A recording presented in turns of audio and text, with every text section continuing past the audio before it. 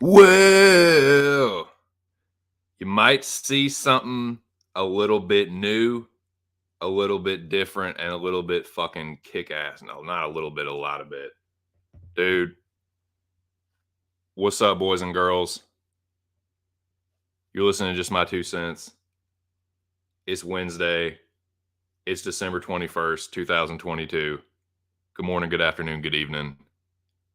First and foremost, big old shout out to my dude, the homie, Big Show Picks. He is responsible for the overlay you see right here. He decided to bless your boy, and I am very fucking thankful. Dude, I know I already told you this, but I just want to say publicly, Show, dude, thank you. This fucking rocks. I love this overlay. I have been wanting to do something like this to make some like visual improvements on my channel for a long time. And here you have it, dude. It's a Christmas miracle, boys. It's a fucking Festivus miracle. But yeah, dude, shout out to Big Show Picks. Shout out to the boys at Pub Sports Radio. What's going on, boys and girls? How the fuck are y'all, man? Back by popular demand? Actually, that's not completely true. I did decide I was going to do this and said I was going to do it on Monday. So, but yeah, man, shout out to everyone that showed up Monday. I said I was going to be back today. I'm a man of my word, and here the fuck I am. What's going on, dude? There's a lot I want to talk about today, boys and girls.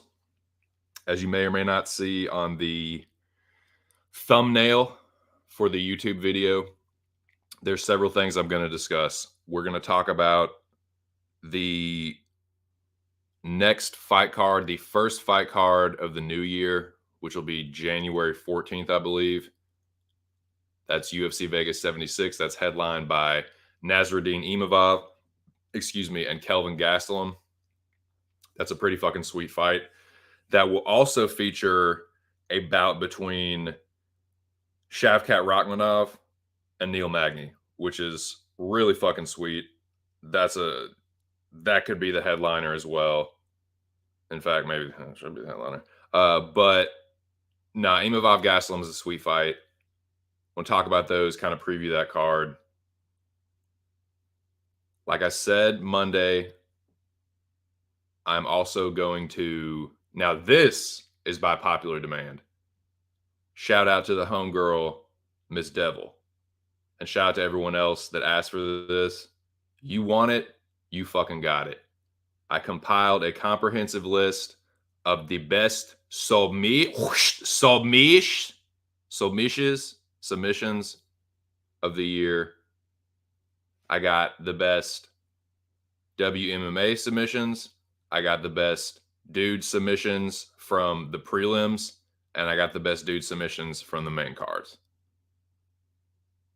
We'll talk about that. I'm going to go through that list. I'm also going to present the 2 Cents Academy Awards, the TC Oscars, the best movies that I saw this year. I'm going to give out the awards. I expanded the categories in honor of this fucking sweet new overlay. I got excited. So I want to put that energy. I wanted to put that energy into kind of expanding on what I was going to do originally for this stream. So I'm going to drop the Oscars. I expanded the categories. So yeah, I'm going to hand out the awards for that. I'm going to hand out my Fighter of the Year award and my Fight of the Year award. And then, as a little bonus, just to kind of get into the Christmas spirit a little bit, I'm going to go over my favorite Christmas movies, talk about, movies, Christmas songs, whatever, get into the holiday spirit a little bit, and then just bullshit about whatever the fuck else we want to. But yeah, man, this one's for y'all. Shout out to the supporters of this channel.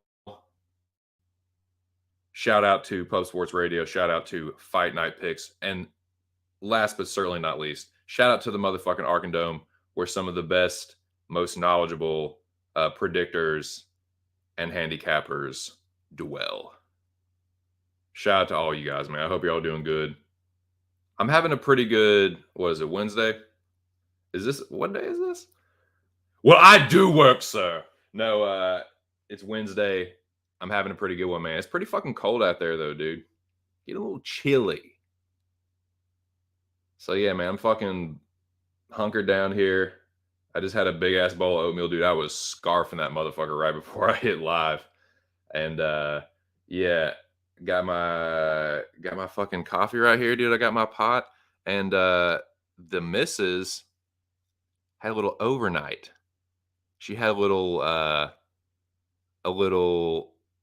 what is it, pedicure, and I guess you could say manicure as well. She got her nails did with her mama. So she had an overnight on the other side of the bridge. So your boy's rolling solo dolo right now.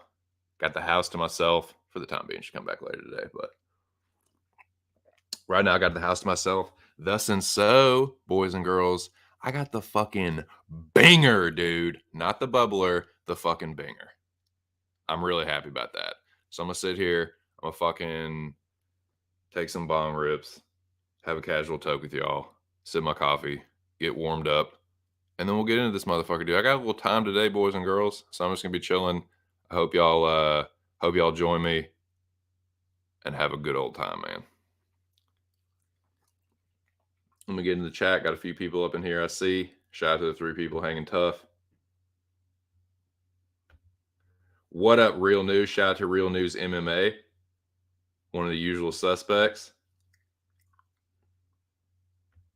Talk about the usual suspects. Did I put up my Festivus poll? The Festivus for the rest of us? For the feats of strength! No, not yet. Not yet. Almost. It's almost that time. What up, though, Lobby? Who have you chosen to wrestle in feats of strength? I'll tell you who I'm thinking about wrestling. I hadn't thought about it, but I'll tell you who I'm thinking about wrestling. Die Hard. That's always a good choice, man. That's a fucking Christmas classic. Oh my God. How did I fucking know? I knew it wouldn't be too long. I knew it wouldn't be too long before you fucking started talking about Krause. Do you know Krause's burner on that channel? No, I don't. No, I'm sure you can. I'm sure you can put your thinking cap on, your tinfoil hat, and jump down that rabbit hole. What up, Playboy? Texas in the building strong already, dude. Ear says, my man, good seeing you this morning, player. Well, likewise, dude. Likewise, pimping. How are you? Yeah, dude. Shout out to the whole Texas, man. Texas in the building strong, dude. Yes, it's UFC bro picks.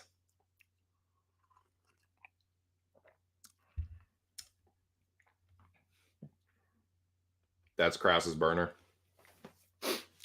Or that's who I'm wrestling.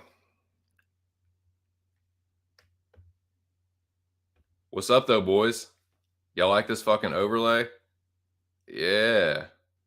That's whole Big Show's doing. I think it looks fucking pimp tight, dude. But what I don't know, this is what I don't know. Maybe y'all can help me figure it. Maybe we can unravel this mystery. I probably should just fucking DM Show and ask him. He probably tell me in 2 seconds. Both? Nice. So that, yeah, I mean, that makes sense, dude. So bro picks is Krause. Bro picks is Krause's burner, and that's who I'm gonna wrestle. Yep, that works. Well, it was gonna be Lobby. I was gonna put Lobby in a fucking headlock, give that motherfucker an atomic noogie. But yeah, I guess it's gonna be Bro picks, dude. I have a feeling, dude. Man, I don't know, man. I don't know. Like I'm taller than Bro picks, but he fucking lifts and shit. I would not want to get into a grappling match with him, dude. On the beach, no way. No fucking way. Man, Tejas is in the building, super duper strong, man. Shout out to the whole Texas. Shout out to the fucking general, my dude, the homie Alex Ramirez. Homie Noah in the building, Ear in the building. What's going on, boys? Y'all like this new shit? Y'all like this fucking sick ass, dope ass overlay? But what we can all figure out, gentlemen, and like I said, I could probably DM Show and just ask him, who is it? What fight is this? Do y'all know what fight this is? Who's good at identifying legs? A leg identifier. Fighter legs. I know y'all know there's like on Twitter, like there's one account in particular that does this where they'll put up, it's like a silhouette of a couple fighters and they'll be like, what fight is this? Or like, what fighter is this? Where you can kind of tell the outline, but you don't really know whose legs are they. It kind of looks like, is it Khabib? Is that Khabib and Connor? Is that Khabib picking up Connor about to fucking slam him? Like, I can't really tell. That's definitely no nonsense. And it looks like the commentary, that is that Felder on the edge? I can't really tell, but I'm very, very curious to know. I think that might be Khabib Connor, but I'm not really sure. I'm wondering if Krause will get on TV and be the MMA Jimmy the Greek who replaces Yanni. Dude, there's one thing I know for certain, Lobby. The James Krause saga is not over. That chronicle is still unfolding as we speak. You know what I'm saying? We have not heard the last of James Krause. Something else will happen. Like, I don't know if he's going down, if Krause is going to end up doing a fucking bid for this or not. I don't know, but I know this for certain. We have not heard the end of this or seen the end of this. But yeah, man. What is going on, boys? It is a very I can't think of a crazier one. Like I just started like tiptoeing into this world, but it's the craziest thing that I can think of on the subject. Got to be the craziest story in the gambling world, period, right? Where like entire provinces of Canada not only refusing to take James Krause fighters, action on James Krause fighters, but not taking UFC action, period. Shutting down the entire UFC gambling market in entire, like, big provinces like fucking Ontario, where fucking, isn't that where Toronto is? I mean, that's crazy, dude. That's like a sizable portion of the gambling market, and definitely in Canada, dude. That's probably the fucking, other than British Columbia, like where Vancouver, I don't know, man. I pretty sure Toronto is the biggest fucking city. Now that it is easier to get more money down on fights with it being legal in US and Canada. Homie Noah says unintentional effect of lowering the quality of talent in UFC have 20 lost bums like Minner who take dives. I mean, that's a great point. We've talked about that before. The UFC created this monster. This emerged in like the fucking apocalypse of not paying fighters. Well, that's not a good way of saying it, but like they created this monster by not paying the fighters what they're worth.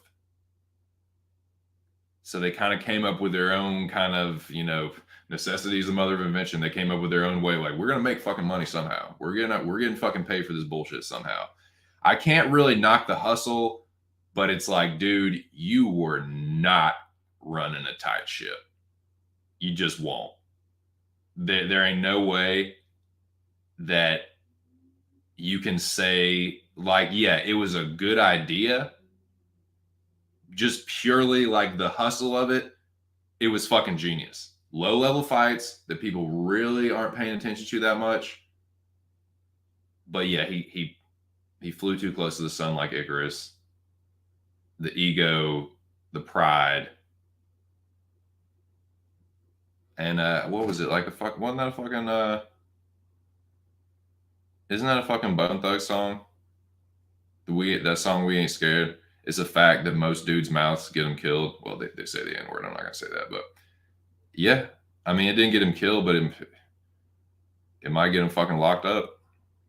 It's just insane, dude. I mean, but yeah, just purely from an ingenuity standpoint, it was pretty fucking genius. But it's like they got too greedy, and too braggadocious, and too fucking, too mouthy about it. That could have, man. Think about this. Think about if he hadn't been on the MMA Hour bragging about it. Think about if he hadn't been flexing or hadn't had the YouTube channel. If he just had this like hush, dude. Think about how many of these group chats and discords and shit go on, and no one knows a fucking thing. If no one has said peep about it, this could still have been going on. That's the fucking crazy thing, dude. Because yeah, you can speculate. Oh well, this fight looks shady. Unless something like this comes out, there's no way to actually put a finger on it. But man, they had a good thing going. But yeah, it's wild. This shit's wild.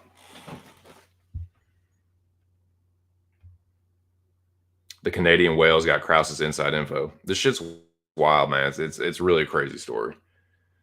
End of the day, it's their job. Only so many champs. Yeah, I mean, I can't hate them or knock them really for, like, I'm not gonna fucking clutch my pearls. Oh my god, you fixed a how dare you fix a fight? It's not like whatever. You're doing what you got to do, but man, it's just kind of being stupid about it, being stupid and way too vocal about it. Just dry snitching on yourself, dude.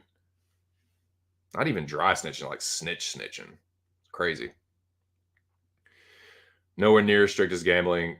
Nowhere near as strict on gambling as NBA or NFL or MLB or NBA. And that, dude, that is another good point, because that kind of segues into that's why, say what you want about the NFL and how greasy the betting is on NFL. It is a little more regulated.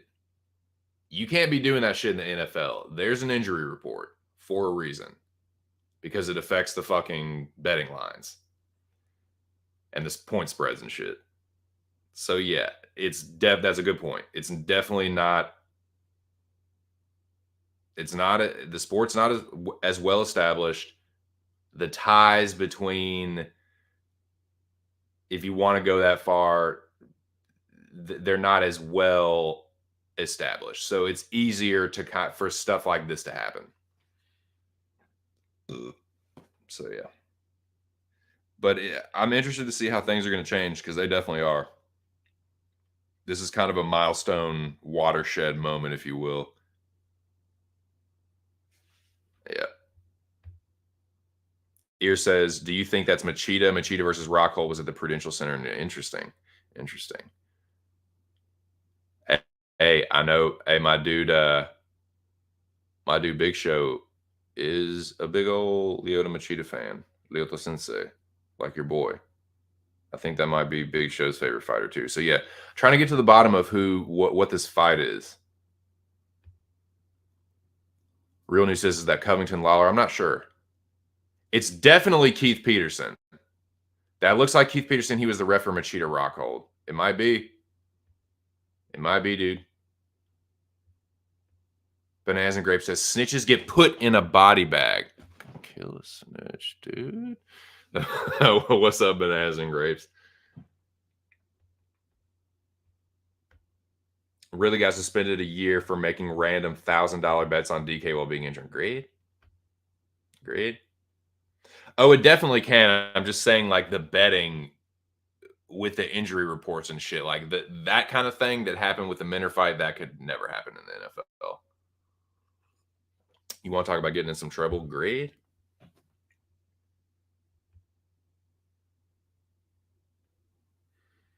Yeah, they'll crack down on that shit real quick, dude. So yeah, he kind of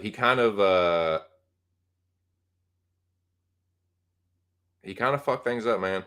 Now, yeah, so whose legs is that? Rockhold's legs or Machida's? I guess it's Machida's. I don't know.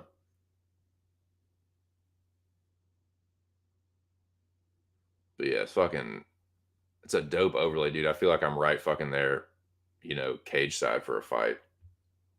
It's fucking sick. Um, but yeah, man, got a lot to get to today, boys. There's 5 people in the building. Why don't we what should we start with, man? I don't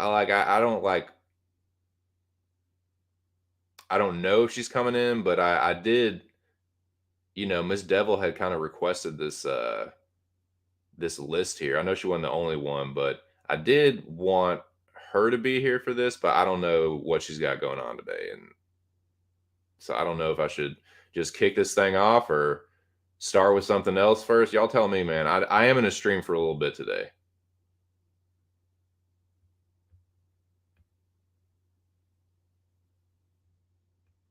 I think the NFL is more rigged. Just watch a vid on that. Yeah, I mean, I think yeah, I would agree with that. But the injury thing, it's rigged with the flags.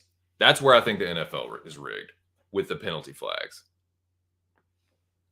Because it happens too many times on third down where the momentum of where it's like a critical point in the game. Especially pass interference, dude. Pass interference gets called too many times on third down at pivotal points in the game. I've seen that happen too many times where it's like, this shit is fucking rigged, dude. Or no calls, like these ridiculous no calls where it's like 3rd and goal. Like, man, yeah. So I agree. I think the NFL is rigged and probably more rigged, but you're not going to have a situation like what happened in UFC happen in the NFL. Usually, they'll crack down on it pretty quick. What I'm saying is, it's definitely more rigged, but like they're in control of it. Like it's the mob and the betting syndicates or the bookie syndicates. They are in control of the shit a lot more than fucking UFC. The UFC is still kind of like the Wild Wild West, is what I'm saying. Wiki wiki wow, wiki wow wow. Yep. And they don't get, dude. If you look at how much they get paid, it ain't fucking much, dude. For a lot of them, it's like supplemental income. So you tell me they ain't getting paid on the side. I don't believe it. Yeah, Saints won after Hurricane Katrina. Tampa Bay won in their stadium. Rams won. Yeah, it's too narrative and storyline driven. And if you look at like, especially in the playoffs, dude, like pay attention to the playoffs. Like the team that ends up winning the Super Bowl, go back and look at their playoff run and just some of the penalties that are either called or not called. Dude, exactly. No, it can be called on every single fucking play. And dude, if you look at it, man, the holding that doesn't get called and then the holding that does get called on, like you can see it, dude. If you watch just any fucking play, you'll see holding. Ridiculous holding. But then a little like bullshit holding call will end up, calling back a touchdown or a critical first down or something like that. Just pay attention to like the situation, like the game time situation when these penalty flags fly. Yeah, exactly, dude. Yeah, it's like it's not the team, it's the bookies and the fucking mob that's in control of that with the refs. It's not so much the teams, it's like the powers that be. The powers that be have a firm fucking grip on the NFL and the NBA. Yep. Telling you, man. The homies know what's up, dude. Sharp cookies, man. Sharp cookies in the chat. So, man, you know what? I usually save this thing for like later on, but let me just do this first, dude. And then we'll get to these submissions here in a minute. Let me fucking do that. I was gonna save this shit for like later on in the stream, but let me just do this now, man. I'm gonna do my fucking I'm gonna do my Oscars, man. The 2 Cents Oscars. We're still only 25 minutes in. There's a bunch of shit I was gonna talk about on the stream today. I do want to fucking it's still kind of early too. I know it's early on the fucking West Coast, so I'm gonna let this thing kind of warm up, man. And I think, yeah, dude, I think I'm gonna go for the 2 Cents Oscars right now. I'm still drinking my coffee. I need to fucking pack a bowl, dude. I need to have a casual toke with the homies. Talk about these fucking talk about the best movies I saw this year, the best cinematography, the best screenplay, the best acting, the best movie, the best director. The producer is the producer, whatever. Like they cough up the money. They're responsible for like, making sure that the film gets like marketed and distributed properly, and they're responsible for the actual like the how the film gets to the public. But as far as who's responsible for the creation of the film, other than the money, yeah, it's the art side of it. That's the director, that's the actors, that's the fucking production crew, the people involved. All the way down to the grips. So yeah, I think that's what I'm gonna do, man. I'm gonna fucking uh, I'm gonna hand out these fucking I'm gonna hand out the 2 Cents Academy Awards, and we'll do the submissions here in a little bit.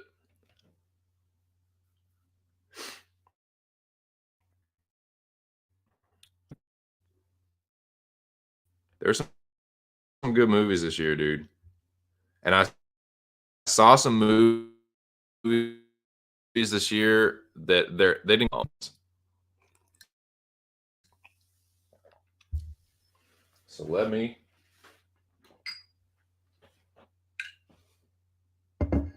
pack this bowl. Goddamn me. Let me clear this thing out, actually.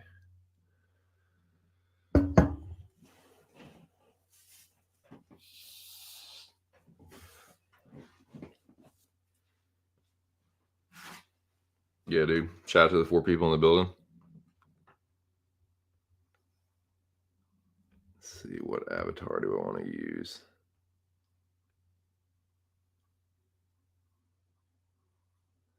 We'll just go with a little Chip Diamond.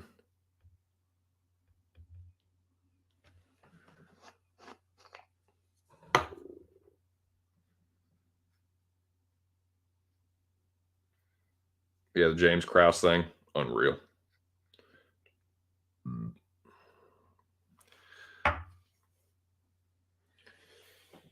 Yeah, the betting thing. I mean, it's greasy, dude. It is dastardly, man. It's like one of the fucking it's like the cornerstone of racketeering.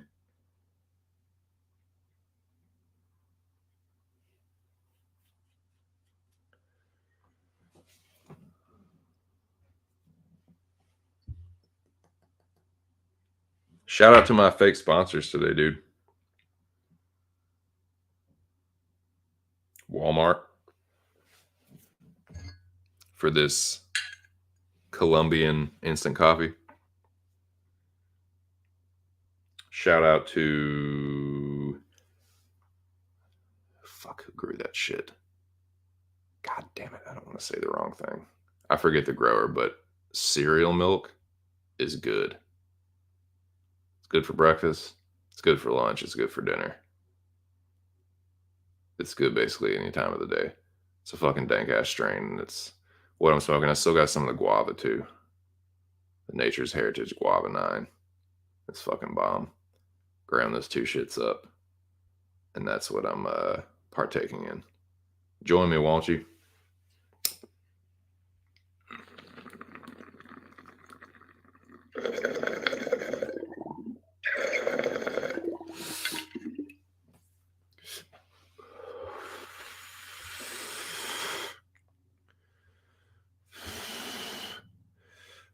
No, I did not see Maverick, but I can go ahead and tell you it probably wouldn't beat who I have the winner being. It may have won a category or so, but nah, the movies that I saw, the films that I saw, and the acting and the cinematography, I don't. It may have ended up winning cinematography, but I don't know, man. I didn't see it, so I can't.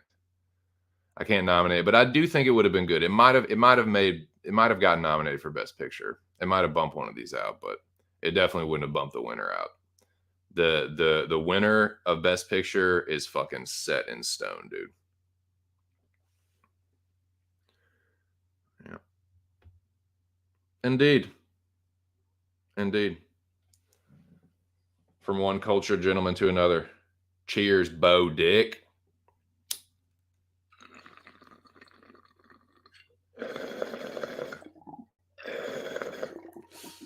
Yeah, dude, got the banger today, boys.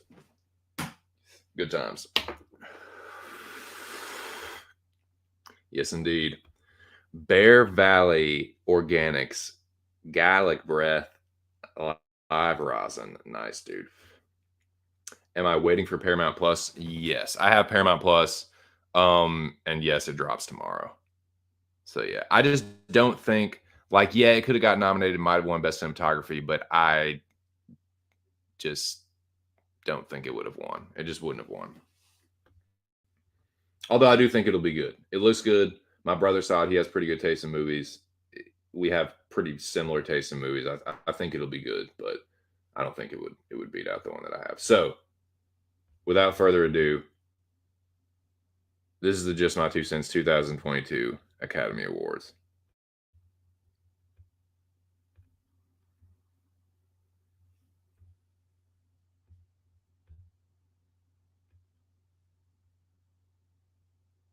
Little little Uptown Girl in the background. The premier 1980s Billy Joel cover band. Okay. The first category we're going to get into. Well, I'll tell you what. These are the films. These are the films that I consider to be the best that I saw this year. So the actors, the writers, the cinematographers, they will all come from these films. There's not going to be like, oh, you know, best cinematography is for one of these other fucking like a foreign film. Nah, it's like any of the winners will come from one of these movies, whether they're the director, an actor or actress, whatever, cinematographer, what have you. So yeah, if you're just joining me, welcome. This first portion, I was going to save this, but I think that I'm gonna give some people a chance to come in here that maybe want to see the submission countdown. So I'm gonna hold off on that just a little bit, and I'm gonna go ahead and get these out of the way. This is not gonna be a super long portion, but yeah, man, this is the end of the year, and I just want to, yeah, I just want to. I watched some good movies this year, and I want to share that with the audience. I mean, maybe, but I don't know.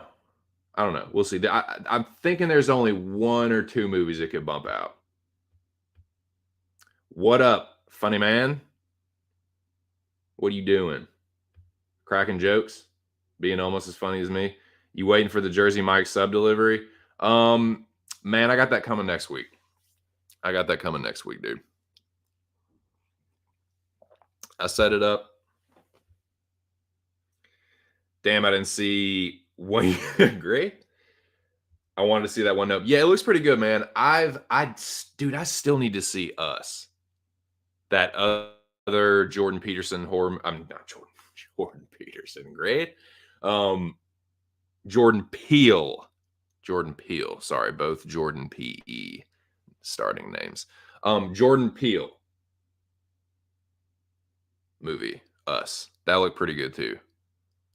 Get Out is still the shit, man. I still like Get Out. People are so like polarized by that movie. It's like I'm not like I'm not about any of the like the political shit or like any of the like that kind of allegory bullshit, but just as a movie, it's entertaining, it's funny, and the ending is fucking disturbing, man. It's fucking creepy. And it has a satisfying ending, and I don't know. I just don't get why people either like hate that movie or fucking jerk off to it. Like I like it. I think it's pretty fucking good, but no, I don't do either one of those. But I think it's better than some people give it credit for, but it's not quite as good as some people think. Put it like that. It's good though. I give it like a solid 8. It's still my favorite Jordan Peele movie. Us was good. Check it out. Nice. Yeah, dude, he's a good director, man. He's a good director. He's a good writer. I like writers or directors that write the screenplay. That is like a unified. It's a more centralized, streamlined, unified vision. It's like they don't have to like. It's not their interpretation of the writer's screenplay. It's no, they're thinking about how like writing the movie, and then they put that into the direction. So I feel like those writer directors, that's like the new wave. That's the new way. Homies dapping up. Don't watch any trailers or anything. Us isn't on Get Out level, but it's still fun and creative thriller. Nice. You have to check it out, dude. Yeah, man. The homies in Bill. Well, yeah, man. These were the best movies that I saw this year. So these are the nominees for Best Picture and Director. That's going to be like a joint award. Again, the producers, they fucking got their money. I could give a fuck whether they're recognized or not. It's what you see on screen. The director is responsible. The person most responsible for that. So, yeah, these movies are where the awards are going to come from in every category. You won't be any like surprises. So, best picture / best director. The nominees are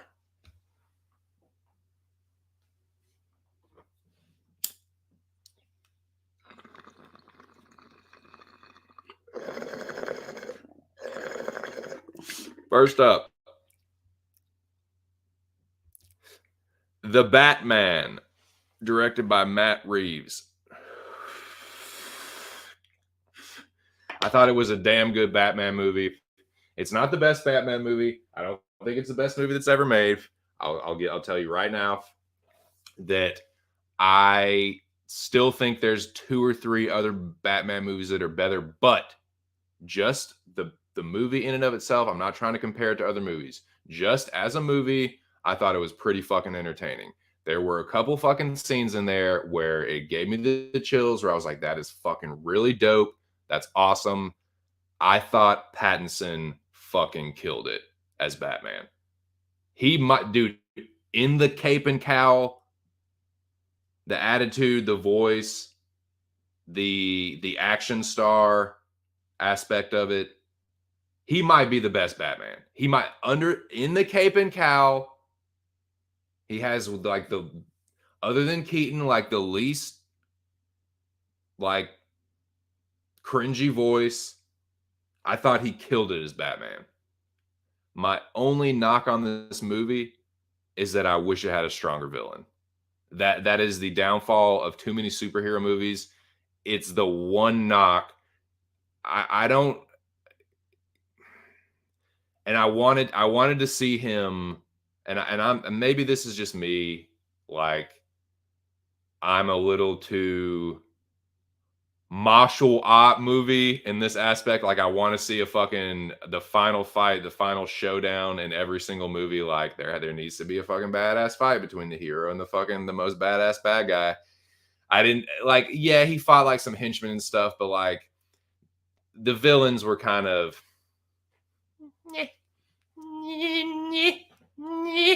like they're all right. Like they wasn't too bad. Like I don't think Colin Farrell's Penguin was terrible, but it just like didn't really like the voice was a little like he was maybe a little overacting. I didn't hate it, but it was just kind of like whatever. The Riddler was pretty cool, but then ended up just like I don't know, man. I didn't hate it. I didn't hate that part of it. But that was the one thing that like could have made it even better. Still though, it was fucking badass. My favorite part in the movie is that fucking car chase. That fucking the chase scene where he fucking hits the fucking throttle, the fucking afterburner or whatever the fuck. That shit is fucking tight. And makes the fucking penguin crash. That part is awesome. Um yeah, and there's like some cool fight scenes. And I thought, the script and the acting were pretty good for the most part. Yeah, it was fun. It was one of the better films I saw this year, for sure. One of the better Batman movies, for sure.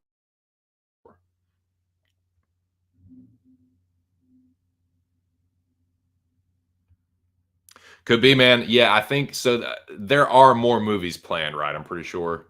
So it could be, man. We could see it. Fuck yeah, yeah, dude.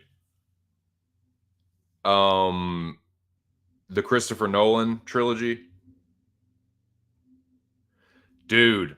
Rises is my favorite of that trilogy.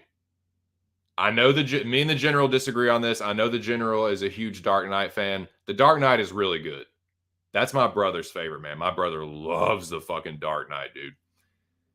Well, I remember I saw the Dark Knight with my brother in theaters like opening weekend, and we got out of the theater, and he was like, "Dude, I want to go see it again. I'm gonna go see it tomorrow." I was like, "What?" Like, dude, it's good. Like, god damn, all right. But yeah, it was awesome. The Dark Knight is awesome, but yeah, the Dark Knight Rises is fucking sick. That's what I'm talking about, dude. A villain that's like physically imposing and threatening in an action superhero movie. That's my shit. That's what I want to see. I want to see the hero get his ass beat and have to like come back and win a fucking brutal fight against the bad guy.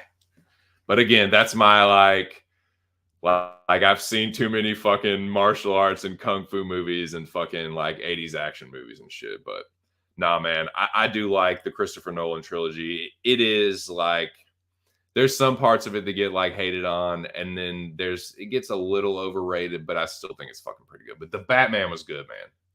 I did enjoy the Batman a lot. A little bit too long.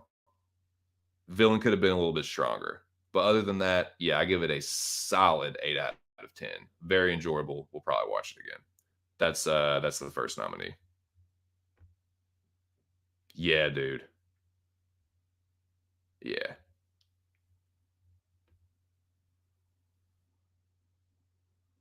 So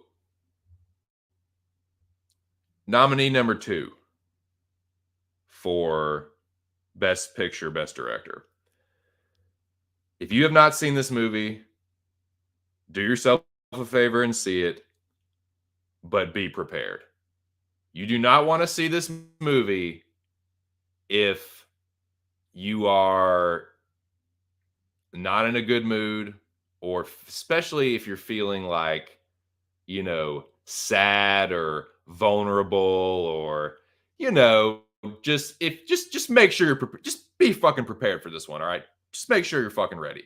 It's really good. It's very powerful. It's very realistic. It's fucking brutal, but it's awesome and it needs to be seen. If you haven't seen it, dude, you fucking need to. All Quiet on the Western Front, directed by Edward Berger. Dude, it is a powerful film. It needs to be seen. It's probably the most powerful anti-war film I've ever seen, other than maybe like Saving Private Ryan, where it just shows you the brutality and the futility of war and how it just strips humanity away from everyone. No one's immune to it. It's fucking really good, dude. It's a good fucking movie, dude. Um, I'm trying to think if there was any like nitpicky things I could say. Like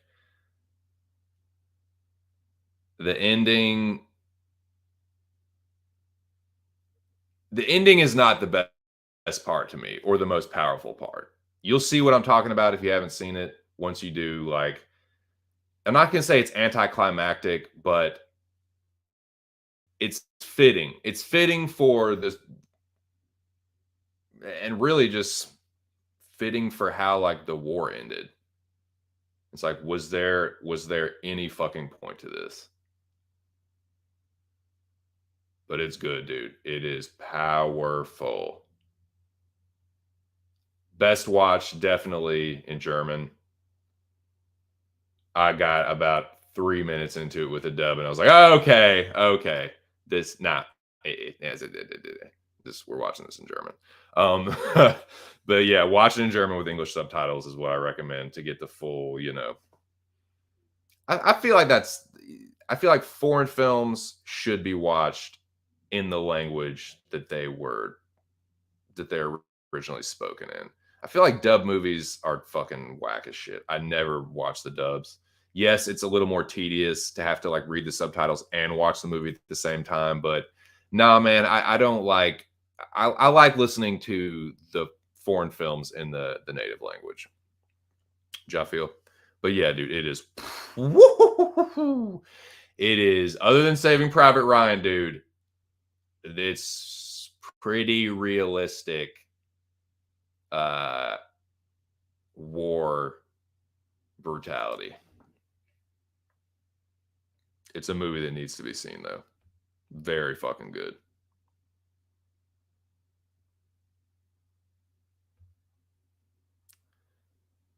Bane and Joker only Batman villains I take serious. Schweinland, what does that mean?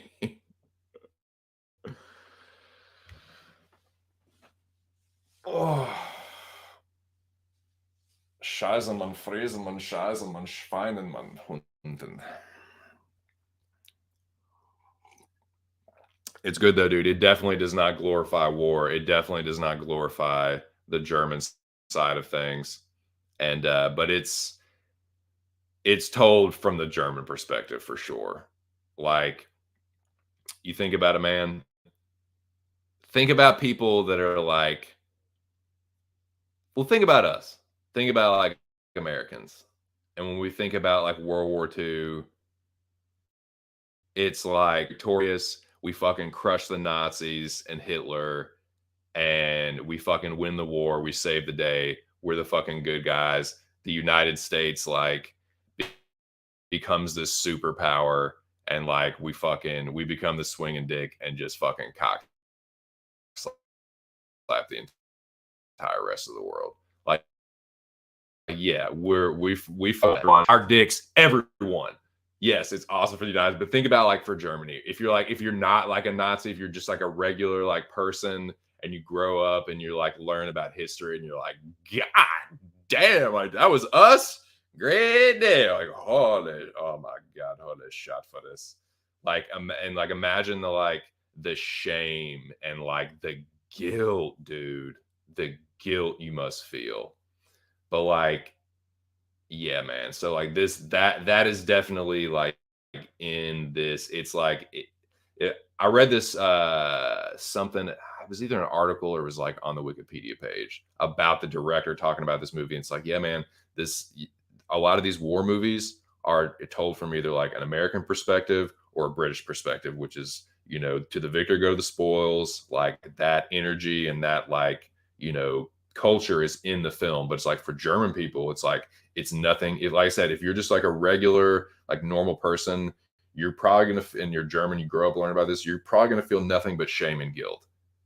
So it's like that's in the movie, but it's fucking good, dude. It's a fucking good movie, dude. It's very like does not it is anti-war, but it is fucking good, dude. Um so yeah, that's nominee number two. The third nominee. There's five nominees total. The third nominee. This movie's fucking dope. If you haven't seen it, I highly recommend it. I think it's on Hulu. I think this one's on Hulu, but it's fucking sick. I know some of the homies have seen this. We were all talking about it. It's fucking pimp tight. Go see it if you haven't, dude. Prey, the latest Predator installment. It is the, I'm going to say it just edges out Predators, which is the one with Adrian Brody and the fucking Yakuza dude that duels with the Predator in the fucking field. That shit is fucking sick. I'm gonna say this one just edges it out though, just because of the story. Like the story in Predators is a little fucking crazy and ridiculous. This one is a little more down to earth. I really liked how the story unfolded. I liked the writing in this. We'll see if the writer and the screenplay for this one, very strong screenplay. It had a few surprises, like definitely a few twists and turns that I didn't see coming that I enjoyed, and I was pleasantly surprised. My expectations for this one were low. When I first saw the trailer, I was like, "Oh my fucking god!" I was like, "Here we fucking go. This is gonna be some fucking like Mary Sue. Like here we go, Ray from fucking Star Wars all over again. Like woman's gonna say the day. Like no, you didn't, Predator. Like oh my god, it's gonna be one of those, dude. It was not. It was the complete opposite of that. It was about like I'm not gonna say like realistic, but like you can kind it wasn't like absurd. It was like they made an effort to make it as realistic as it possibly could, considering it's a fucking alien. It's, attacking the planet in, whatever it is, like 18 fucking 42 or whatever the fucking year is. But dude, it was fucking dope. It was pimp tight. If you haven't seen it, go see it, dude. Go see it. Just, watch it at home. You know what the fuck I mean. Fucking pack one up, get stoned, and watch Prey. If you haven't, it's sick.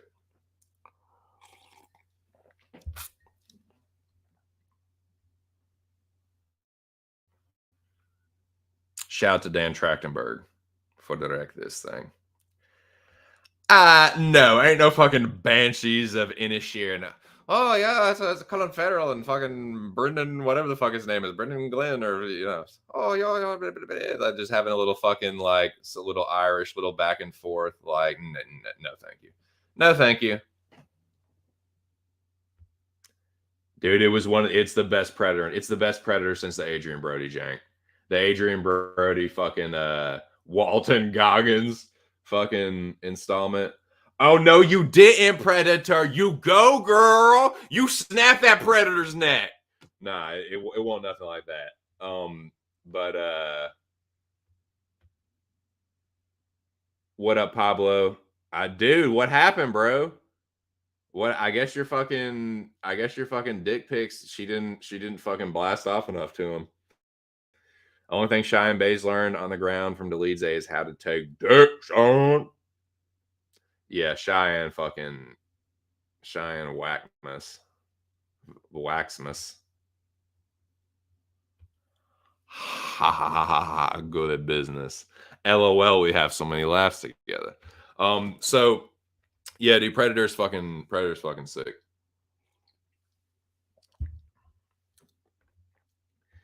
So I mean Predator. Prey is fucking sick. Dan Trachtenberg, he direct these things. I forgot she gets easily distracted by wieners. My bad. Well, I guess I forgive you. I guess I could find it in my heart to forgive you, Pablo. But what's up, man? How are you? Yeah, this is the 2 Cents Oscars, dude. This is the best movies I saw this year. If you missed it, Batman, All Quiet on the Western Front. Good lord, be ready for that one, dude. Prey is fucking sick. This next one was a sleeper hit. I encourage everyone to see this one, dude. If you like gangster movies, if you like crime thrillers, if it's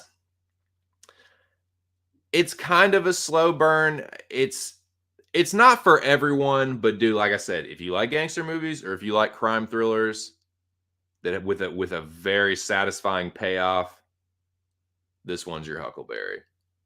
I recommend this to anyone that likes either of those. Gangster movies or crime thrillers. The Outfit, directed by Graham Moore. It's one of the best crime thrillers I've seen in a long fucking time. It is a 1950s era Chicago gangster movie. Set in Chicago in the 50s, around this time, around, you know, December, and it is fucking good, dude. A lot of twists, a lot of turns, a lot of holy shit moments, really fucking good acting. Yeah, it's really fucking good, man.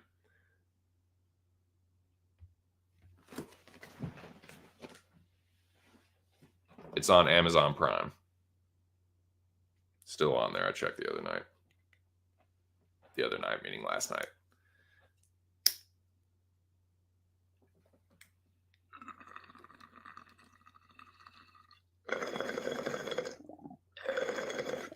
The outfit, bro, like the Chicago outfit, get it? But also double meaning because the main character is a fucking, well, you might mistakenly say Taylor, but it's actually a kutta is the technical term. There's a difference. But yeah, man. That is absolutely one of the best films of the year. We'll see how that one does. Rounding out the 2 Cents Oscars. This is the last, but certainly not least, of the 5. We'll see how this one does. This one is what I would call an epic action movie. You can't really say like historic, like it's very loosely historically based. There's definitely some mystical, supernatural, looking sorcery kind of shit, like a little bit of that in it. But I would say it's an epic action movie. It's fucking dope. It's fucking pimp. It's primal as fuck. It's the fucking Northman, boys and girls. Definitely one of the best movies I saw this year. It's awesome, dude. Anybody that likes fucking, I won't even say fantasy, man. If you like fucking like Gladiator or Braveheart or fucking Rob Roy or any kind of like 300 or anything like that, dude, you're gonna fucking like this movie. If you like Vikings, Last Kingdom, anything like that, you will like this movie. Great performance from Skarsgård. Great acting in the movie. It has a cool fucking story. The plot of this movie is awesome and crazy. It's fucking dope. If you haven't seen The Northman, do yourself a favor. Definitely one of the best films I've seen this year. So these are the nominees. The winners from whatever category will come from one of these movies. The winners were fairly easy to pick, though. Fairly easy. And one of these is going to take a majority of the awards. I can tell you that right now. One of these films right here will win the majority of the awards.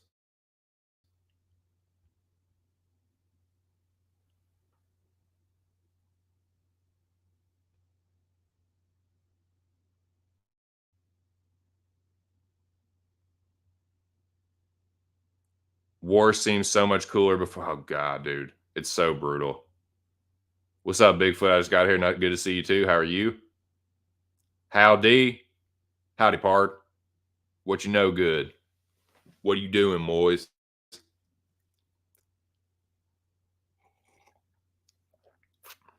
Fuck you then.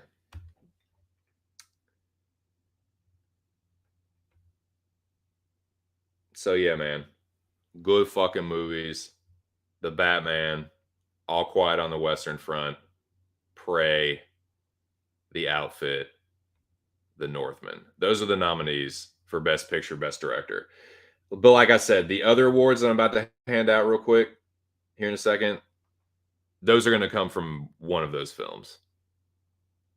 And one of these, like I said, is going to kind of sweep these awards. There's not a ton of categories. I didn't do like best sound editing, best sound mixing, like none of that. It's these are the categories.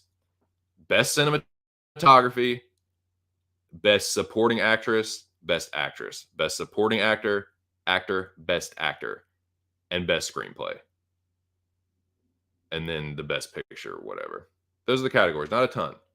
Cinematography, supporting actress, supporting actor, screenplay, and then the big one. So yeah, man, I enjoy watching all these movies, and this is fun, man. I can't wait to present to you what I think to be the fucking cream of the crop this year.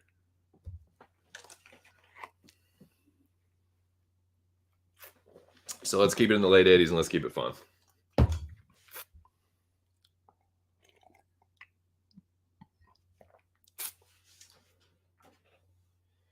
Yeah, dude, the missus went and got her nails did with her mama. So I got the fucking house and the fucking beer to myself, dude. I'm just gonna fucking smoke weed.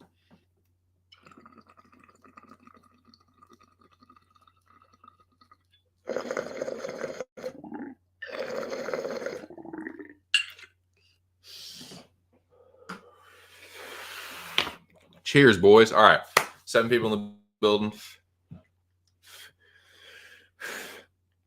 Let's start off with best cinematography. So out of these movies, this is the category or whatever that is the film that I felt was most impactful visually. Now you could say like the director is kind of like responsible for the shots and like how you see the scenery or whatever, but the cinematographer is the one that kind of chooses the scenery and like the one that's really responsible for how they look visually. So in broad general terms. So this is pretty much like the best, quote unquote, the best looking film. The one where the visuals were most impactful and just the look of the film was the strongest. It was kind of tough, man. There was a couple where it was like, man, yeah, you can make a case for a lot of these. But ultimately, the best cinematography has to go to the winner is for best cinematography goes to James Friend for All Quiet on the Western Front. All Quiet on the Western Front is the most visually impactful movie this year. Like I said, some of the credit of that goes to the director, but got to put some shine on James Friend for All Quiet on the Western Front. I thought about making banners. Well, truth be told, I didn't have enough banners, but I wanted to make banners for all, like do the nominees for this one and then do every single one, like the movies. But yeah, I just kind of consolidated this a little bit. But yeah, dude, it's a fucking, like I said, be ready for that one, man. Make sure you're in a good place and you're nice and stoned, and yeah, very Saving Private Ryan-esque.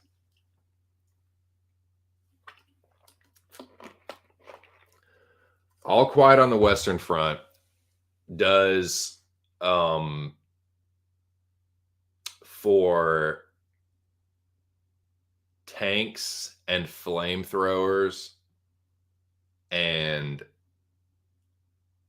knives and bayonets and stuff, it does for that what Saving Private Ryan did for um,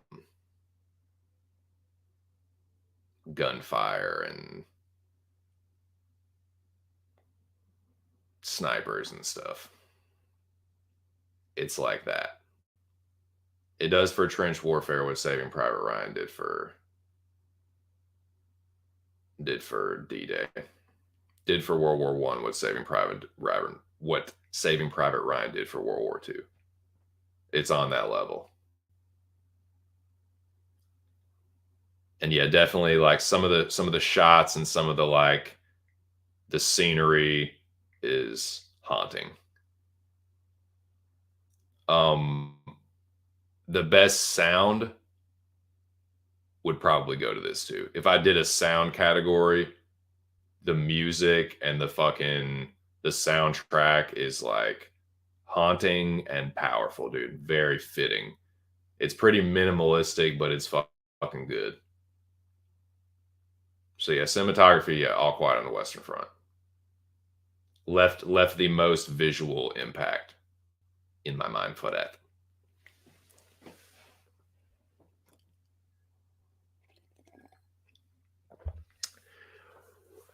The next category, the next award will be Best Screenplay. All right. And you know what I think I'm going to do? Let me see. I can. Hold on just a second. If there's any of these that I can fucking ditch. Hmm. Nah,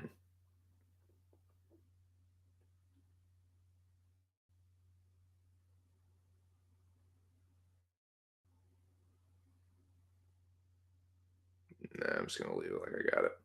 Okay. So, like I said, next category is Best Screenplay. So, the best, the best writing, the best dialogue, the best story. So it's writing, story, dialogue, all of that. I mentioned this earlier, a little foreshadowing. It's this I like this new kind of wave of writer directors where the person that wrote the script is the one that puts it on screen.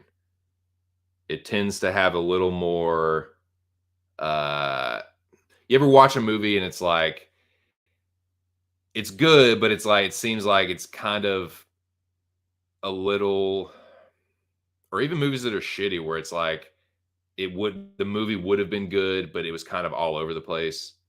Where like some things were good, but it just seemed like it didn't really fit. Like the plot didn't really fit the what you saw, or like the script didn't really fit the visuals or something. Something just seems off and did not like, you know, in sync. Well, when it's a writer director, it just completely eliminates that and you get something like this. So the winner for best screenplay goes to Graham Moore and Jonathan McClain for The Outfit. The plot, the story, the twists and turns, and the dialogue in particular are definitely the strongest in The Outfit of all these movies. The runner up for this would definitely be either All Quiet on the Western Front or The Northman. There was some good. I like the dialogue in The Northman. It was definitely like different and very Scandinavian, but it was good. So yeah, I would say either All Quiet on the Western Front or The Northman. And I definitely recommend watching All Quiet in German. The dub is terrible.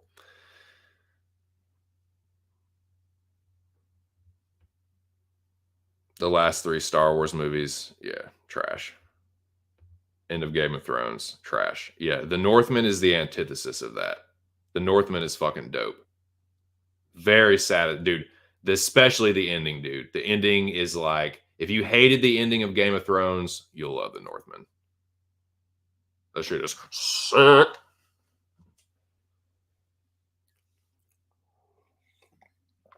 But yeah, it has to be the outfit, like the script, the dialogue, um, and yeah, the plot is the dopest in the outfit.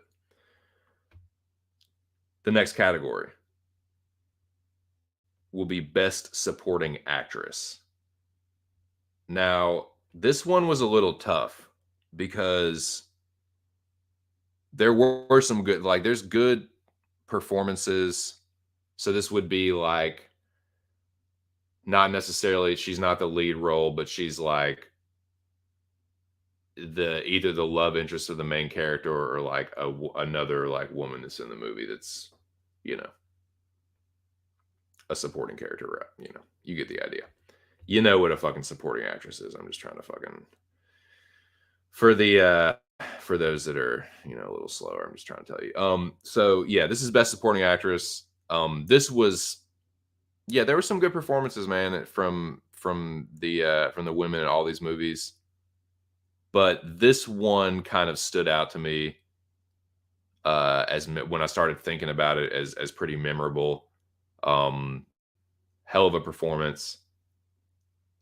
Considering the performance from the lead, she definitely like put her stamp on the film and stood out. Like she was like, you'll see what I'm talking about, man. Best supporting actress, 2022 goes to Anya Taylor Joy for her performance as the Slavic sorceress Olga of the Birch Forest in the fucking dope ass epic action thriller The Northman. Yeah, she's a badass, dude. She fucking holds her own as Prince Amleth's love interest. She's a real one in that movie. She's a badass. She is definitely not a fucking Mary Sue. She's a real one, dude. So yeah, she definitely gets the award. Yeah, if you haven't seen The Northman, dude, it's fucking sick.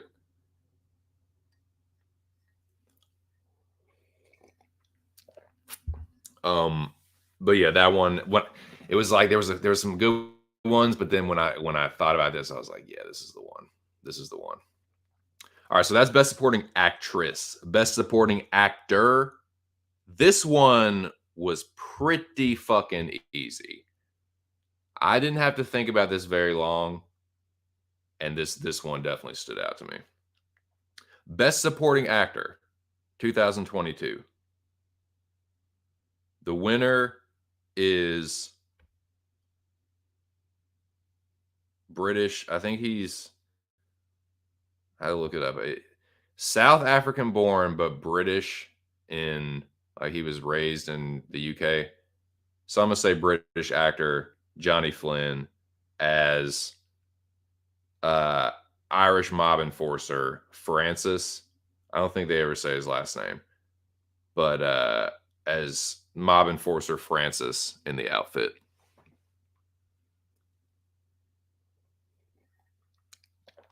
If you haven't seen this movie, he's definitely one of the most memorable characters. I would say he's probably the main antagonist in the movie. He's the main source of the tension and the yeah, I'd say he's probably the main antagonist. But he very memorable performance. Considering he's a British actor, his American accent and his like Midwest Chicago gangster accent. It's pretty fucking good, man. So good, really good acting, very memorable character. Yeah, if you haven't seen this movie, man, it's a good one. Like I said, it's set in the winter time, baby. It's snowing for that in Chicago. Yeah, it's a dope crime thriller. But yeah, his definitely memorable performance, and for someone that's not the lead role, that one stood out to me.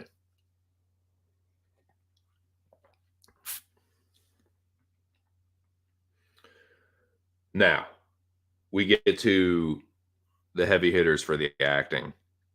Both of these were very easy to pick, particularly. Well, no, I'd say for probably both of them, but particularly the actress. It was no question. This one's a no brainer. There's no use in dragging this one out. You know who it's going to be. She killed it. She fucking carried this movie, and considering what I my expectations and how low they were, crushed it. Big shout out to Amber Mid Thunder for her portrayal as, they're not Comanche, are they? Are they Cheyenne? I can't remember. High Plains tribe, from Wyoming or whatever. Fuck, let me look this up. But yeah, the as the warrior, gatherer turned warrior, Neru in Prey. She killed it, man. Let's see. I don't. Are they? They're not Comanche, are they? I don't think they are. They might be. Pretty sure Comanche would. Yeah, Comanche. I thought they were more like Texas, though. Yeah. Yeah, I guess one was like, I don't know, they're in Texas. Texas, Oklahoma, New Mexico. Northern Great Plains, yeah, I guess. Okay, I guess. Looks like you're in fucking Wyoming or Montana, but whatever. And that's a little nitpicky, but whatever. Man, I've been reading. I need to get back into. I started it, and then I need to get back to it though. The Empire of the Summer Moon is fucking dope, dude. The author was on an episode of Joe Rogan, and I was listening to it, and I was like, man, this book sounds good. I need to read it. And I started it, and it's fucking sick, but I need to get back to it. But yeah, nah, man, she killed it, dude. She carried the movie. She was way more badass and not Mary Sue-ish, like way more than I thought. So yeah, very impressed by her performance, and she killed it. Amber Mid Thunder, making a name for herself. Yeah, dude. Probably like from the Thousand South America. Yeah, I was like, could have sworn, like, because that's definitely, you look at the scenery and that's like, okay, that looks like South Dakota or fucking like Wyoming or like Idaho or something, maybe like Lakota or some shit. I'm nothing. That's for the Comanche, baby. That's the Sioux for that. That's maybe the Sioux for this. I'm a little bit more familiar with Southern tribes and like Eastern tribes. I remember like learning about Native Americans in school when I was younger, and I always had, for some reason, I always had more trouble with like the Western tribes and like I always knew like the Sioux were kind of like northern plains, northern like high plains, but there were like other tribes in there, and I always would forget them. And then the southern tribes, I knew a little bit more, and the eastern ones too, like the Iroquois and then like the Cherokee. Um, yeah, like Caddo in Arkansas. Caddo, Quapaw, yeah. And then but I always got confused with like the Southwest ones. Like there's like Navajo and then like some other ones that I always got confused with.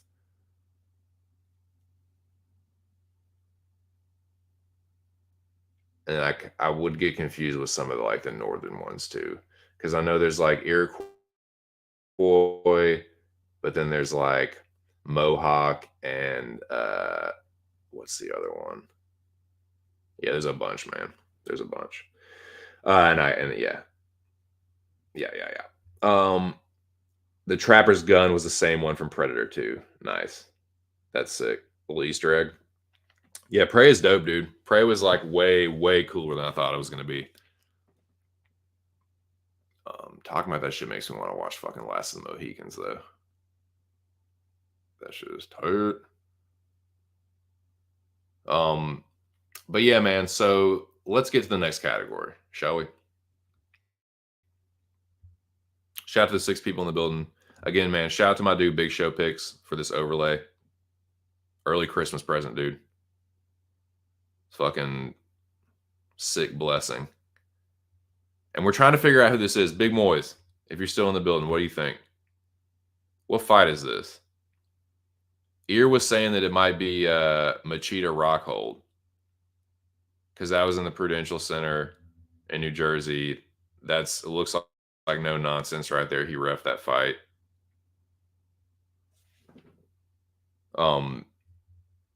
But yeah, in any case, next category.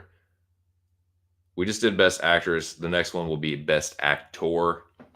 This was the best performance, the best acting job of the year. And this one was pretty clear too.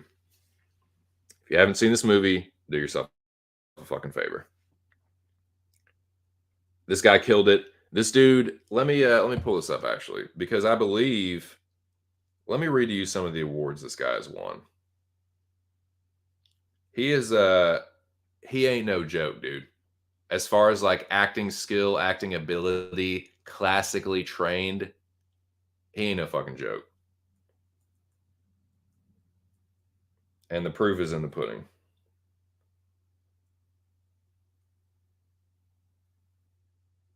He is known for his role on stage and screen. So he's a classically trained theater actor. Received numerous awards. BAFTA Awards, which is British Academy Film Awards. Two Laurence Olivier Awards, 3 Tonys. Now that's the Academy Award for plays, stage acting. So has reached the pinnacle of stage acting, and no big deal, just won an Oscar. He's won an Oscar. This was kind of a no-brainer. Oh, yeah, he was the first artistic director of Shakespeare's Globe in London. He trained at the Royal Academy of Dramatic Art in London, debuted at the Citizens Theater. This dude is a heavy hitter, man. Winner of 3 Tonys, an Academy Award, and now a 2 Cents Oscar.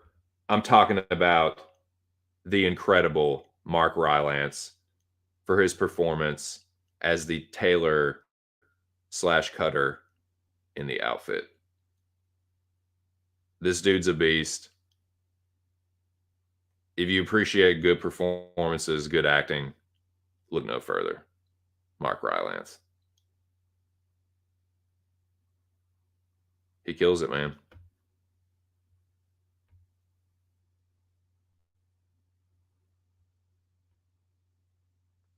Nice. Might be Covington Lawler. That'd be cool. 3 cornermen in the bottom. Is that the cornerman? Okay, I thought it might have been I mean, that does kind of look like what's his name? Colby's coach. I can't really tell though. You know, I'm talking about the third one, the one furthest on the left. Not is it? No, it's not Javier Mendez. It's fucking what's that fucking dude's name? I can't remember, dude. Um, but yeah, man, it's going to Rylance. So he's got two Oscars now. The bullshit Academy Award one and the real fucking 2 Cents Oscar. I don't know if he'll win. I'll tell you what, if he doesn't win the bullshit Oscar, you know that shit's Fugazi. You know it is. Because there was not a better performance. A better performance there was not this year. So that brings us to the final category, and then we'll press on because I got a bunch of shit to get to today, and this will be a decently long stream.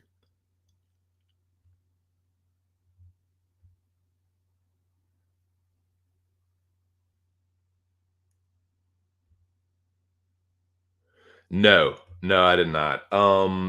My brother took. I don't know if it was like film appreciation or like film study. He took like an introductory class in community college, but no, I haven't taken anything on it. Just fucking movie nerd.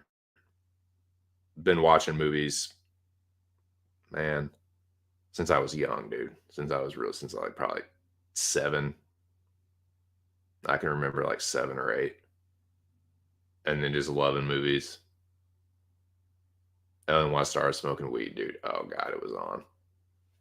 Like weed is an enhancer for me, and with movies, it's just goes hand in hand, like Andrew's French fries. Andrew's French Fries Emporium. But yeah, there's a bullshit one and there's the real one. You know what I'm saying? Who's it going to be, man? Oh yeah, and who is this fight? Peterson has had a different haircut in those fights and his age, so it's still hard to tell. Yeah, I did. I watched Last of the Mohicans, Citizen Kane, a bunch of Hitchcock flicks. Nice, dude. Yeah. So I highly recommend. So this brings us to the final category, boys. This is Best Picture and Director now. So let me get back to the banners. Put that down. Once again, these are the nominees. These were, in my opinion, the best films of the year. Some people would have Top Gun Maverick. I haven't seen Top Gun Maverick. The only one that I could see it really bumping out are like the Batman and Prey. But I don't know, man. It's got to be pretty fucking good. But I've heard it's really good. So yeah, I would either bump one of those or just add it. But still, it would be hard pressed to beat the winner for me. Now, of course, just like the Academy and the voters for the Academy have their bias, I have my bias. Some people, it's just going to depend on what kind of movie you like the most, because these are really different kinds of movies. You've got a quote unquote, let's say it's pretty dark, but a quote unquote superhero movie. You've got it's an anti-war movie, but a war movie. You've got an installment of an action, like basically an action movie in Prey. You've got a crime thriller in The Outfit, and then you've got an epic action thriller. So it's like very different genres. Definitely, like for each one, very different genres. So these are the nominees for Best Picture / Director. I could give a fuck about the producer. Yeah, thanks for the money, bro. You're gonna get yours back. You put up the money. You're not getting recognized for the top award at my fucking award show. This is the Best Picture / Best Director. The nominees are The Batman, directed by Matt Reeves. Oh, the clap. All Quiet on the Western Front, directed by Edward Berger.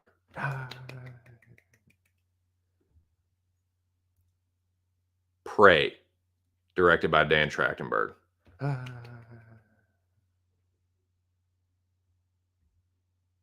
The Outfit, directed by Graham Moore.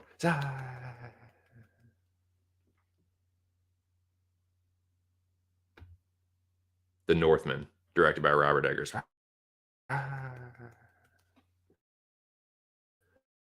All right.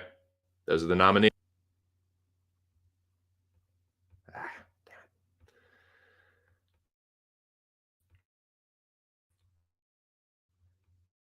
And the winner for best goes to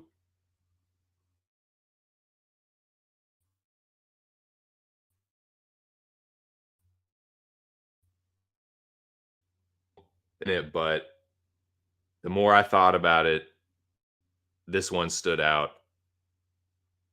You can make a strong argument for a couple others, but this was the one to me. This one had the most impact on me. And I just the one that stuck with me the most, that I think about the most, out of the movies that I saw this year. The winner of the Just My Two Cents 2022 Academy Awards Best Picture / Director goes to, what's it gonna be? What's it gonna be? Is it gonna be The Batman? Is it gonna be All Quiet on the Western Front, Prey, The Outfit, or The Northman? The winner is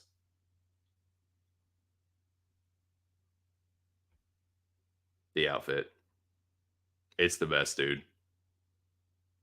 The acting, the writing, it's got some action in it. Trust me, it's got some fucking sick action. It's it's here and there. It's not like balls to the wall nonstop, but the action that's in it is fucking powerful. And all that combined into a tight little package. It's not really that long either, but they put a good story into, like, I don't even think it's 2 hours long. It might be, but it doesn't feel like that. But it's a very tightly fucking woven story with twists and turns. A really fucking good payoff, great performances. The Outfit sweeps the 2 Cents Oscars for 2022. It was the best movie I saw this year. And yeah, man.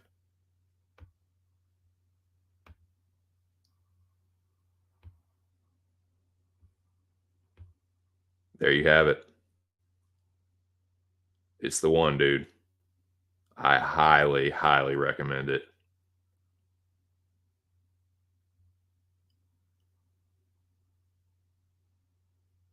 Morbius robbed.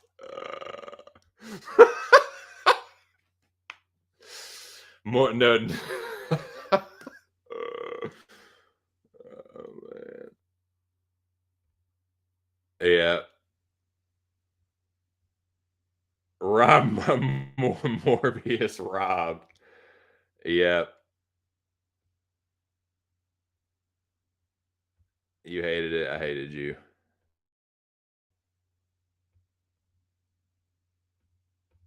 No, I don't hate you. I'm just joking. Nah, man, it's not for everybody. It's dude, I thought it was incredible though. If you like gangster movies, if you like crime thrillers, check it out. So this movie won for best supporting actor, Johnny Flynn as the mob enforcer, Francis. It won best screenplay. That was Graham Moore, the director. So it was written and directed by Graham Moore, and the other writer was Jonathan. What's his fucking name? Jonathan McClain. So won best supporting actor, best screenplay.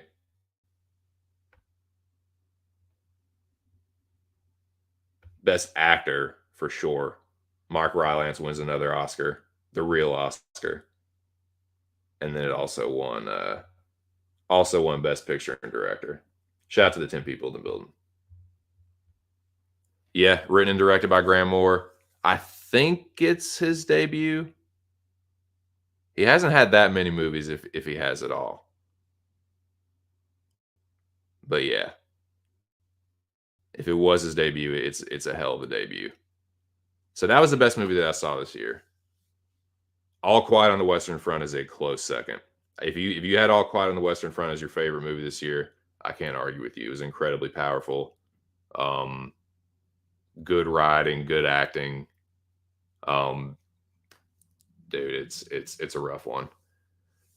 But yeah, I mean, this, like I said, I'm kind of biased too. Like crime thrillers is kind of like my favorite genre. Like I'm a sucker for those kinds of movies. I also like a little bit more of a slow burner. This one is definitely like some people are going to find this movie a little bit too slow, but I don't think it's boring at all. I was sucked into the story, and the acting and the tension building is really fucking strong in this movie.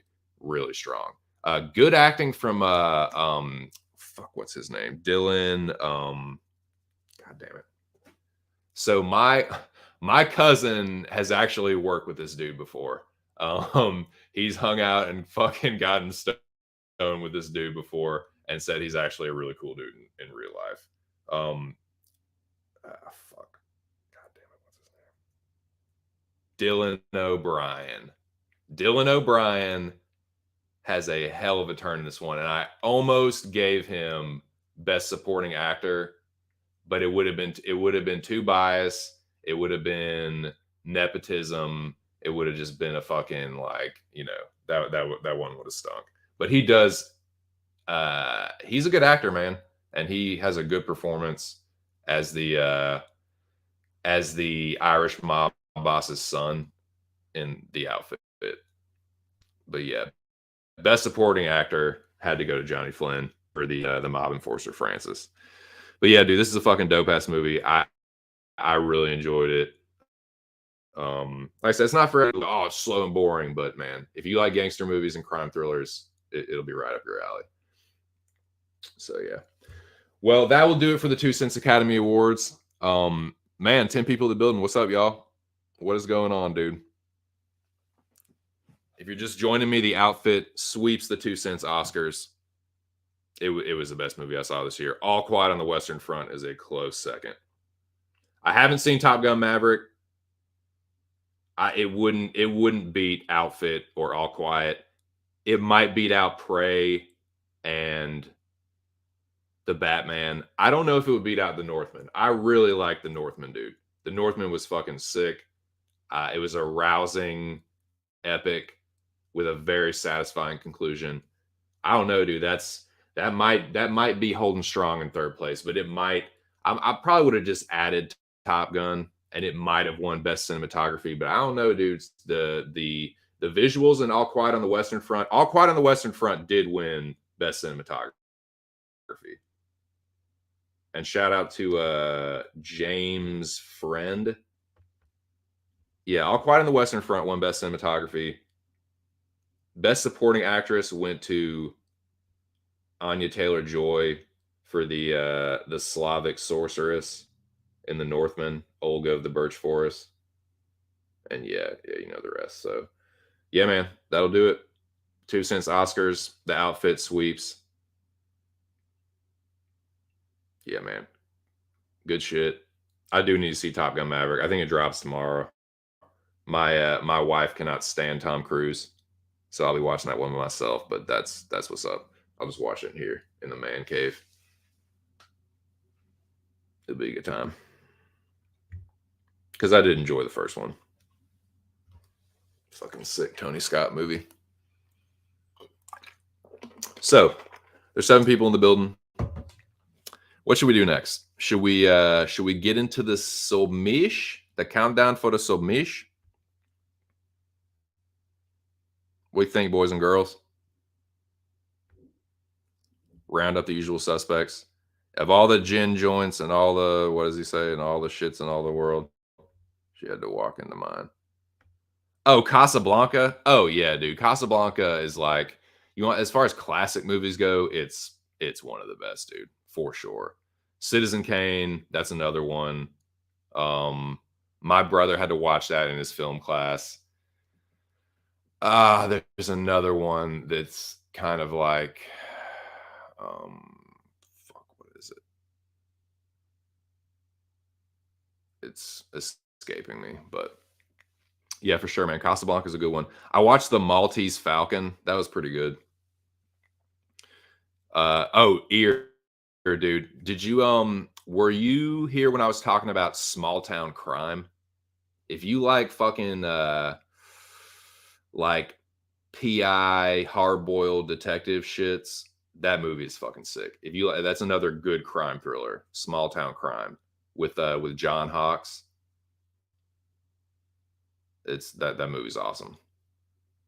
Saw that recently. That came out in 2017, I think. But yeah, I really enjoyed that. Dude, I just watched Rolling Thunder. Dude, shout out to the Texas boys in the building, dude. I just watched Rolling Thunder. That movie was sick with fucking the main dude's name is William Devane, I think, but Tommy Lee Jones is in an early role as his army buddy. And it's a fucking cool like psychological thriller action movie. It was fucking sick, dude. The ending is awesome. It was for coming out in like the late 70s. It was kind of ahead of its time, dude. I thought it was awesome. I really enjoyed it. So yeah, I watched that recently. I started watching Bullet Train and um yeah, I need to finish that, but it's been good so far. Oh fuck.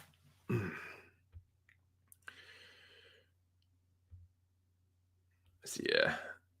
Yeah, dude, but Rolling Thunder is set in Texas. The whole fucking thing's set in southern Texas. It was good.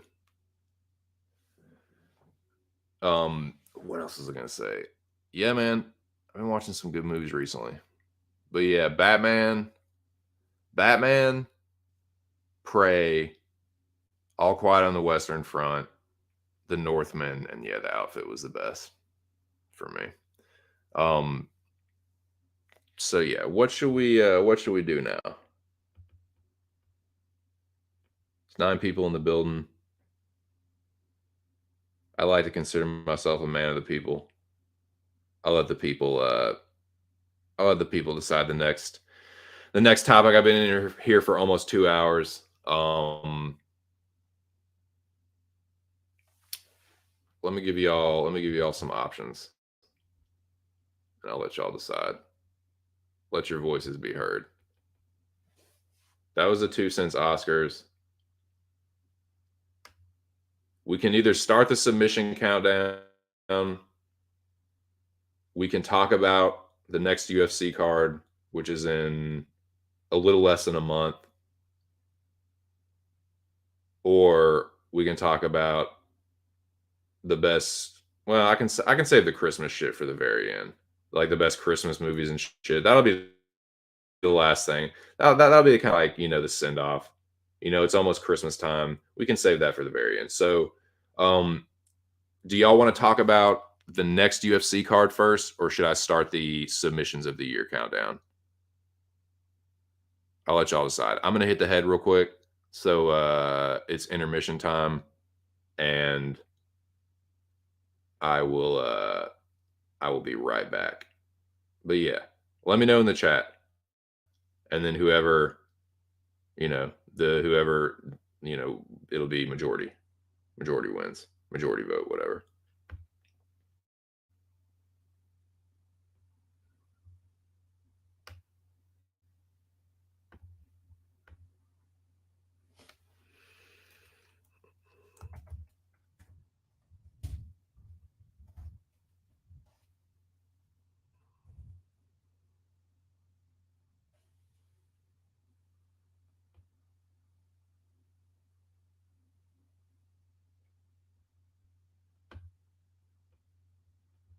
Set this up right quick.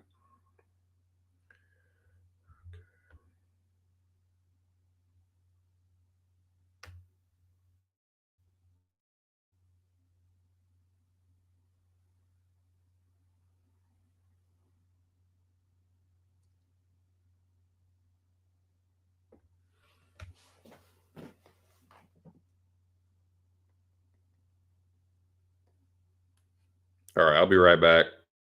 And then let me know, man. So it's either we're gonna talk about one of these two topics next.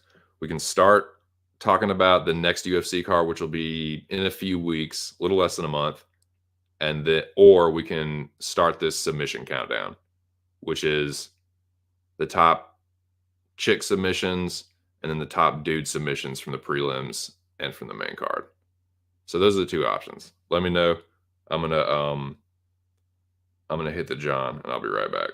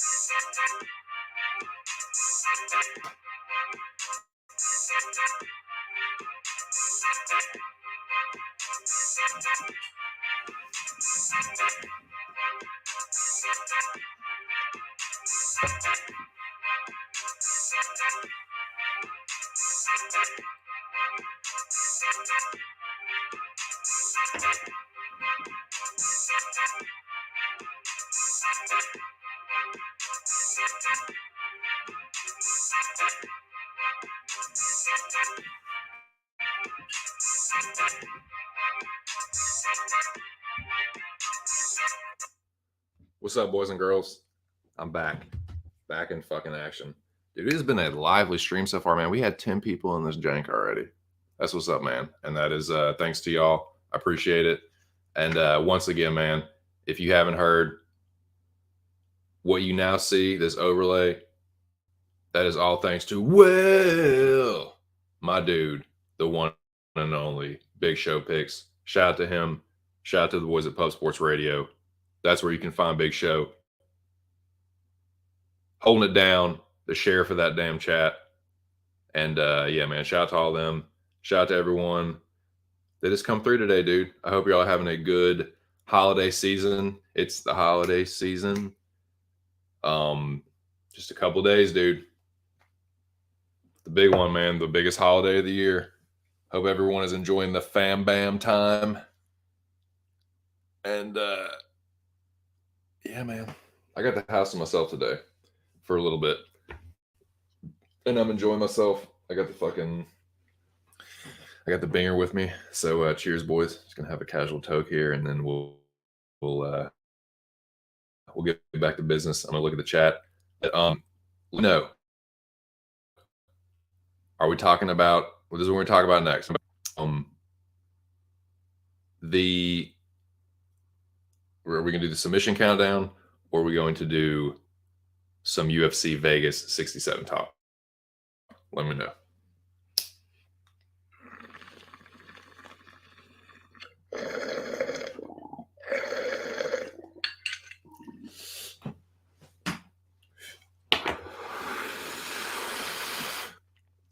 Damn, that's good. Guava and cereal milk together. Jesus. What's up? What's up, Scooby? How are you, dude? Sorry. The options are UFC Vegas 67 talk or the top submissions of the year. We'll talk about both of them.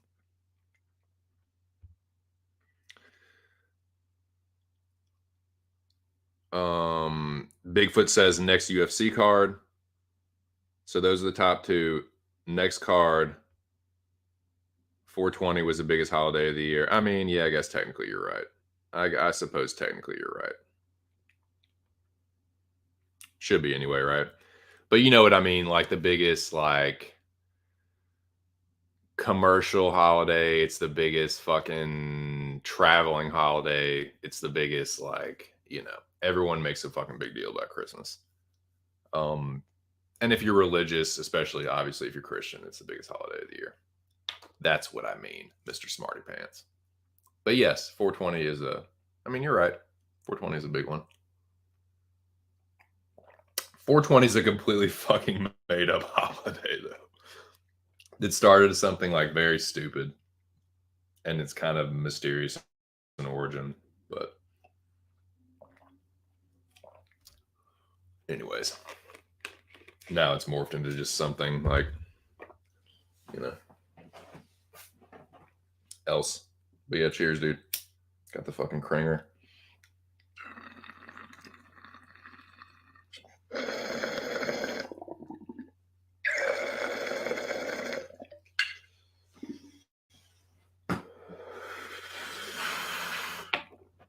Man, that's good. Okay. Well, let's see. I've got one vote for next UFC card, next card, or top submissions. Next card works. Okay, well, it looks like next card. There's only 5 people in here right now, and only a couple people have voted. Boys, that looks like what we're going to be talking about next. Is this next UFC card?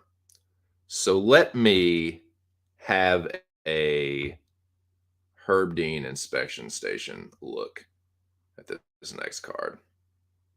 Let's have a look-see. Man, I love this overlay because it has my like logo avatar up in the top right, so I don't have to use that. Like that can just be there the whole time. I like that a lot. Yeah, man. Big Show did the fool on this one. It's got the like and subscribe, so I don't have to say that. Yeah, dude. And definitely like and subscribe if you haven't already.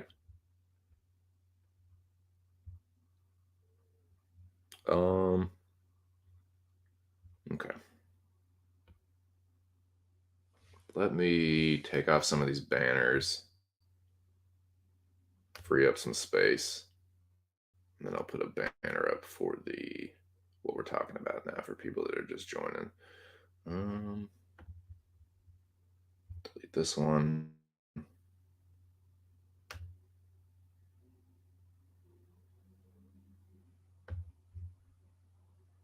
Delete that.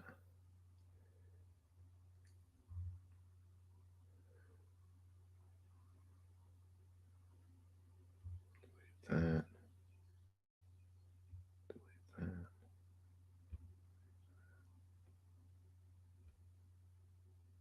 Okay. That should work now.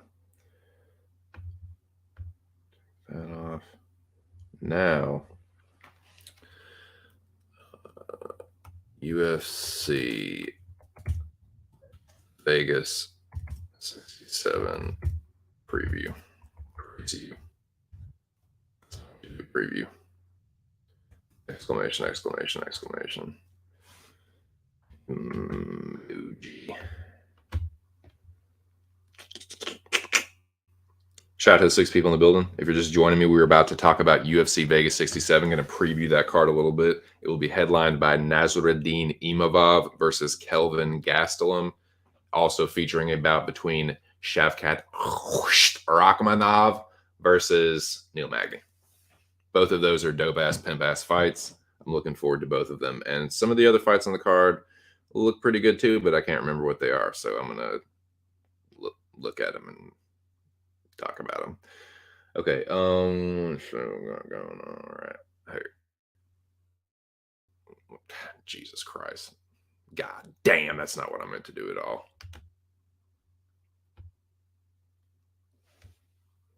All right. Boxing.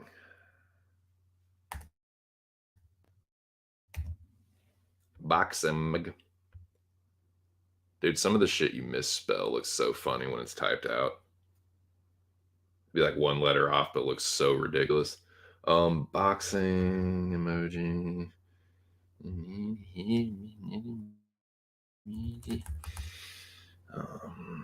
This emoji. That emoji. How about fire? Fire emoji, dude.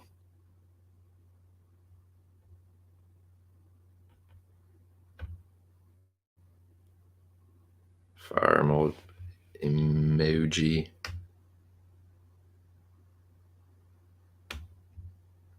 Cool barrage emoji.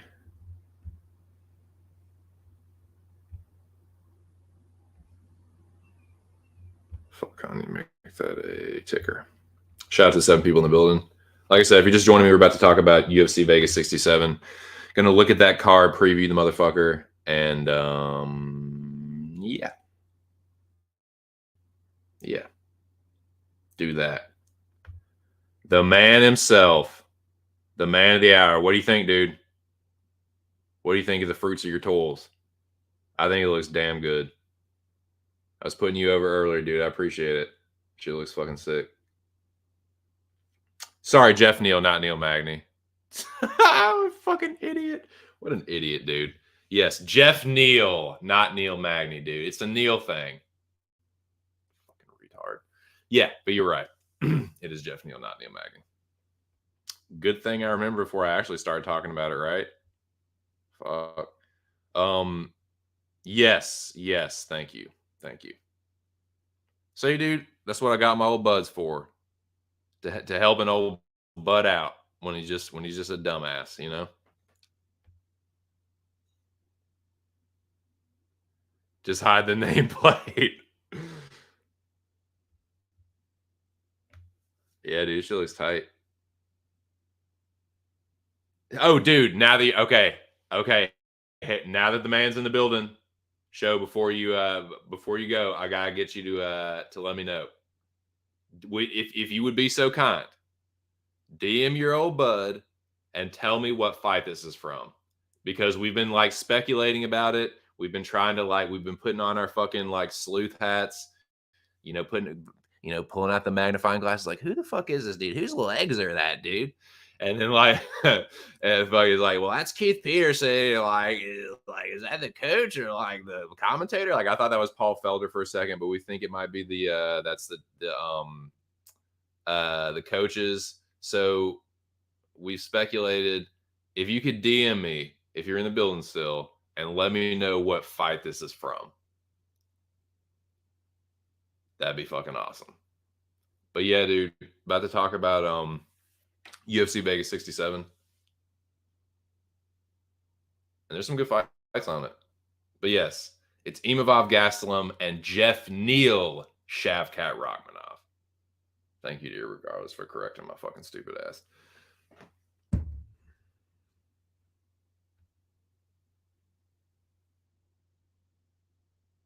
Okay, cool. Okay, yeah. So it's either it looks like either Machida Rockhold and then Real News said Covington Lawler. Covington Lawler. But yeah, I like this overlay a lot. Couldn't think of the word. It makes me feel like I'm right there fucking cage side. Shit's tight.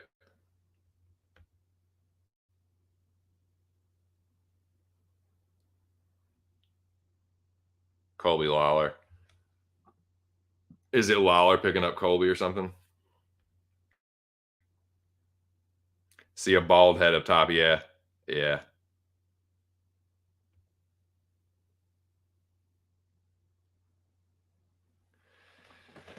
Yeah, man. Fucking Lawler, dude. He's one of my favorites. Broke my damn heart when Bam Bam beat the shit out of him. He hung tough in that fight though. He gave a good account of himself, but he just passed it, unfortunately. I think Lawler. I'm not saying this is definitely true. I don't want to throw any accusations out there, but I don't know if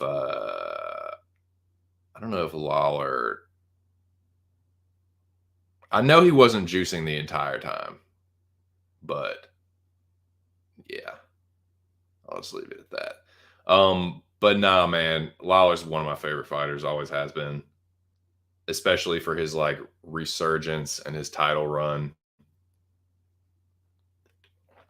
That fight with Rory too will always be one of my favorite fights. I saw shit live about the pay per view for that one. Watched it with my brother, dude. That was still one of the most brutal fucking fights. Technique, forget about it. I mean, Robbie showed pretty good like basic boxing, but it wasn't like it was just fucking. It was rock'em sock'em pretty much. Beat the shit out of each other, tore each other's faces up. But yeah, man. If it's Lawler Covington, that's sick.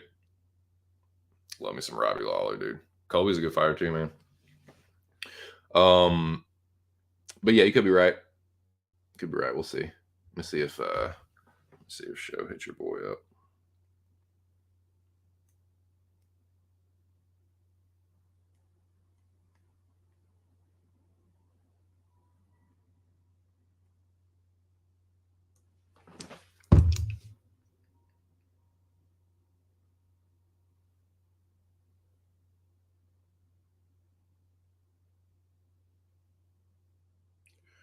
Can't really. Is this?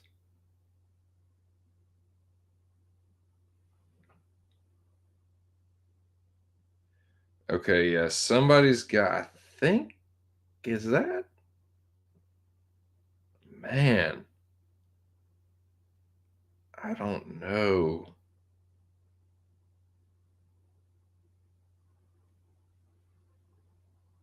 Okay, what? All right, it's got to be from that. It's not. It's. I don't think it's Covington Lawler, but it's from that. It's got to be from that fight card, right? Hold on, let me see. We're gonna figure this out. Covington versus Lawler. Okay, that was 3 years ago. The Prudential Center. Who else was on that fight card?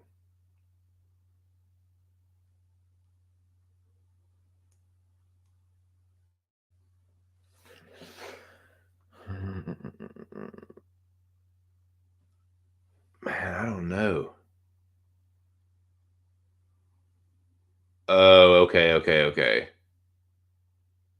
Yeah, that's what I was about to say that too, dude. I was about to say that same shit. I was about to say that same fucking shit. Hold on, let me see. Let me look at his it does look like him, dude. It does look like him. Hold up. I'm about to see. I'm about to see. All right. Wait. But it's from a while back, dude, because it has the fucking shits on the short. It's definitely not from this fucking era. Let me see. Hold on.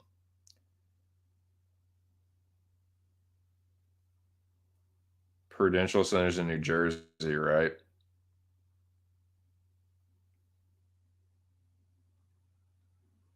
I don't know, dude. It looks like a law.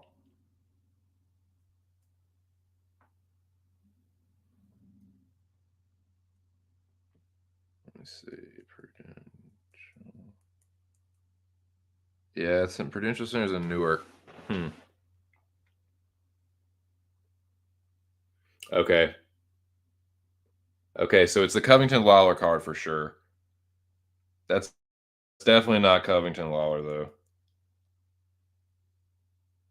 Okay, so that's 3 years ago. Is it?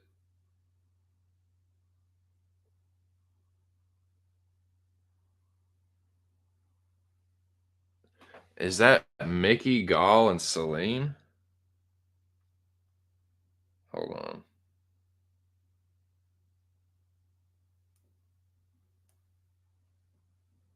Let's see.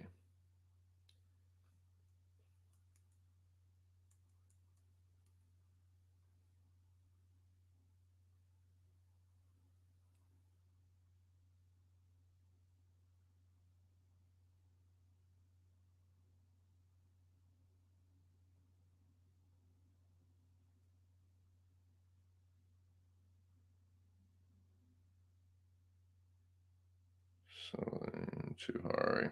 But yeah,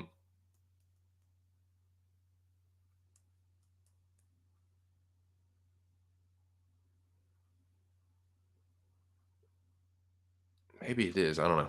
I can't tell.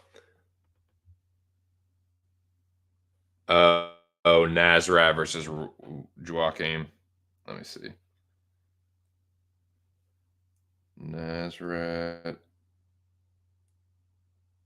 Joaquim Silva.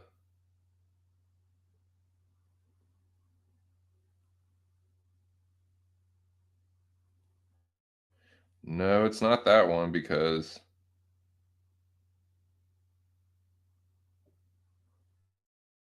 it's not the right shorts. There she is. Oh shit. What you doing? Here comes trouble, boys. Look out. What's going on? How are you? We're trying to figure out. So, Miss Devil, we're trying to figure out what fight this is. You like this overlay? This is this is thanks to the man, the myth, the legend. Well, Big Show picks. Bless your boy with this overlay, but we're trying to figure out what this fight is. And we think it's a Covington Lawler card, but the shorts, Big Show is saying to put it. I don't know how to put this on my computer because I'm too stupid. That was the other. That was the only other fight. That was the only other fight that he refed.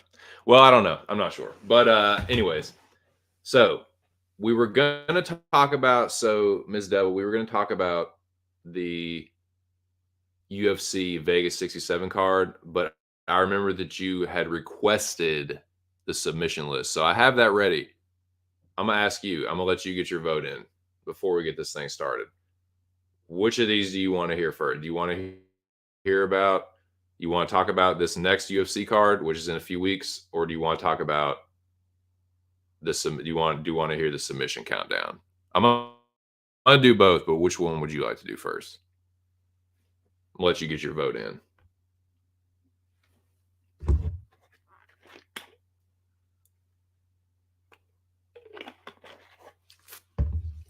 So let me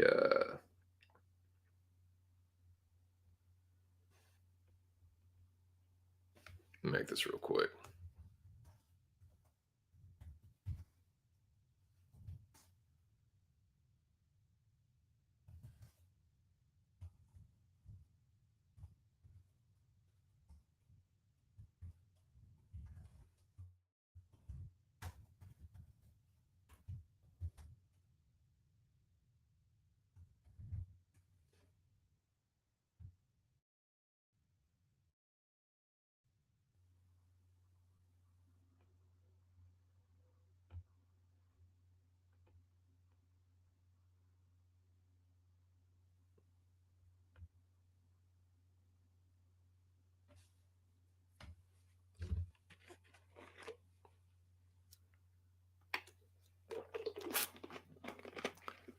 We'll let the lady answer, and then we'll get to it.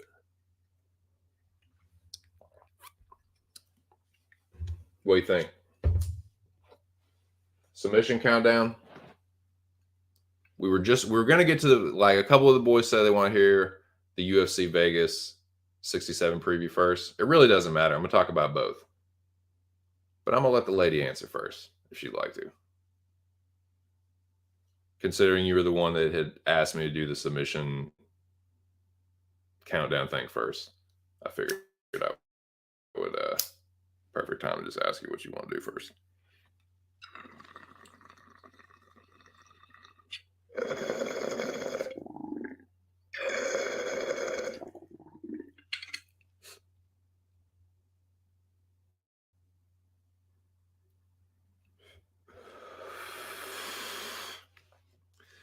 Peterson only reffed one other fight on the Machida Rockhold card too. Tim Means versus George Sullivan. Is that what that is?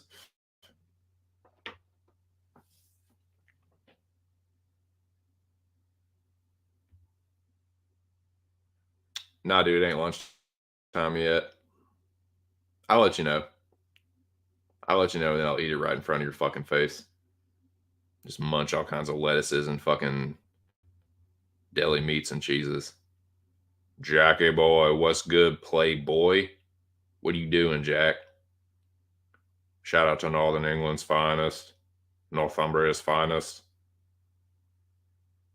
Jack, you missed the 2 Cents Oscars. The outfit won. It swept the fucking the TC Academy Awards. But yeah, dude. Jack, get your vote in. It's real. Whatever Miss Devil says, whatever her vote is, that's what we're gonna do. But if she doesn't answer, dude, if she dipped and dashed, then we'll leave it up to the people. Dirty Bird. What do you think, Lobby? Right now, motherfucker, I'm about to. Golly. What up, Wong Yun? What up, player? What you know good? Yeah, the real Oscars, the 2 Cents Oscars. The other one's bullshit. That's the fake one. The Fugazi Oscars is in a couple months, but the 2 Cents Oscars just went down. I mean, I don't know why they had that shit in March. It's like the end of the year. You already know which fucking movies have come out and which ones are going to come out and which ones are going to win. I've never understood why they have this shit in March. Doesn't Peterson's haircut look more like a buzz cut right there? Covington Lawler had a fade. I don't know. See, Big Show sent me a DM, but I don't know how to get the DM, how to get that on my computer. I guess I could send it to my email and then just check my. That's what I'll do. I'll send it to my email. There you go.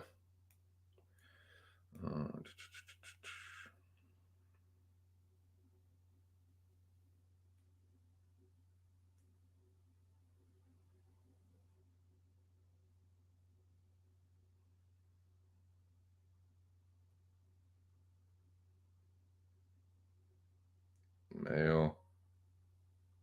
Yes.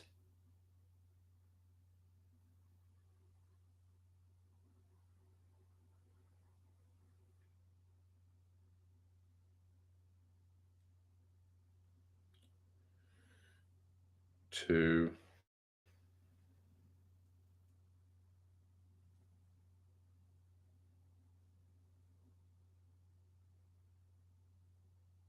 Oh shit.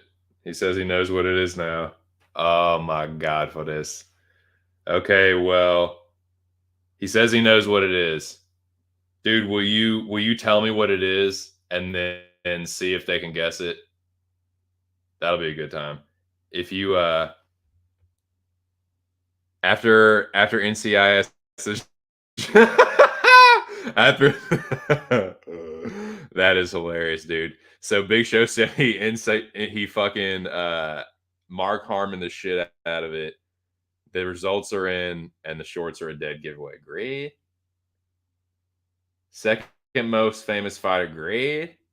Oh my god for this. Oh my god, Twitter. Okay. Okay.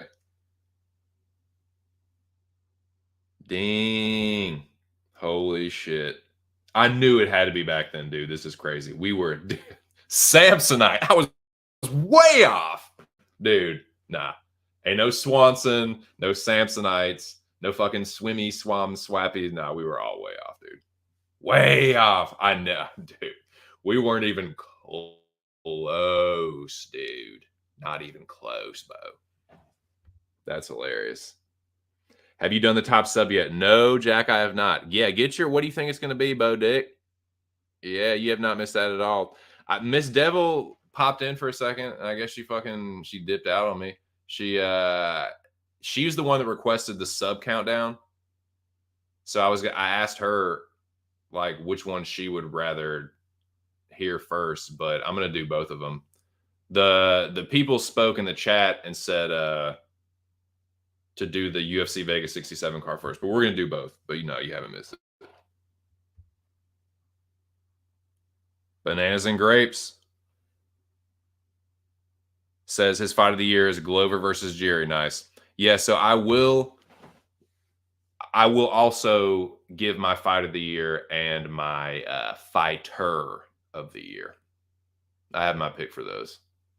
So this is kind of like the second half of my like end of the year awards.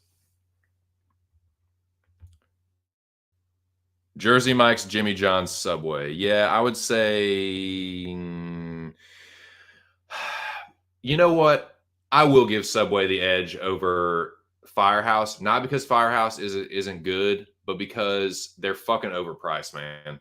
Because of Subway's price, there are a couple good subs there that like I can't give it the top spot. Dude, it's clearly Jersey Mike's, but yeah, of the fucking chains, yeah. What was I gonna say?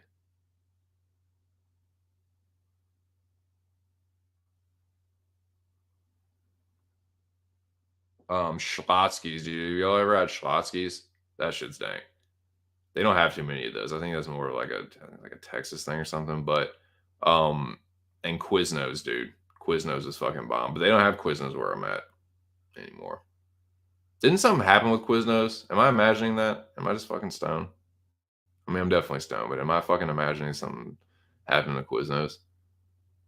But no, nothing. It can't touch Jersey Mike's. So, a fucking nah, dude. An Italian cold cut made the Jersey Mike's way. Nah, you ain't fucking with that.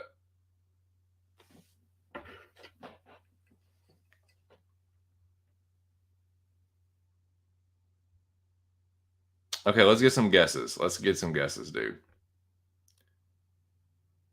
Jackie Boy says my top picks would be Delidze subbing Haas and Delidze subbing. Jesus Christ.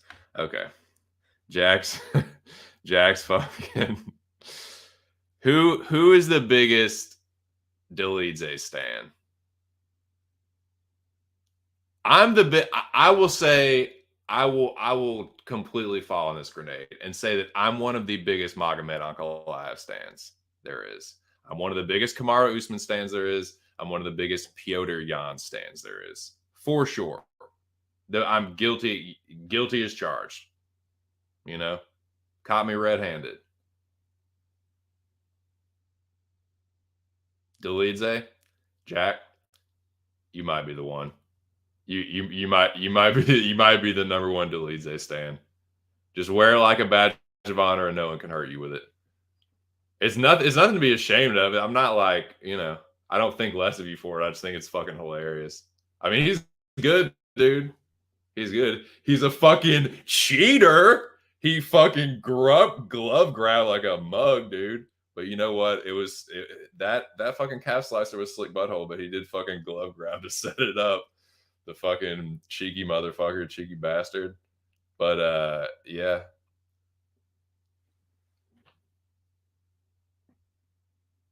Schnell, Sue got to be up there for sure. I'll tell you what, Jack. All of those you just mentioned, they on there.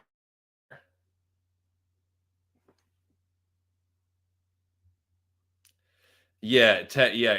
Although that's hilarious because yes, technically, Delidze subbed both of them. Like that calf slicer, he was pretty much pinned and he wasn't going anywhere. He could have done whatever he wanted to. He could have fucking like atomic noogied him. He could have fucking like he could have fucking loogied on the back of his head. He like basically Hermanson couldn't do anything.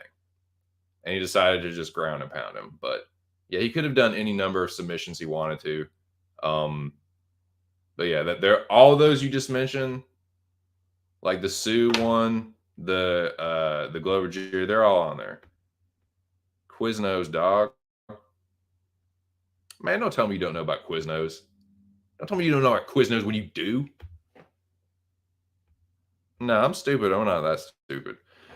They're actually top picks for sub and fight of the year. Your top picks for sub and fight of the year, sir. Firehouse, it's not bad. I'm not saying it sucks. It's good, but it's fucking overpriced. I'm not saying it's overrated. I'm saying it's overpriced. It's a little, it's good. So I can't say it's overrated per se, but it's fucking overpriced. So you could say it's slightly overrated for the price if you want to fucking split hairs about it. I love deep dish. Okay. Well, that's a random thought, Bigfoot, because we're not talking about pizza, but yeah, we're talking about subs. But yeah, Subway is pretty much a salad sandwich. I mean, yeah, dude. Devil. Ear said, Devil, where are you? Looking up in the sky. Me.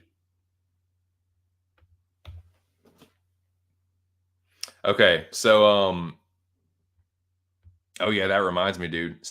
So, any last guesses, dude? Any last guesses? Marvin Vittori has a dream to catch. Oh shit, dude. Yeah, isn't that the fight? Isn't it Delize Vittori? Oh yeah. Everyone, please. If that, I think that's the fight, right? Vittori Delize. Is this Vittori Delize? Okay. Okay. Okay. Yeah, please, everyone. Everyone tell everyone you and everyone you know, bet on fucking Roman Delize.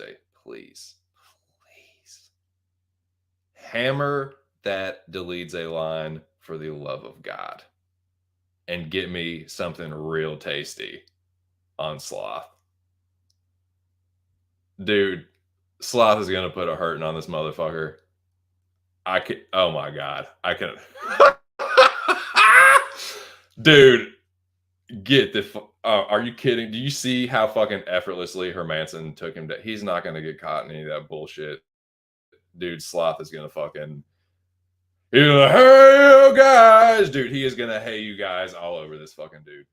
Oh, dude, the white orc is going to fucking sloth all over this son of a bitch. So please, everyone, that calf slicer got to be the what the fuck. I mean, it was a dude. So Jack, if you missed the countdown, I mean the knockout countdown, I didn't put that one on there because I mean, the knockout itself wasn't that crazy. That's why, because there were so many knockouts. So like, it probably should be on sub, right, of the year. It should be in that category, like on that list.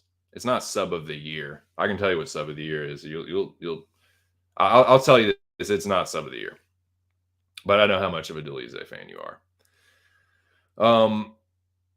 But yeah, it probably should be on there somewhere, right? Because because the knockout itself is like just your standard ground and pound defenseless like knockout. There's plenty of those, and they consider like the number of crazy knockouts that were on the feet. Nah, man, some of the GMP knockouts had to get thrown by the wayside. But yeah, he pretty much submitted him, right? And it's crazy. And another reason, now, oh yeah, now I remember. Oh yeah, Jack, now I remember why I left it off, because he fucking glove grabbed to set that bitch up. So yes, impressive, but also a little dirty. So that's a little caveat. But yeah, if you wanna crown him, then crown him. You know, that's your opinion, that's your right. And if Delize is your fucking sub or TKO or whatever the fuck of the year, you know, more power to you. Congratulations. But nah, man. Let me see. Let me see this. Islam, yeah, let's see if that gets it. That was definitely one of the best subs of the year. Haas fight should have been a sub. Dude, Jack, and that's why I had that on there, but I was like, dude, he should not, like, Dan Mergliotta needs to definitely like be admonished for that because that was fucking ridiculous. He let Haas be just like a defenseless punching bag against Roman Dolidze. He like gets to his feet and just like stumbles against the fence, just helpless, a sitting duck against Roman. It was fucked up. I felt bad for him. I don't even like Phil Haas that much, and I felt bad for him. It's like, God damn, Dan Mergliotta is a sadistic motherfucker for that dude. That was like, good lord. All right, dude. Texas Roadhouse, dude. Check out Rolling Thunder, dude. Jack, have you ever seen Rolling Thunder? The General chilling, the Zen Master, Grogu in his Grogu mode, Bigfoot laughing. Marvin, dude, he is, man. He's gonna whoop that motherfucker. Guido Canetti submission versus Costa Farad.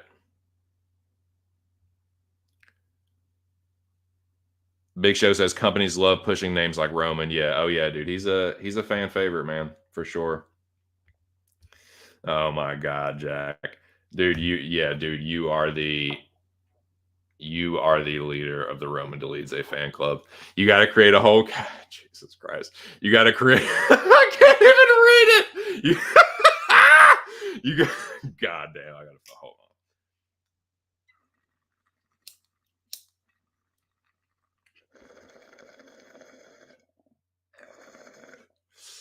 You are funny. You are funny, Jack. You got to create a whole category for the hybrid finishing style of Roman. God, shameless. One. All right, there you go. There we go. Y'all were never gonna get it, but that's it. 169. Aldo Lamas weekly encore. January 27th through February 2nd, 2014. Crazy, dude. I like it, man. That's sick. Yair Rodriguez, Rob, sub of the year.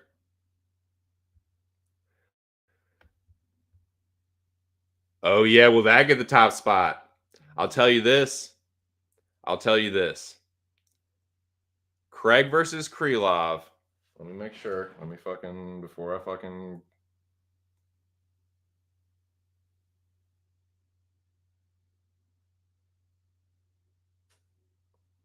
Double check here. Measure twice, cut once, boys and girls.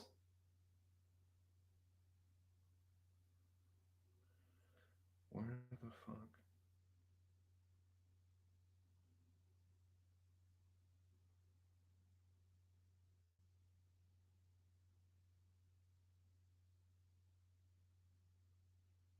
Yeah, dude. I can tell you this. So, Jack, this is how I did the subs.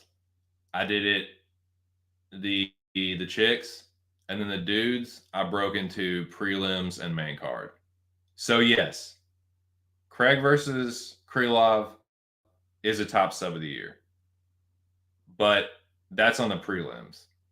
That was on the prelims. Surprisingly, right? Crazy, but yeah. So that will be on the prelim countdown.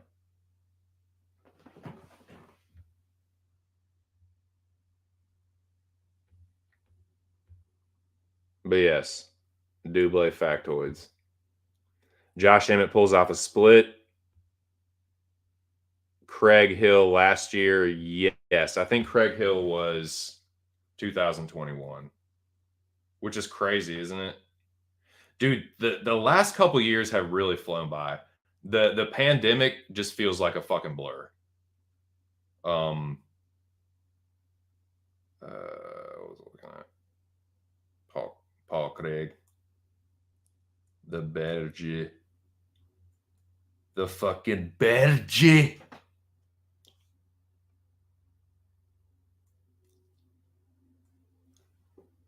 He's got a triangle in the Krylov. My Scottish accent is so fucking bad. Yes, Jack, that was June of last year. God, I thought it was like late last year. No, that was like the middle of last year. Time is flying by, ain't it? God damn, boys. I'm almost over the hill. I'm not there yet, but 40 is a coming, Bo Squatch. I don't know if I'm ready for it. I'm definitely not. I don't feel almost 40 in my mind for that. My body, yeah, my body feels just about exactly as old as I am. In my mind, no. My body is yes for that. So yeah, but that was Jamal Hill was last year. Certainly would have been on the list for something. Jake Collier Jake Collier submitting fuck, who did he submit? Oh, Sherman, yeah. Bobo Sherman. Jack rock climbing. God. I can't watch that shit. I'll throw up. That fucking Alpine shit, the Alpine is Christ, boys, I'm gonna throw up. You're parlaying delete so Mish and knockout versus God. Good luck. Yes, please.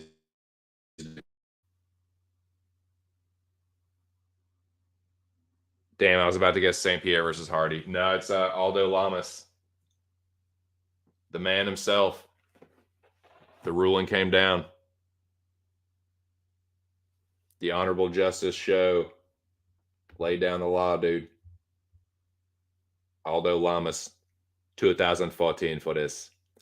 I knew it couldn't be from 2019 because of what the cameraman. Yeah, that and the shorts. When you the DM he sent me, and I was just too stupid to like figure out. Guys, like I got to send to my email, then the email on the thing, and I fucking I'm just fucking a tech retard. But yeah, exactly. It was too. When I saw the shorts had the sponsors' names, I was like, nah, dude. Before the Reebok deal, so it's whenever that was, 2016, 2015. I can't fucking remember. Exactly, dude. Tell him Bigfoot. Yeah, exactly. He's not exactly. If it gets hairy, Sloth will take him down, hold him down, land a little bit of ground and pound for this. Maybe it'll get hairy with a couple submissions, but he'll just if it gets hairy, he'll just rah, he'll just dude.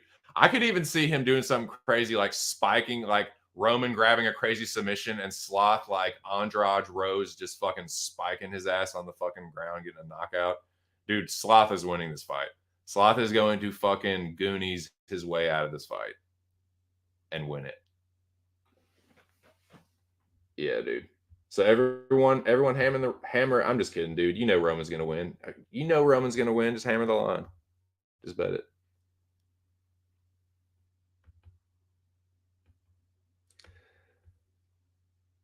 What? What the fuck? What? Spanish long boy? What the fuck does that mean, Jack?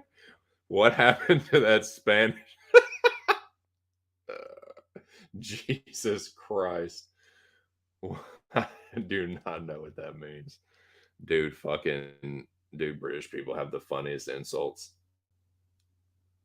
Santa Claus is coming. God. If Vittori doesn't win this fight, then Delidze will agree. Dude, if he beats Vittori, oh my God. If he beats Vittori, I'm 1000% putting that fucking Jesse avatar up. He can't keep getting away with it. He can't get away with it. Dude. No. I'll tell you what it'll be. I tell you what Avatar it'll be. I can tell you right now what fucking Avatar it'll be. If he fucking oh my god. If fucking Roman Dolidze beats Sloth,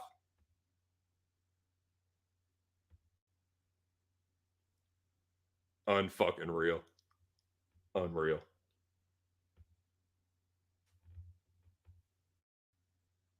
He's fighting Pullout Merchant Zubaira in February.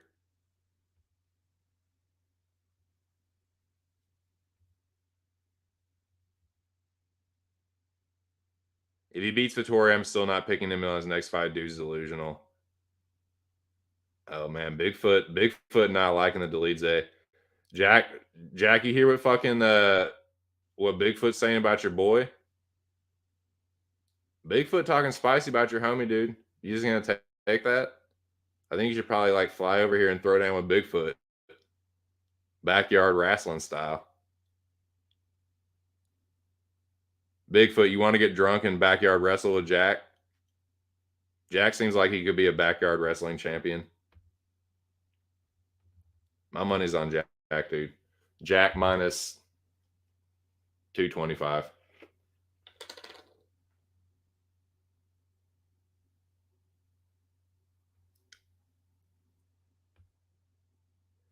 Who in the fuck is Avanista?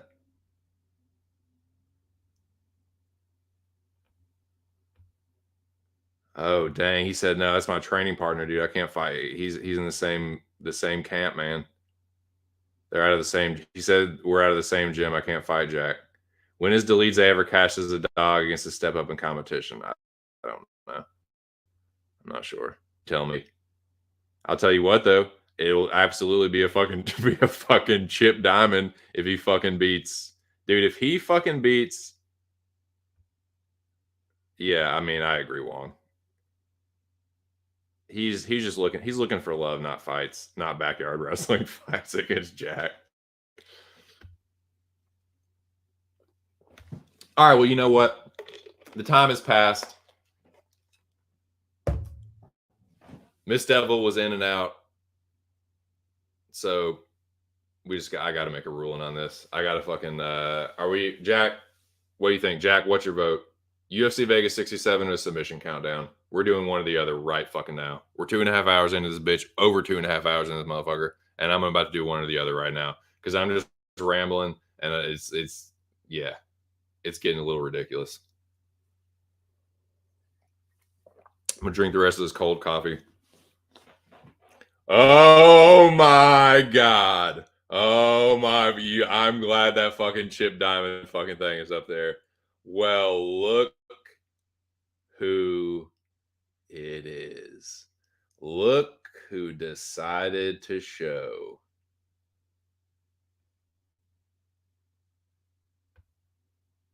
Cageroni, my jabro. Bigfoot. I know some. Yeah, you might not want to fucking go with Jack, but I know someone that'll fucking backyard wrestle you, dude. Cage, Bigfoot was talking shit about you, dude. He said something about your mom and how everyone from Philadelphia is gay and he wanted to fight you. Unreal. Unfucking real. Yeah, dude, he said he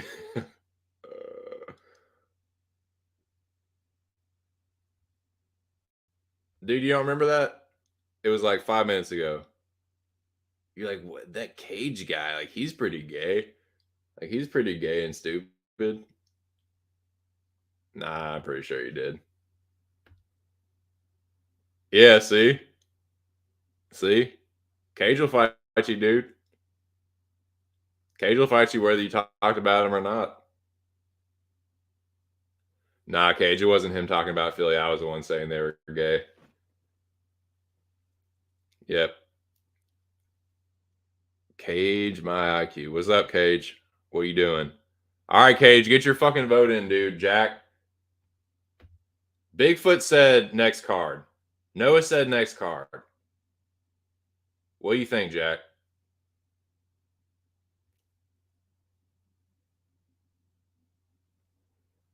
I don't even need to say that, Cage. It is auto. Whenever you see me, it is auto RKO on site. You won't even see me. Like The RKO, it will be mid RKO before you even realize I'm there. So yeah, that goes without saying. Like young Frankenstein, that goes without saying. Yeah, of course you get RKO'd instantly. Yeah.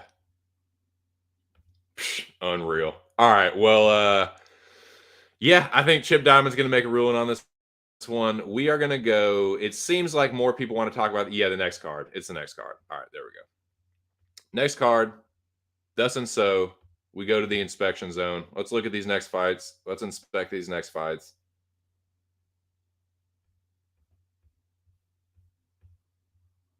All right. Let me take this fucking banner down.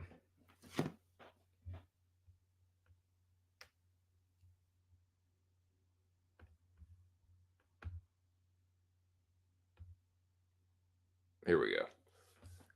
UFC Vegas 67 preview.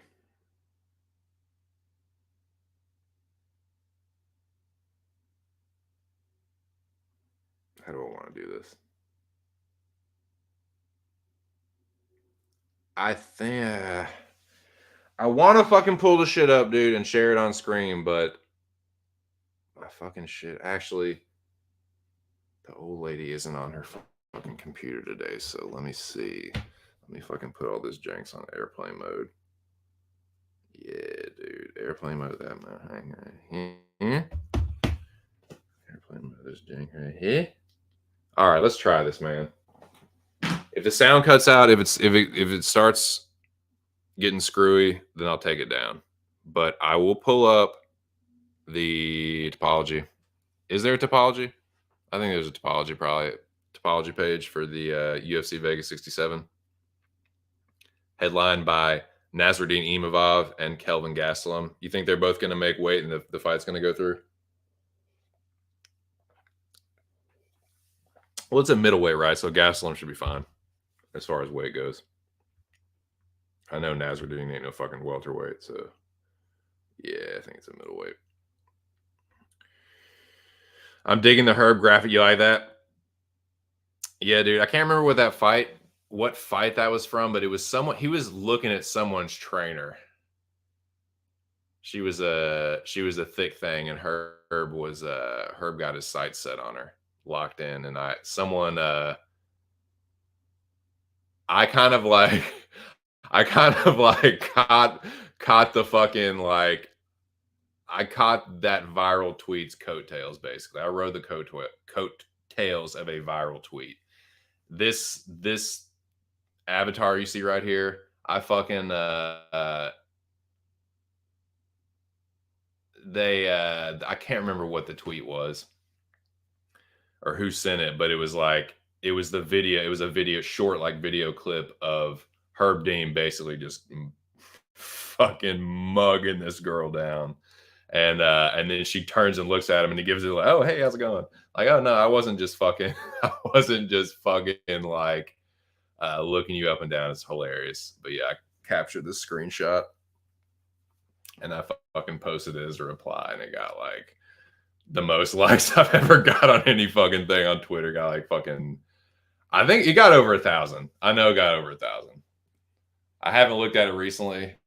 Matter of fact, let me check that out. Let me see what it's sitting at, dude. And it was on my burner too. More than I've got. So my regular, just my 2 cents account, my main Twitter account has like over 1,000 followers. But my like burner has like 30 something. But this fucking dumbass like screenshot, like, of course, just granted, like, yeah, it was on the wings of a fucking viral tweet, but let's see. Hold on.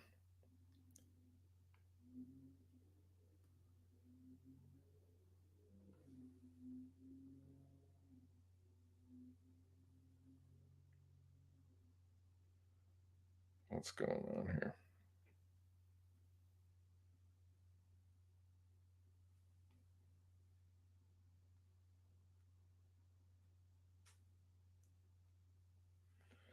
Let me see. Let me see. Let me see. All right. Well, sorry, I want to see what this fucking thing is sitting at. Because this is my tweet of the year. All right, this is my tweet of the year. Shouldn't have to go too far to find a like on it.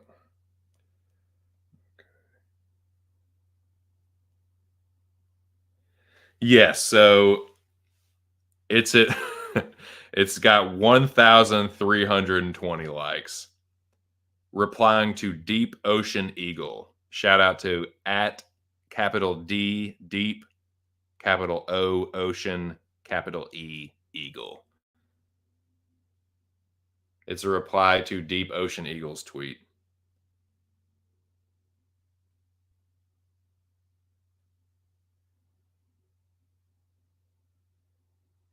Who is this guy? Fuck. Brazilian fighter. I can't remember the dude's name. No, she's a fucking. She's like an employee. She's like a cut man or something for the UFC. He looks at her, gives her the so girl, and then she looks over at him. Oh, hey, what's up? Yeah, it's pretty funny, man. Check it out. It's Mumps Khabib at Deep Ocean Eagle. Yeah, pretty funny. So that's my tweet of the year. All right. Tapology has 12 fights up. Both should make weight. Herb Roman, dude, he's definitely channeling Roman in that one. Are you turning it into NFT? I might, dude. I should. If I was smart, I would. I'm not, though.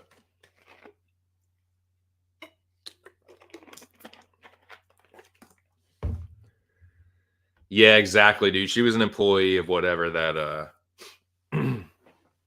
whatever that facility was. I can't remember if it was Apex or what. It looks like the Apex. All right. Yes, we're talking about the next card. So let me pull this up on Tapology.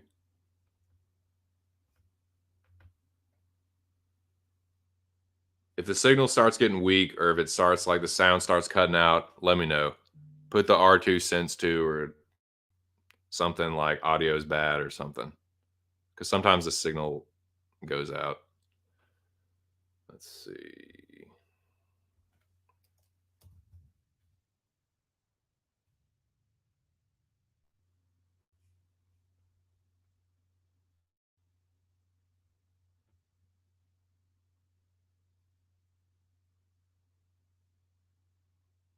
But yeah, man, I hope everybody's doing good. It's Wednesday, holiday season. People are getting together with the fam.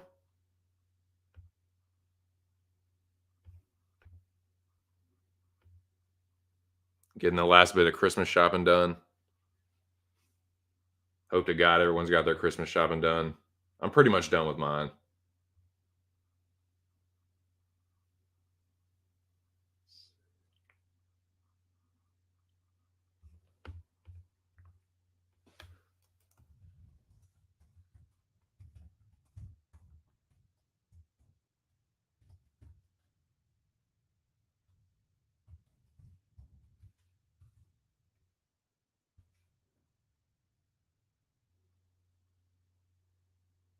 All righty.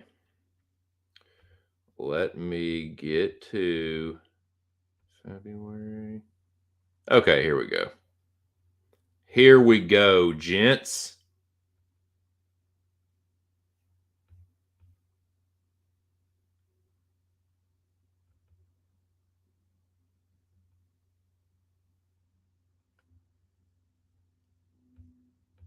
Let me just go to the page. Yeah.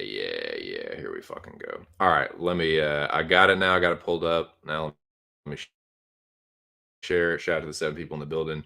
Do you have a Christmas sheet? Do I have a Christmas tree? Take a wild guess, sir. I'm just kidding. Of course I do. Of course I do. No, man, we have this little fake tree. It's awesome, dude. No fuss, no muss. It comes in 2 pieces. You just bust it out, pull the little like pieces out, set it up. It looks real enough once you put the lights on it. Once you put lights and all the fucking ornaments and decorations and shit you have, real enough. It's nice.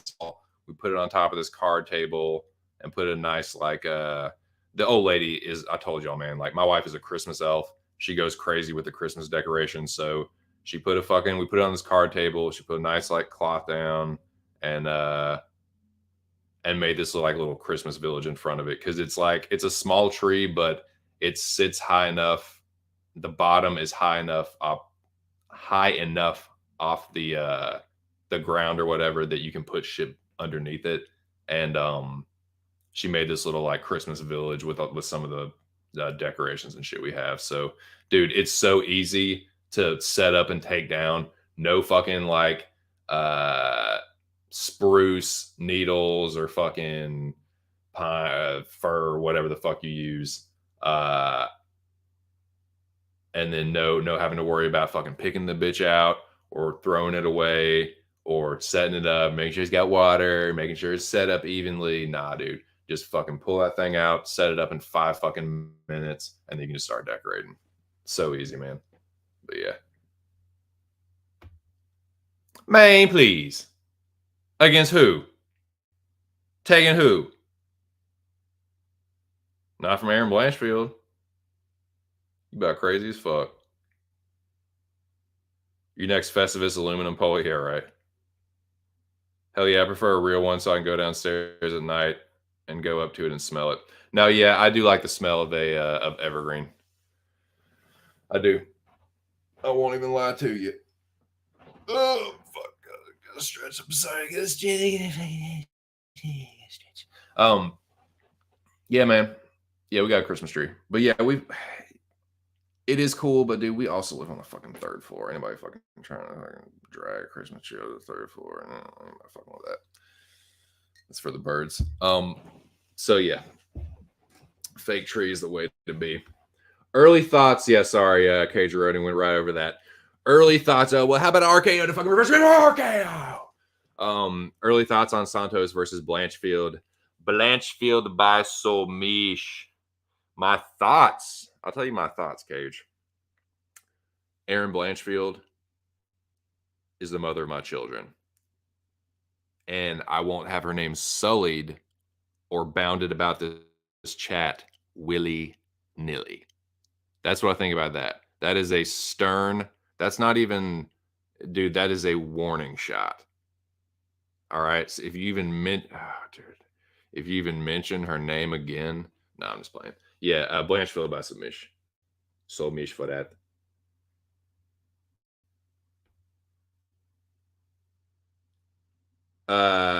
I don't care what anybody says about that Valentina. Yeah, okay. She had a close fight with Valentina. She also had a close loss. Tamara Morera Barello Montello Contello. Watushmara Barella Bandida Barado like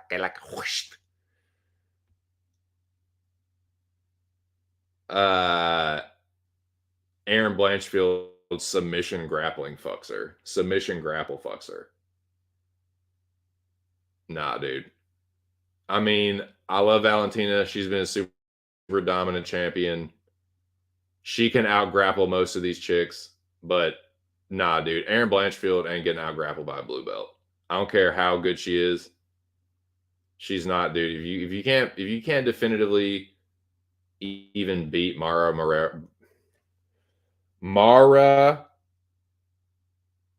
I can't even say that name. You know the fuck I'm talking about. Barello. Mara Romero Barella. What up, dude? What's cracking? You're interesting. So yeah, that's what I think. I think that's an Aaron Blanchfield by submission for this.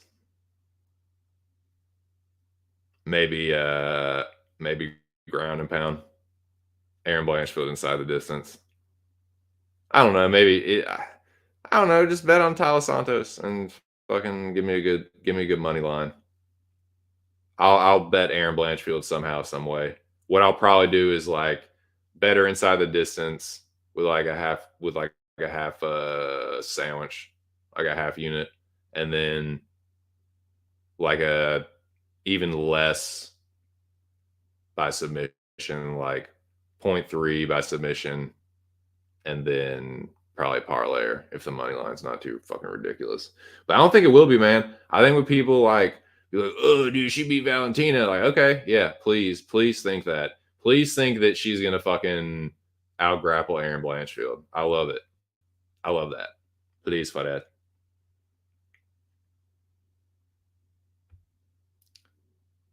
You about crazy as fuck, dude. Just because I sent for Aaron Blanchfield doesn't mean I'm bullshitting about her skills. I fully acknowledge that I sent for Aaron Blanchfield, but it doesn't matter. That is crazy simp talking. That is way more simp than I am for Aaron Blanchfield. If you think that Cheyenne beats her up, nah, dude. She gets beat up. She gets taken down to fucking mollywop. But yes, I mean, yes, I'm an Aaron Blanchfield simp. That doesn't mean that I'm wrong about her beating the fuck out of Tyler Santos, though. She's gonna choke her ass out.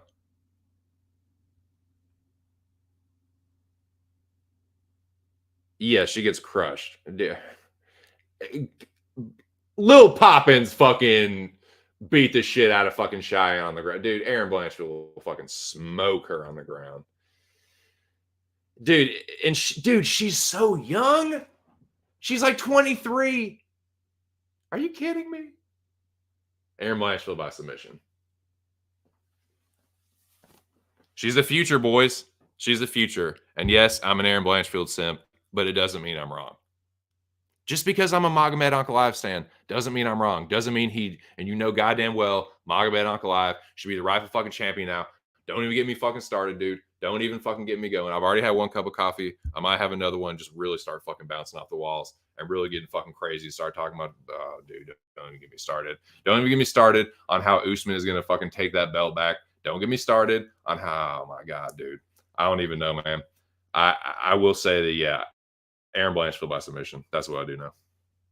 Shout out to the 10 people in the building. Aaron Blanchfield by submission. For sure. Okay. UFC Vegas 67 preview. Let's fucking do it. I got it up. I got the shit pulled up. I need to share it, though. I need to fucking share it.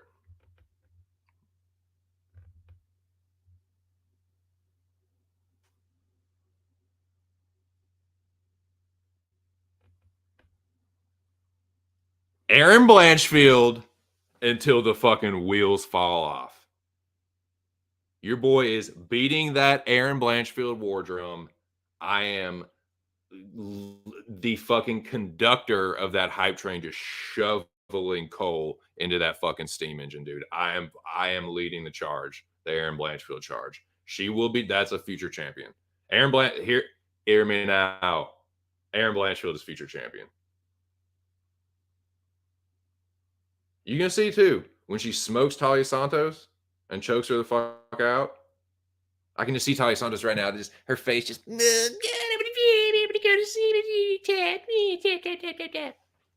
She's gonna fucking panic tap. She's gonna. Her face. This is gonna be her face. She's gonna fucking. It's gonna sound. That's how fast she's gonna tap. We got some fucking submissions coming up too. Do y'all want to see some fucking tappy tap taps? I got some coming up for y'all, man. I only got 3 good avatars, but yeah, I got a submission countdown. I'm gonna talk about after this. But we're just gonna go through the card briefly. I'm not gonna like deep dive these fights because it's like a month away, dude. It's a little less than a month away, like 3 weeks. But no, man, I'm not going crazy with. There's plenty of time. This is gonna be the last. Speaking of which, little channel news. This is gonna be the last stream for me, probably until the new year. The next time I stream, the next time y'all hear from me will be in 2023. That rhyme, that was tight.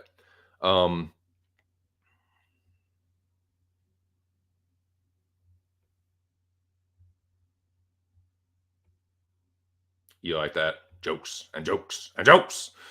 Aaron can't beat Talia because Talia is like, about to see. Yeah, better. Bet Talia, please, everyone. Zach, K. Jaroni, my jabroni, Bigfoot, Jack, all you smarty pantses, please bet Tyler Santos. Give me a good Aaron Blanchfield line. I'm fucking begging you. Zach says Basharat easy money. Javid Basharat. Basharat should be easy, hopefully under 3-1, says homie Noah. I would bet the fight gets canceled. Hey, same to you, Jack, man. Merry Christmas. Merry Christmas to all y'all, man. Excuse me. You like that? Nah, man. I know. Cage knows what's up with Aaron Blanchfield, dude. Cage. Cage. Do you I know you live in the same state, right? Or from that same kind of area. Do you know Aaron Blanchfield? Do you know, like, have you ever had an interview with her?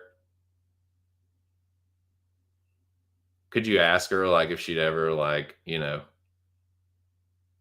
shout out my channel or like listen to my channel or anything?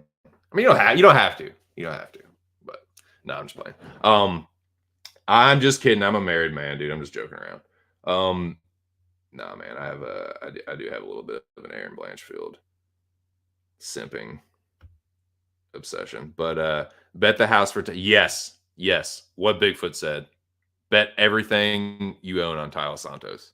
Trust him. What he said, do that. Tyler Santos all day. Hammer the fucking Tyler Santos line.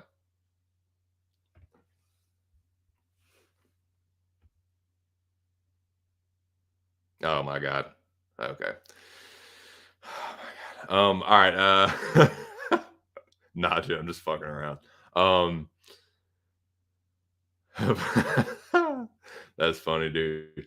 Nah, man. Aaron Blanchfield just a really good fighter, and she does have this like girl next door like sex appeal, but that's about it, man. Yes, bet everything Tyler Santos. Put everything you have on Tyler Santos.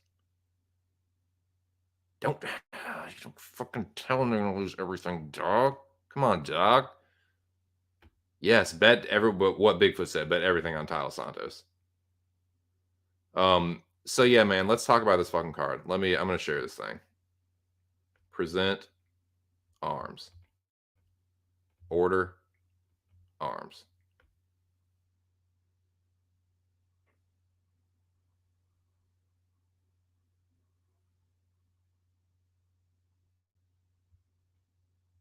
But yeah, Cage, if you ever do a fucking interview with Aaron Blanchfield, just tell her that I'm her number one fan, and I just think she's like really awesome.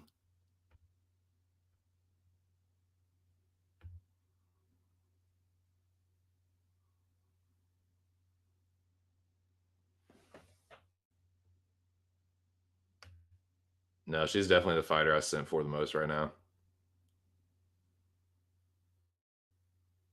And then of course we got Norma.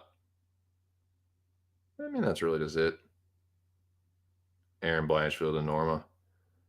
Okay, here we go. I think we got this going right. We got this thing going on. No, it doesn't work. I gotta get that figured out. That's not gonna work. Damn it. Let me see. I don't know if Big Show's still in the chat or not, or anybody else. Do y'all know how to do this with the overlay? I'm not sure.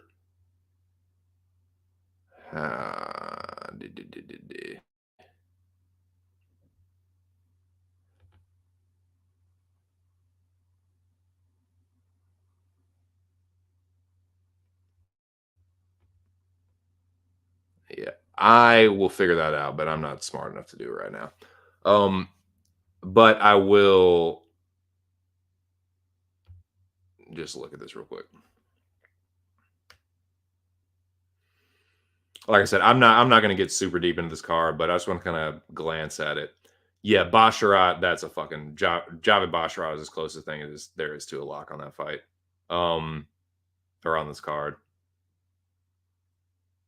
I think Razak Al-Hassan probably gets back on track with that one.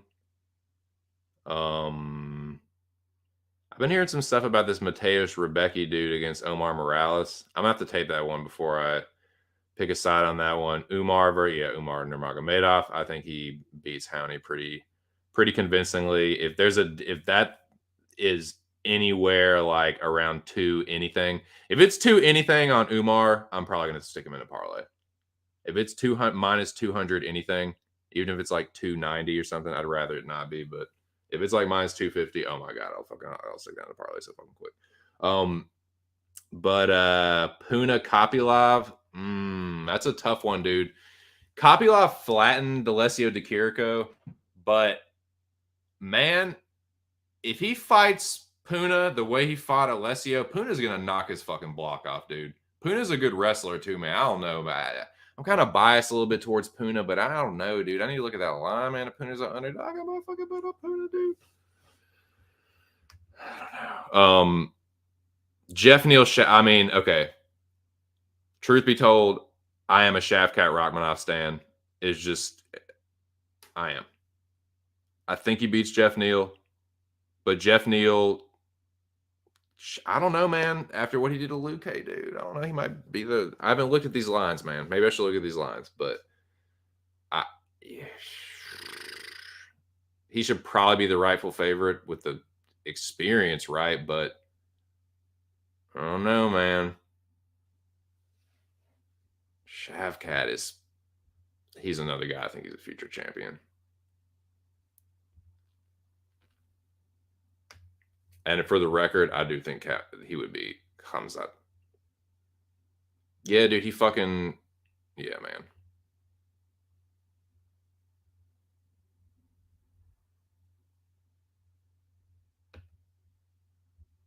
All right. Let me look over this list real quick. Neal line's getting out of control. On who, Neal? Or Shavkat? People are hammering Shavkat. We don't have a lot of lines yet. Doing all my tape now. Well, I'm probably will too, Doc. Cage looking at the lines now while getting RKO'd. Oh, tough shit, Cage. Lord have mercy. That's crazy, dude. That's crazy. I might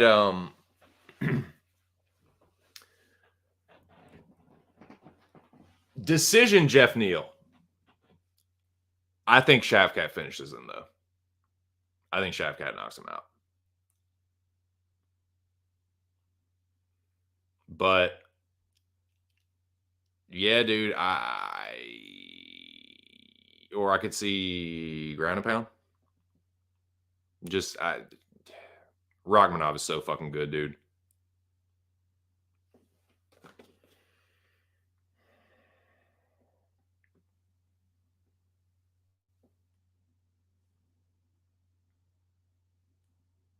Yeah, man, but this is the last stream of the year, boys. This is my fucking bon voyage, my farewell to 2022. We've already done the 2Cents Oscars. I'm looking over this next card, kind of looking into the new year a little bit. Glancing at this card, a little preview, and then we're going to get into this the submission countdown, dude. By request. Shout out to the 10 people in the building, dude. This is the third time we've had double digits. Shout out to the 10, man. Y'all are just in time for this preview. What up, Playboy? What are you doing? Shout out to my dude Liam Picks Fights. Shout out to the boys at Pub Sports Radio. And check out Liam Picks Fights. He's on he has several different platforms and streaming mechanisms and stuff. He'll tell you all about it, man. Just holler at Liam on Twitter. Yeah, man. Arkandome in the building strong. Shout out to you guys. Yeah, dude. Liam, dude. Big Show hooked me up with this fucking overlay. You like that shit? We got Umar, dude. If Umar, what is the line on that right now? If Umar is anything 200 minus 200 anything, oh, I'm gonna fucking hammer it, dude. Get better money on him on the 14th. Yeah, okay. So that is a mistake that I made this year with the gambling. I need to be smarter about that with the line movement and like waiting like whether I should wait or whether I should not wait. Like, of course, like logically, like you would think if you get a good line early and you don't anticipate it getting better, you get on it early. But like, I made that mistake a couple times of like being too fucking like jumping the gun and like kind of losing out where I could have got a better line. Says hot fire. Yeah, dude. Appreciate it. Card is sneaky good. It is, dude. Shavkat, Jeff Neal could headline a fucking fight night. In fact, I was talking about that dude. Like, should that be the main event? I don't know. Just asking. I don't know if it should or should not, but I'm just asking. No line, but I've seen people actually on Barcelos. Dude, I like that. I like that, dude. Please. Liam, I was just talking about Blanchfield, Tyler Santos. I mean, I'm a certified Blanchfield simp, but I like Blanchfield so Mish for this. Basharat early dog. Yeah, I think Basharat cleans up. Basharat, Umar. What was the other one we were talking about that was kind of getting retarded? I feel like there was another fight where it was like a clear favorite. Anyways, but I do like Shavkat. I'm another like I'm a Shavkat stan, but it's because I think he's the fucking goods. Neil Magny is that's a legit win. Finishing Neil Magny. I know, dude. I know he loses by submission a good bit, but that's still, dude. That's still like impressive. Jeff Neal impressed me though against Luque, so that's crazy though that Shavkat's minus 525 already. Come on, Neil betters, where you at? Where you at, Neil backers? Bring that line back to square, dude. Bring balance to the fucking force, dude. Need balance to the fucking Shavkat force. Fucking bring that thing back to a reasonable realm, a reasonable area, a bettable area. You're saying what up to Zach? The homie's dapping up. Nice. Liam says Blanchfield 10-1 is insane. I was just saying that, dude. Like she's future champion. Yeah. I like it. That makes me feel even better, dude. Yeah, shout out to the Arkandome homies. Up in this thing strong, dude. Texas in the building strong. Tennessee in the bit. Tennessee in this motherfucker strong. Lockmanoff. Oh, I like it, dude. Nice. Lockmanoff sub plus 420 against Magny. God's greatest gift. Greatest gift to Liam Kind. I like it. I don't like to bet for or against Neil, man. I don't blame you, dude. I don't blame you. I don't know for certain. I'd have to go back and look at it, but I'm kind of like, I'm not terrible at picking Neil fights, but I'm not awesome either. Off the top of my head, I'd say it's about 60 to 55, 45. You know what I'm saying? Like 60, 40, 55, 45, something like that. I'm not super great at it, but I'm just a Shavkat fucking stan, and I'm just probably gonna bet him, dude. I'm probably gonna fucking find some greasy way to fucking stick him somewhere and just hope and pray. I know that's probably stupid, but it's just what I'm gonna do because I'm fucking hard headed. But so what are we talking about here? The rest of this fight card, yeah. I'll tell you what, I'm having a tougher time. Just initial early read or lean or whatever, I'm having a tougher time with the main event than I am with Shavkat Jeff Neal. I'm just closing my eyes and picking Rachmanov. Kind of like Blanchfield, I am riding in that car until the fucking wheels fall off. I'm shoveling coal into that fucking steam engine until it runs off the tracks. I'll go down with the ship on those two. Blanchfield and Rachmanov, both future champions. If I die on that hill, you know, freeway striking, weed lighting. If I die, remember the Titan. That's all I gotta say. But I'm riding with both those two. But the main event is tougher to predict for me. But this is for a co-main. Great in the morning. It's a hell of a co-main event, dude. Fuck. What am I doing? Yeah.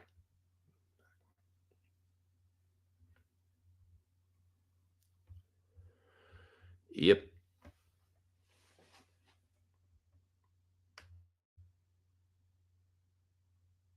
Yep.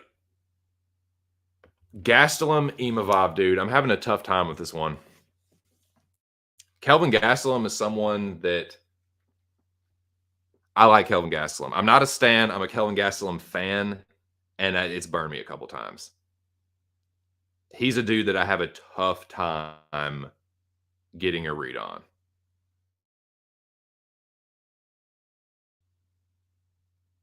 I'm definitely not going to bet this fight. I'm not fucking touching it.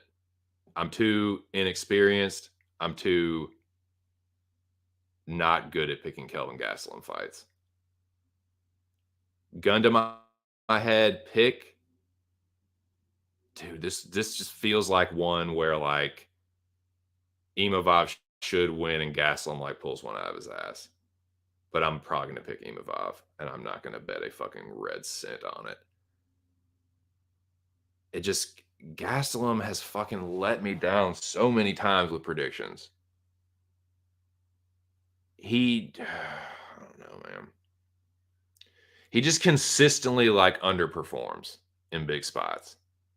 A main event, Kelvin Gastelum plus main event equals my fucking dumbass ain't touching that motherfucker. How about that? How about that shit?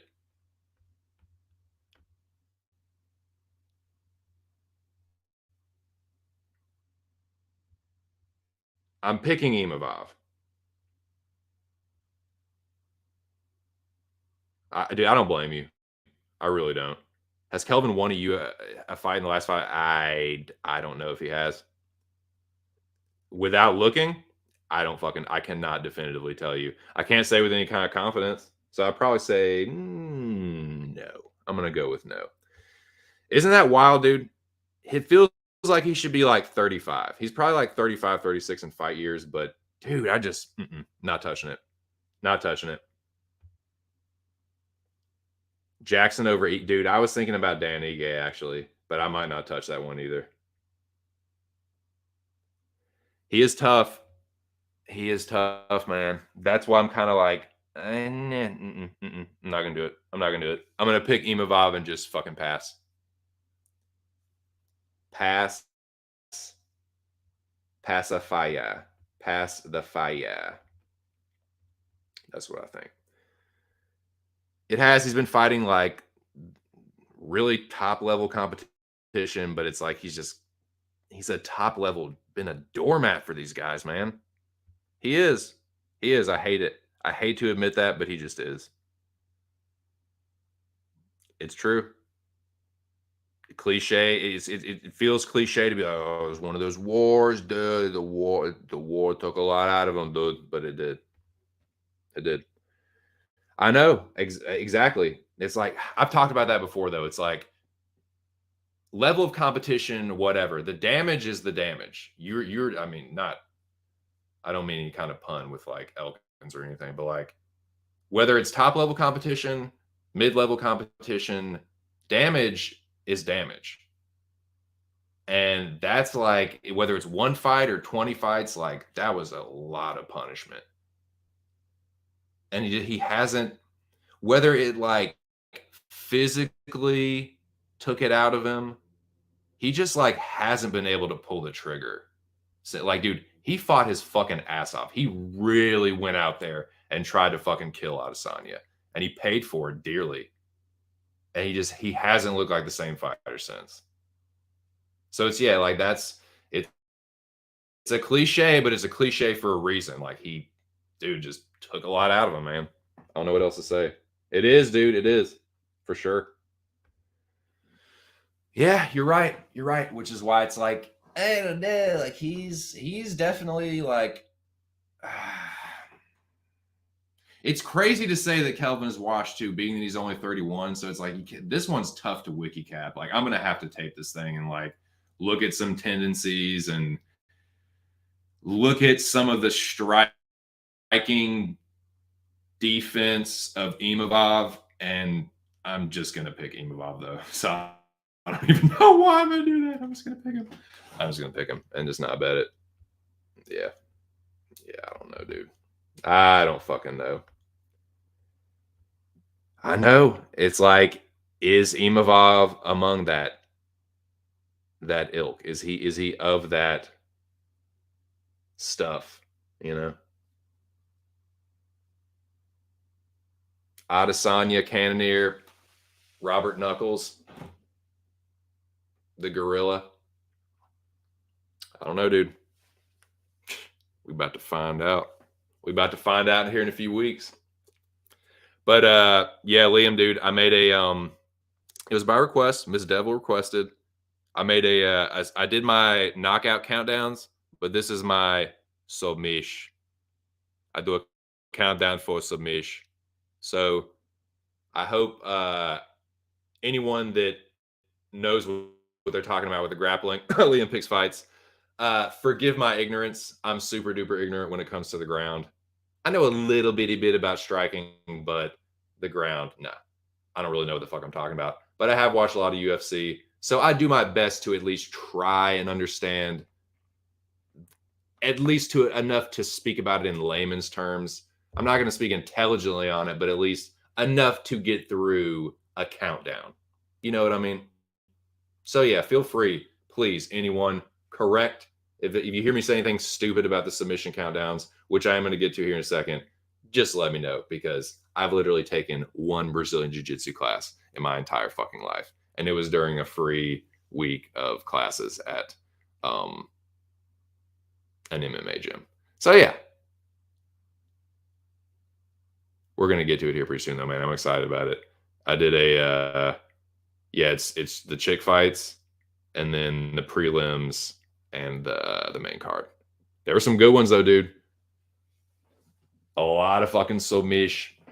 Not, I mean, I feel like there's a few more knockouts, but still, man, a surprising number of submissions. I had to leave some submissions off, dude, because I did the top 20 for each, but it was still tough. Like, this one wasn't as tough to keep fights off the list as it was to rank them. Because I have certain criterion, like when or criterion, I can't remember which one is the right for the singular for the plural for that. But whatever. I have certain criteria when I do the knockout seating, which is like level of competition, how cool the knockout looks in and of itself, and like the level of devastation. And then I kind of break that down further. Like, okay, these are ref stoppages or TKOs, and then these are just like complete shadow realm. So that's kind of how I break down the knockouts. The submissions,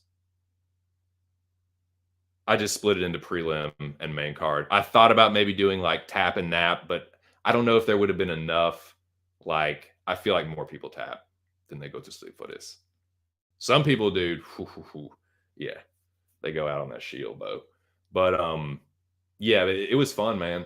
It was fun. Like I said, I don't know as much about the grappling or the ground fighting, but I've come to appreciate that a whole lot more in the last couple of years. Like the skill and like the creativity and just like the brutality, dude. Some of these submissions are fucking brutal, dude. Where like it looks like the person's head is about to get ripped off their fucking neck.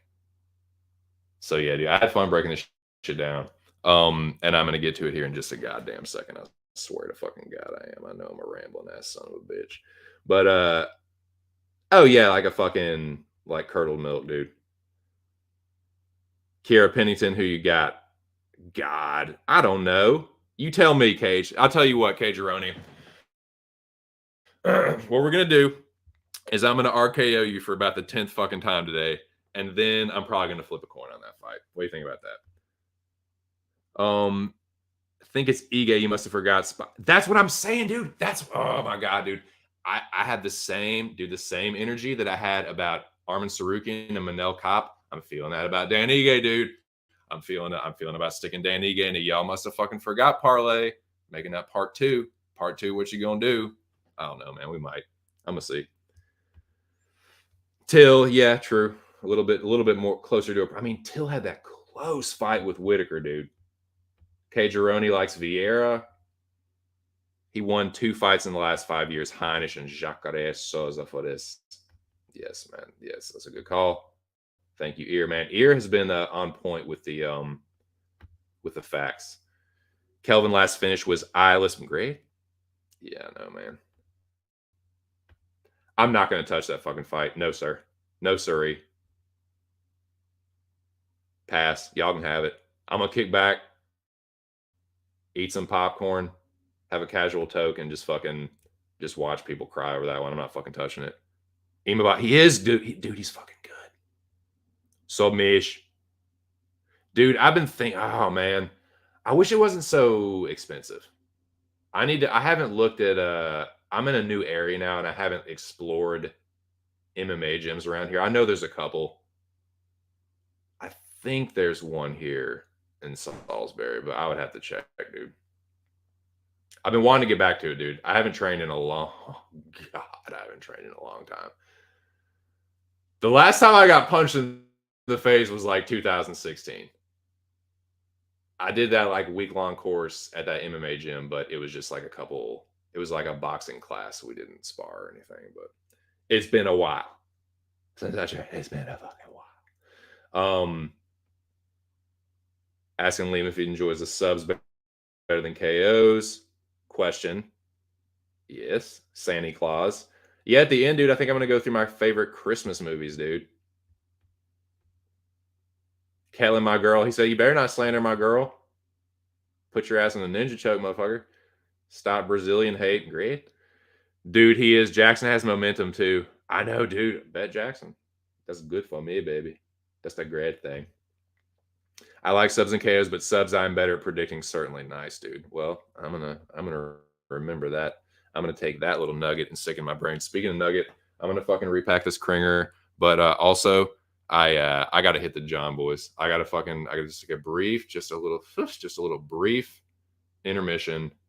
Hit the head. I'll be right back, and then I think we'll just get into the sub countdown, dude, because I'm feeling it, dude. It feels like the right moment. But I can't even think straight. I got to piss like a fucking racehorse. All right. Let me get these jams up, dude. Shout out to Southern England's finest, dude. This is his jam, man. This is Rush's theme song. Shout out to Rush.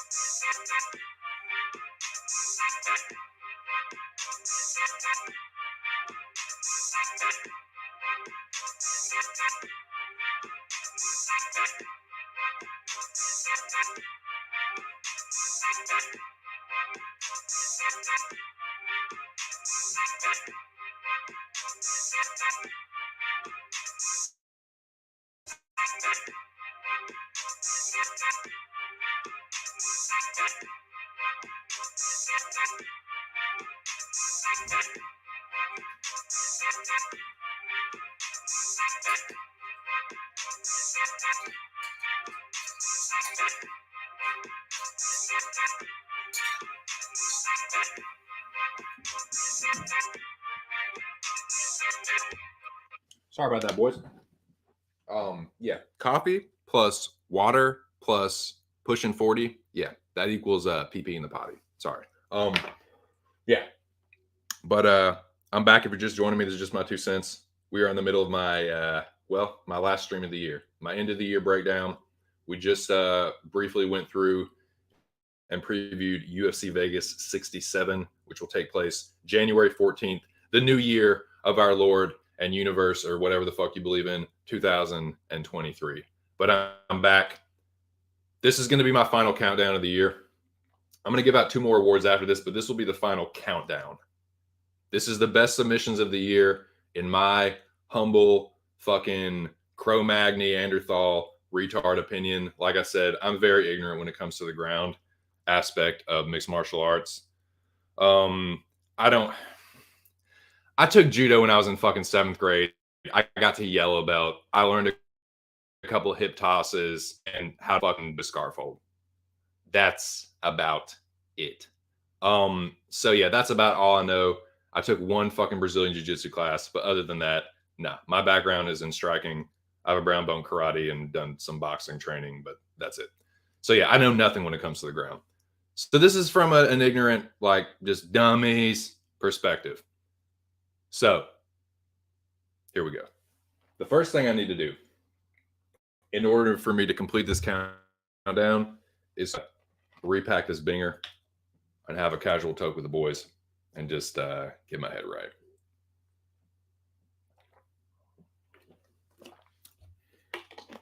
One time for my mind. Is this thing even fucking cash yet? Great. Just have a bowl still left. Dude, I'm not used to fucking smoking the binger. It's been a while, dude, since I usually just have the bubbler on here, the one hitter, but I got the fucking, excuse me, I got the bong today. It's pretty tight.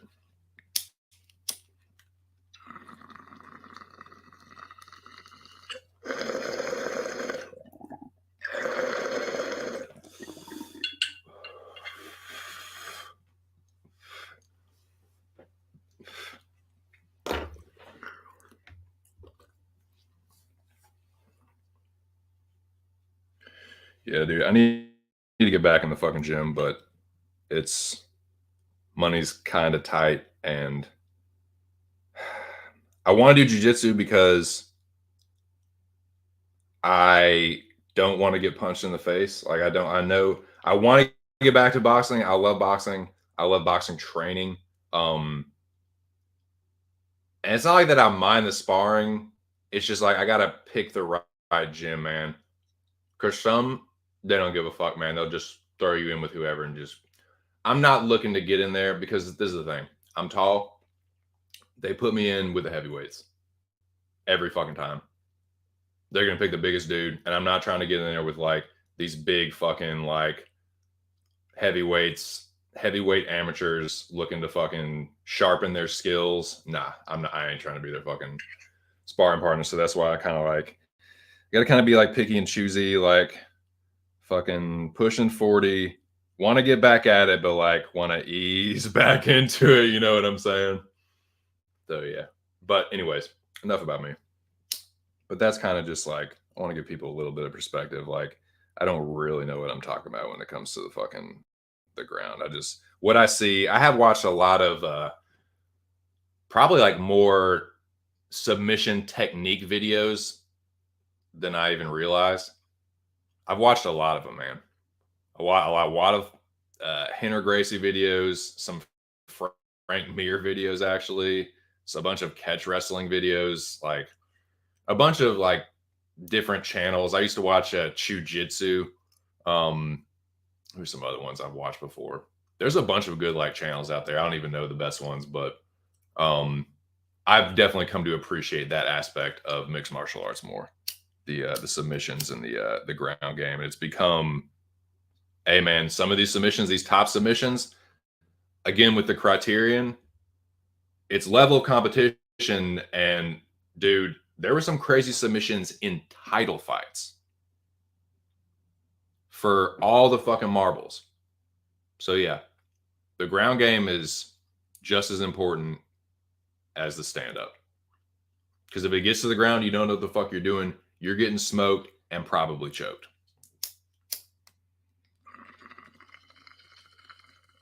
All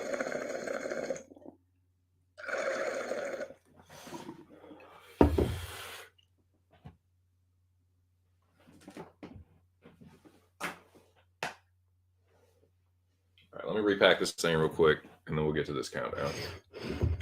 So what we're going to do first, and I know I'm going to sound like, just like, you're such a shoving ass pig. Like, we're going to do the WMMA fights first. And it's not because I care about women less. It's because there's less submissions. It's just easier to get that out of the way first.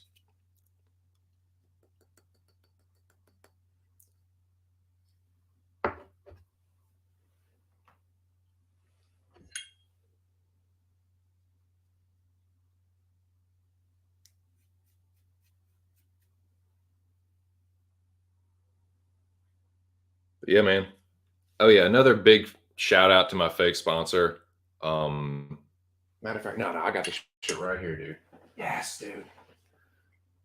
Shout out to my fake sponsor, Good Green, for growing this lovely cereal milk number 2.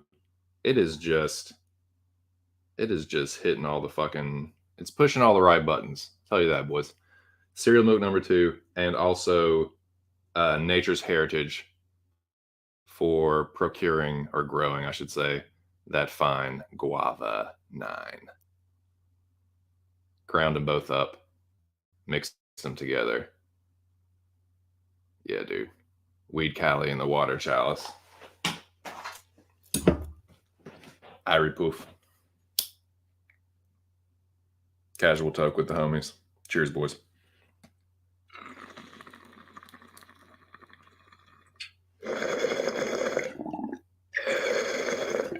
Now, let's get to this fucking countdown, dude. Enough of my fucking rambling and bullshit and fucking corny jokes and shit. Let's get to these fucking submissions. Catch up with the chat. Submissions. Intermission's over. Playtime is over. Playtime is fucking over, dude. Shout out to the whole Arkandome. Arkandome in the building strong. I said it before, I'll say it again. The sharpest group chat on the planet. Am I biased? Yes. Do I give a fuck? Hell fucking no, dude. The sharpest predictors, the sharpest bettors, gamblers, punters, whatever, degens, the sharpest cookies around. Shout out to the boys at Pub Sports Radio. Again, some of the sharpest handicappers around. It's like a network, dude. It's like a web taking over. I love it. So yeah, shout out to the Arkandome. Shout out to Pub Sports Radio. Shout out to the Fight Nowlands at Fight Night Picks. Again, I don't know how I became a mod on that channel, but I am. I think it's because I used to drop my picks on like every single one of their videos. I don't do that as much anymore, and I kind of feel like guilty about it. But I do try and do my part, and I go in there and I mod for their channel. So any like potty mouths, anyone bring any kind of like negative vibes, dude, like anyone trying to bring violence to their drum circle, no, I'm not having that. Boy ain't having that. So yeah, I will go Nova fucking intergalactic police on that shit. I intergalactically police the Fight Night Picks chat. Just trying to keep it civil in there, boys. They're just a couple nice Canadian brothers trying to have a good time, talk about the fights. They're just hanging out, popping popcorn. They're just trying to get into it about the fights. So yeah. So shout out to them, man. All right, well, let me take one more token and we'll start the countdown.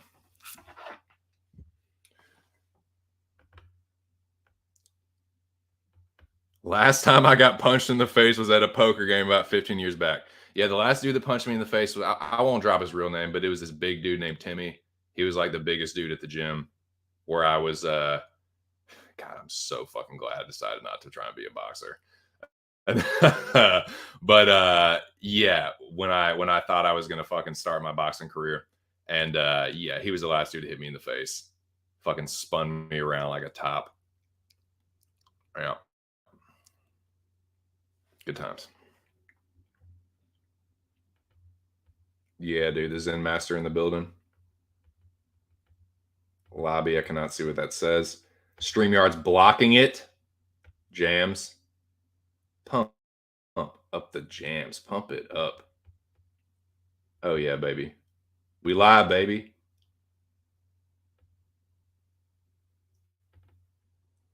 It's key, dude. It is. It's hard. It's hard. It's hard. Shout out to my fucking senseis, man. Shout out to my Shotokan senseis. I was getting good, legit, like verifiable, like and like the instructor lineage can be traced very easily back to Funakoshi. Very easily. There's like 4, 5 degrees of separation. It's not much. So I was getting good, legit training for relatively cheap, like pretty fun, like less than $100 a month. And dude, dude, when I was training at CSC, when I was taking boxing lessons and started like sparring and shit, and was like, "Oh, dude, I'm gonna be a boxer, baby."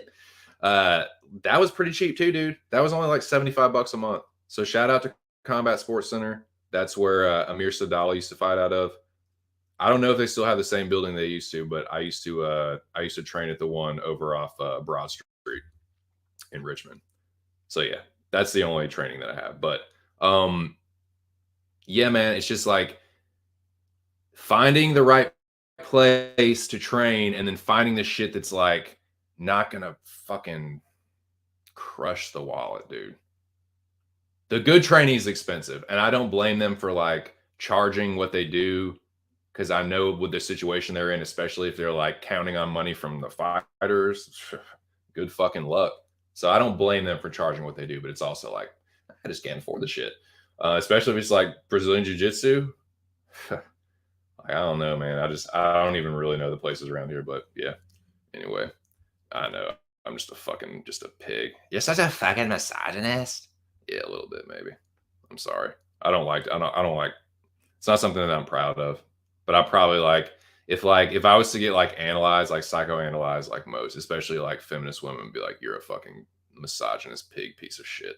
Because I make a lot of jokes about women and stuff. So sorry, I apologize. Familia, yeah, man. But shout out to like all my training partners over the years in karate do, in boxing. Shout out to those dudes, man. They know who they are. What is Moyes called? I don't know, man. Shout out to Big Moyes. Anyways, man, let's enough of my rambling, dude. Let's get to these submissions. Let's get to these submissions. I have the banners ready for that. I done introduced it enough. I'm toked enough up. I'm up enough toked in the fucking I smoked enough weed to start this. That's what I'm trying to say. We're going to start with the female submish of the year. Again, anybody that actually knows what they're talking about, Liam or anyone else, feel free to correct my retardation. But we're just going to start with these. These are the top 10 female submish for the year of 2022. This is just my 2 cents now. Again, the criterion is the level of competition, how many times they've been subbed before, the situation of the fight. Is it a low level fight? Is it a title fight? The submission itself, how tight is it? How creative is it? Again, has that person been subbed a million fucking times before? And that's kind of what I was looking at. That was the criteria that I used. Thus and so, here we go. Top 10 female submissions of 2022. This is going to be number 10 through 6. There you are. Stolia Stanko versus Jessica Rose Clark. This one was really satisfying because I picked Jessica Rose Clark and I ate crow, but I was so happy because I was like, you know what? I don't care if I got that pick wrong. You are such a fucking she is such a bullshit artist, dude. I'm not going to go on a rant because I don't want to waste time or energy on Jessica Rose Clark, but it was thinking about going back and watching this one was so fucking satisfying. She just cares so much more about how she looks and her fucking fake titties and being on Instagram and all that shit. And to see Stolyarenko just fucking take that arm like that, dude, that was pretty awesome. So shout out to Julie I-J-I-J-A. Mayonnaise. Shout out to Julia Stolyarenko for armbarring that fucking phony ass fucking insta thought fucking trollop. That fucking busted 7. I've betted worse, but I've betted a couple better too. Yeah, you know what I'm saying. You know what I'm saying, boys. Because the Simps, I know, dude. I know I can't act like I'm any different, but it's like, God damn it. But looking back, dude, going back and watching that was like, yeah, that was satisfying. I had to put it on the top 10. Exactly, dude. You're just asking for it. You're just fucking asking for it. Nice, dude. Nice. That's what's up. So, number 9, Alexa Grasso versus now rear naked choke. Now, I would have this one normally a little higher, but JoJo's been choked a few times. But still, I of all the submissions that happened this year for the females, that was a pretty good one. Then we got Limotion Watterson again, not higher because Watterson has been subbed a few times. But a nice tight fucking guillotine for this. Then we have Carolina versus Felice. Now this one, you could have this one lower. You could have this one further towards the back. But dude, Felice, this was only like the second time she's been subbed. People might have that one seated lower.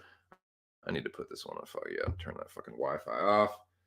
God, man, the signal on this fucking computer is so shitty. All right, there we go. All right, sorry about that. So yeah, so I have that one at number 7.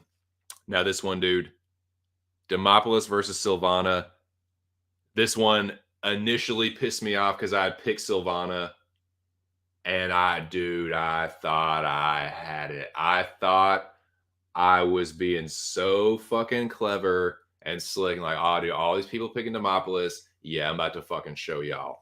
Boom, dude. She fucking smokes one across her chin, drops her. But credit to fucking Demopoulos, dude. Credit for fucking Titty Ho. Titty Ho's tough, dude. She's scrappy, man. She fucking hangs tough. Of course, Silvana fucking just jumps. Hey, let me just jump right into your guard. Awesome. Dive right in. Fuck. But it is what it is, dude. She she pulled it out of her ass, man, and it was a nice tight armbar. Silvana had no choice, dude.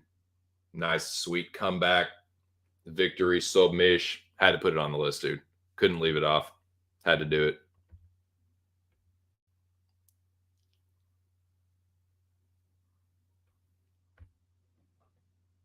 Liam says sub plus 300, round 1 plus 500. Bang.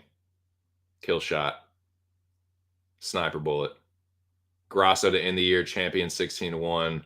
Also a bit odd to me. Agreed.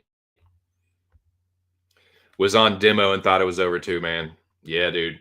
I thought I had it. And yeah, I'm sure demo backers were like, fuck. Yeah, dude. Dude, you want to talk about some fucking tatties, man.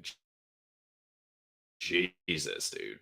Silvana and Jessica Rose Clark have some fucking mamorals. I don't know if either one of them are natural, but they're there. There's some fucking blamos, dude, in a real way. Um, Here we go, dude. Top five. This is a top five female submish for the year, baby. These are these are the good ones, dude. The cream of the crop. Y'all might have them seated different, but I think this is a pretty righteous top five. Like I can make a pretty good case for all of these. This one is crazy because correct me if I'm wrong, but I don't think this has ever happened to her before. And this is kind of what she was known for. Like this was kind of the tables being turned, someone getting a taste of their own medicine is more like. But yeah, in any case, this is my top. This is number five. Myra Bueno Silva, the arm bar, the tap or non-tap heard around the world. Did she tap? Did she not tap? I think she did. She tapped on the side where only some people could see it, and I think she was a little embarrassed about it. But yeah, that one's sweet, dude, because that's normally what Stephanie Eggers usually one's yanking somebody's arm. But yeah, shout out to Bueno Silva, dude. She's one that's kind of burned me. Like I've rated her too high before, but she pulled one out of her ass there, man.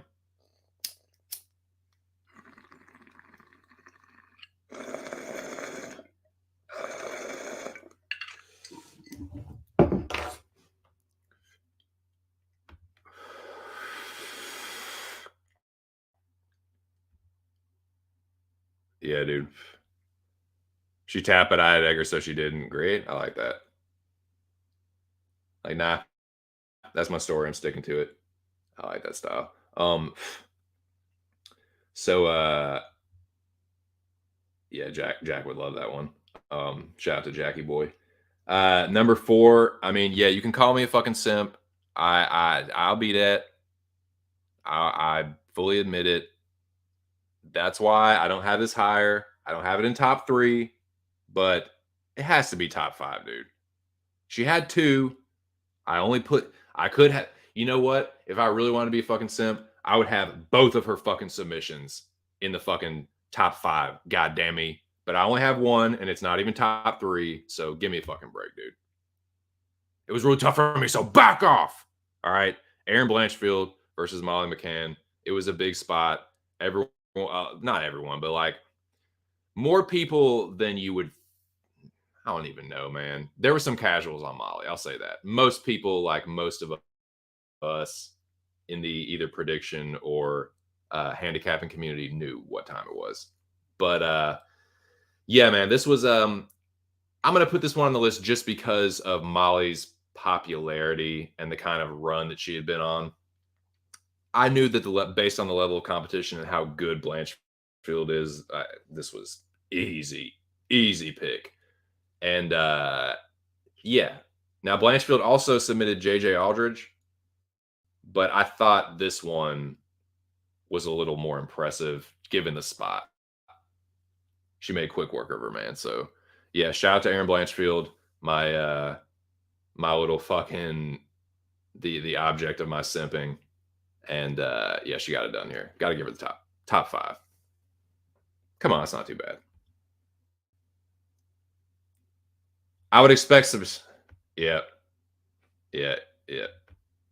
Oh yeah, you know what time it is. Like it's. I fully admit it. I know I have. She's a problem for me. Okay, she's. You want to know what it is? You want to know what it is? She reminds me of a lot of the. Jesus, I'm gonna sound like such a fucking pig. I'm gonna sound like such a fucking misogynist. She is the around the same kind of level of a lot of the women that I have taken into my bedroom and fornicated with. She is just the type of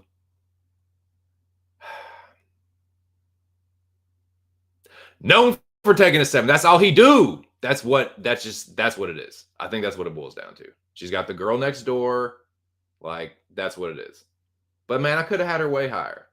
And I could have had both the fucking submissions on there. But you know what? It was only number four.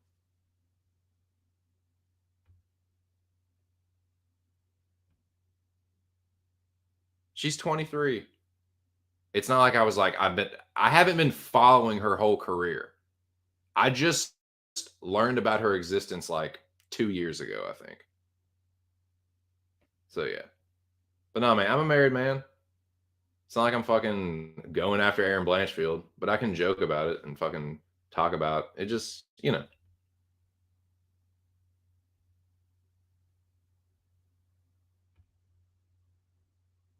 no, I'm not.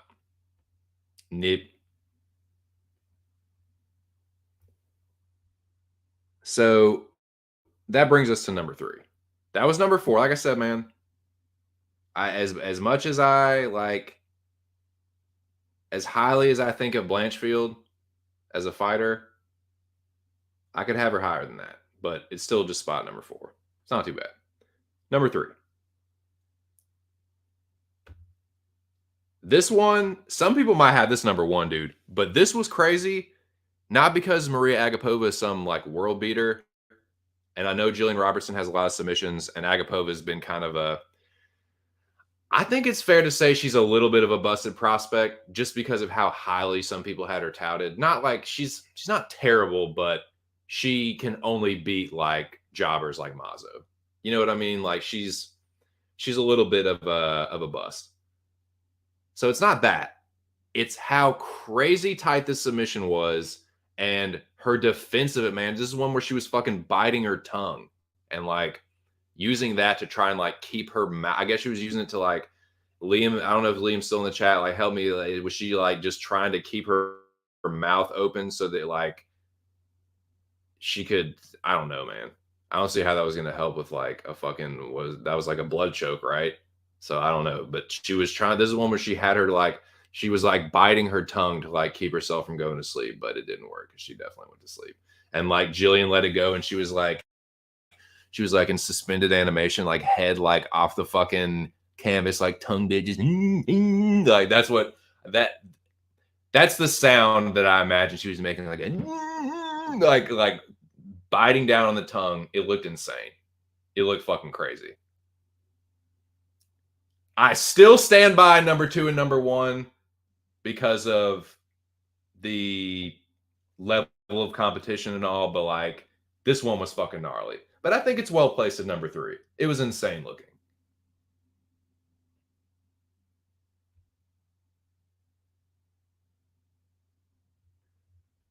What up, Playboy? Yeah, what's up, dude? Shout out to Nikki Elbows. Nick, dude, you like this overlay that Show made me? Yeah, Big Show, bless your boy with a fucking sick ass overlay. That's we figured out what fight it was. It's Aldo Lamas. But yeah, man. Shout out to the pub homies in the building, dude. She's like good, dude. She's like a good fighter. Oh my god, Pablo, bro. Again, I had to warn. Who did I have to warn about this? Was it Cage? Well, if it wasn't Cage, I'm just gonna warn Cage again and definitely just RKO him the next time he sticks that fucking ginger head up in this chat. Just, RKO. No, I'm just playing. I'm not about the ginger thing. I will definitely RKO him though. But what was I saying? Something about Blanchfield. Something about Aaron Blanchfield. I don't know. I can't remember. But yeah. Oh yeah, dude, it is your fucking birthday, man. Well, happy birthday to you. Happy fucking birthday, Nikki. You doing a little celebrating today? You like that shit? Yeah, dude, I think it's fucking sick, man. He was like, "Yo, check your DMs." It's like, "Fuck yes." Yeah, happy fucking birthday, dude. Yeah. It's a celebration, bitches. Enjoy yourself. Yeah. Yeah, it's a party now, boys. It's a fucking party now. Yeah, cheers, boys. Yeah, the fucking old lady's out of town for the moment. She's heading back here. I don't know exactly when she's coming back, but some point later today. But yeah, dude. She doesn't like, you know, doesn't need the binger today, so your boy's got the fucking house bomb.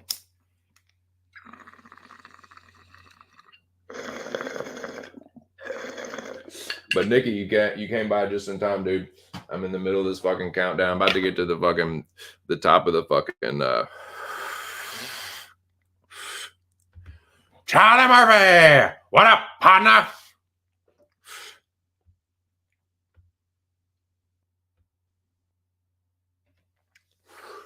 Since I have a feeling, I bet you're number one pick. Oh yeah, you think so? Well, we'll see. We'll see how close you are, sir.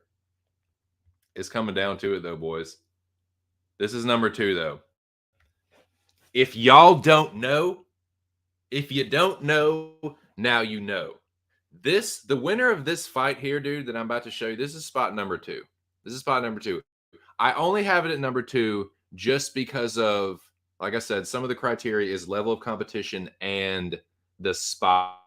Like, is it for a top 15 spot? Is it a title eliminator? Is it a title fight? That kind of situation in ascending order or whatever. That's a criteria. God damn it. I don't know if it's a criteria or criterion. I don't know which one is plural. I can't fucking remember. Anyways, that's the only reason this isn't number 1. But it's pretty close. And I think this was kind of a historical one. But this first spot might have been historical too, in a way. I don't know. I'm a little too high to remember. But what I can tell you is that this is a fucking dope ass submission. And if you don't fucking know, let me fucking just enlighten you. The winner of this fight is one of my she is my favorite WMMA fighter. Spot number 2 goes to my homegirl. Jessica Andrade, that's the homie, dude. That's my fucking homegirl. Like, your boy rides heavy for Bate Estaca. Yeah, man. Standing arm triangle. She throws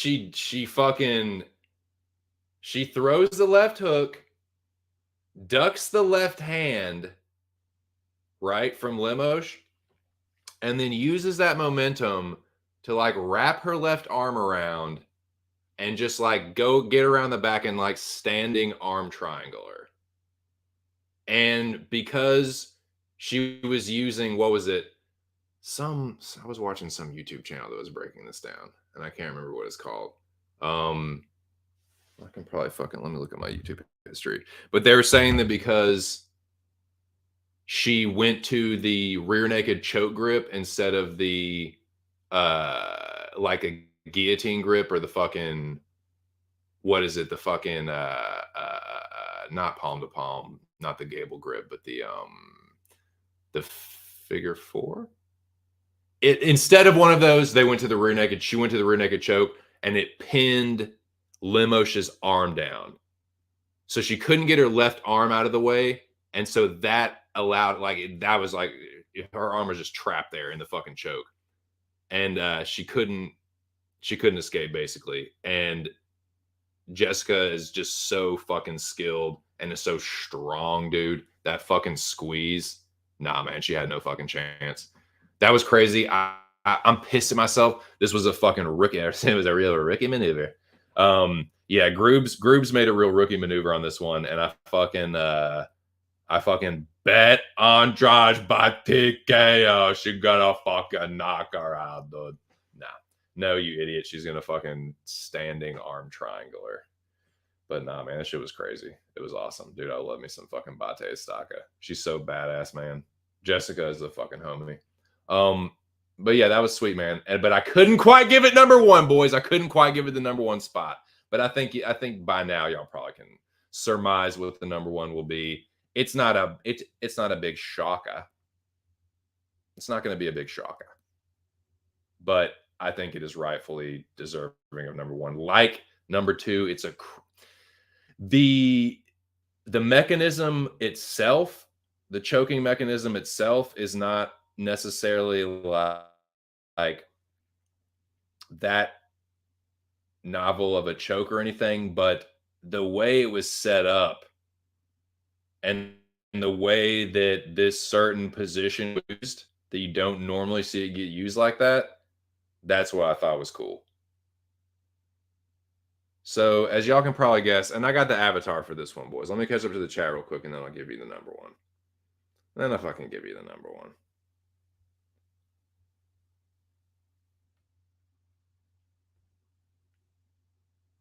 Roll through the picks so far. Yes, sir, indeed. So you haven't missed much.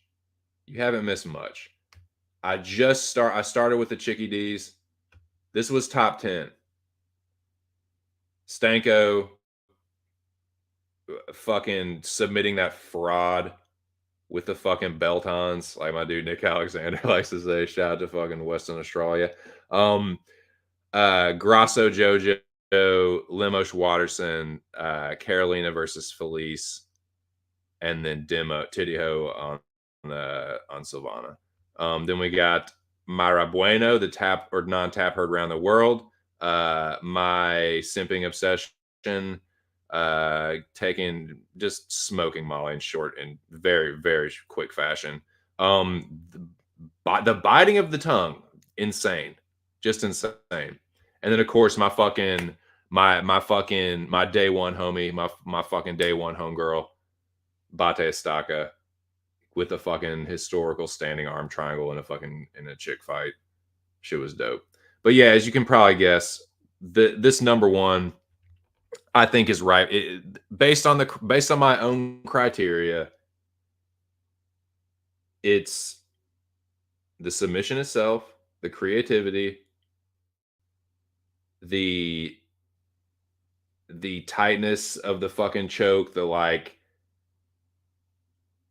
because I don't know what it is, but like some of them, it looks like they're like not putting a lot of effort into it. Like some of it just seems like not all of them are built the same. It's like definitely like some people have more squeeze than others, and this one had everything though. It was the level of competition, it was the spot, it was the like the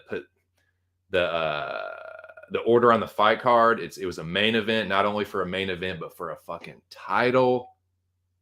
As you're gonna see in the main card submissions, dude, it's for a fucking like some of these were for fucking titles. Titles change hands via some of these fucking crazy submissions. So yeah, man, this was not only an insane submission, but an insane submission at the highest level with the light shining brightest. So that's why I had to give it the number one spot. Had to do it. Number one, my number one chick fight submission of the year goes to the motherfucking champion.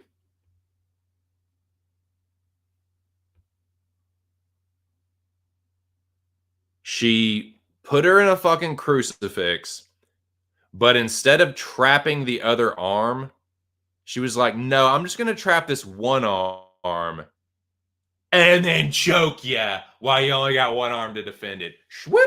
She just like fucking sunk it in. I mean, look at that shit, dude. Great in the morning. Oh my God.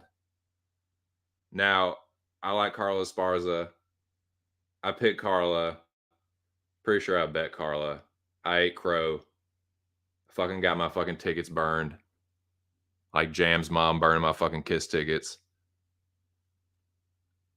It is what it is. So it kind of broke my heart, but I definitely can appreciate looking back now. It's like Usman. Like I do appreciate the brutality of the knockout now that I've dealt with it and I'm at the fucking acceptance phase of the grief.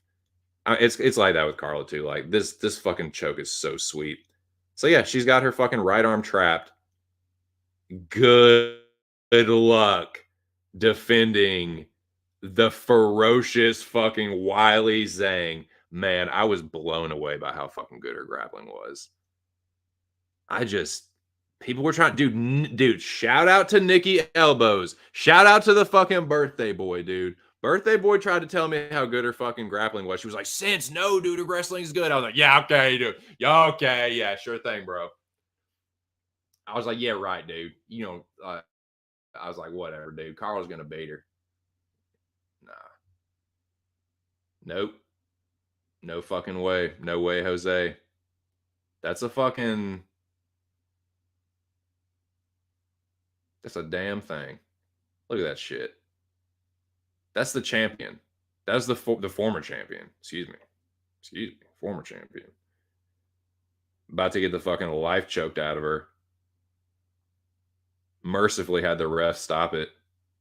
She tapped quick too, man. She knew, dude. She knew she was about to go. Just Carl was like, "Nope, I'm not. The face I'm making is probably stupid enough now. It's not about to look even stupider with me like going just like when Wiley. I mean, just imagine for a second that Carla doesn't tap and she does get choked out, which would probably have been in a matter of seconds, maybe like 15 to 20, maybe not even a little, like 5 to 10 seconds more. Again, forgive my ignorance, but very shortly afterwards, she would have gone to sleep. Imagine what she would have looked like then. Imagine what the memes would have been like then. Because I guarantee you, it would have ended something like Wiley's because look at how Wiley sprung up. She would have sprung up and Carla's lifeless body would have just like flopped on the canvas. Or like she would have gone backwards and something. She would have looked crazy, dude. Carl was like, nah, I'm not about to look crazy. I look crazy enough. No, tap, tap, tap, tap, tap. Crazy, dude. It has to get the #1 spot. It has to.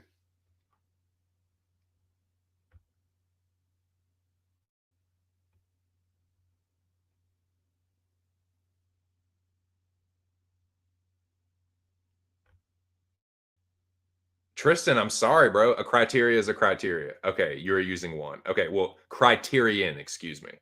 Criterion. That is my criterion. So this had all the criterion.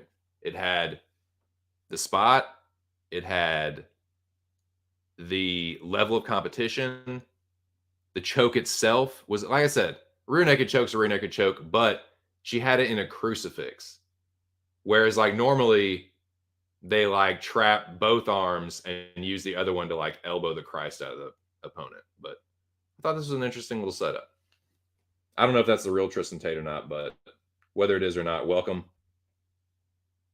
Is your bro gonna fight Anthony Smith or Jake Paul? Tristan, can you I'm not trying to, I'm not trying to if it's something that's got to be kept a secret or kept under wraps, I understand. Big Show, only person to not gray it. Show, you breaking Nikki Elbow's heart, dude. I almost hit one of these in competition hand. Nice. The crucifix into the rear naked choke from a crucifix. I believe you. I wish I had a cage to push into. I think I could have finished it nice. Yeah, dude, to you in a title fight against Carla with that wrestling. Lord have mercy. That was that was impressive, dude. Okay, there you go. There's your happy B-Day. Are you fucking happy now, Nick? No, I'm just playing. Rear naked choke grip, so much better, in my humble opinion. Way higher percentage to get the finish.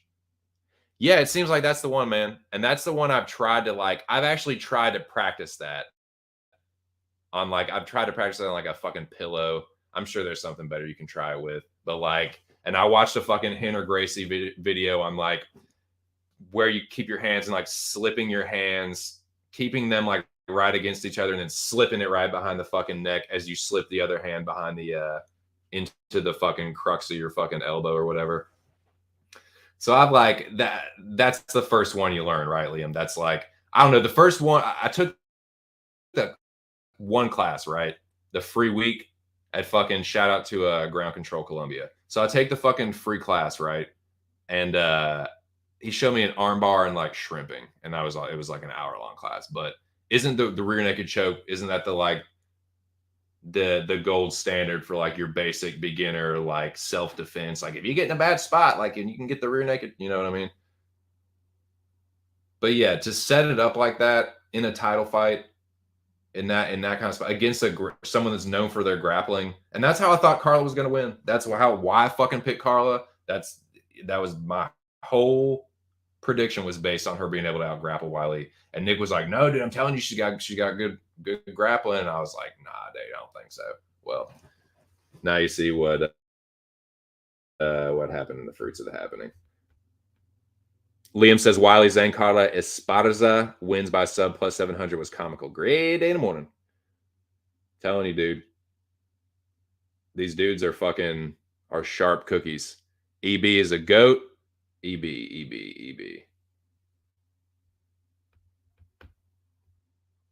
Nikki Switches gave away the contest to you show. It was early Christmas gift. Nice. Merry fucking Christmas. Zhang angle is crazy. Yeah, it's nuts, dude.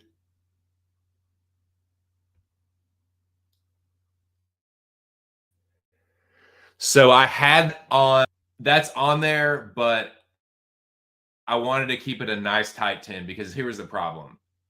There was only like 13 submissions for females this year, dude. I'm not bullshitting you. There was like 13, and I was like, well, I'll just make it a top 10. Like there was a couple others I left out too, but yeah, that was on there. I'll be thinking about that. What do you think about that shit? How you like them apples? Bo Dick. Yeah, dude, she's fact based. She's based on based in fact. Illinois Bigfoot. Do I think the MMA guru is number one out of MMA? No, that is nonsensical. Guru, Beanie Boy, no.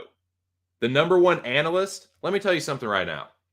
If we're talking about YouTube, just analyst, pure analytic breakdown, like X's and O's, this is the technique, this is the setup.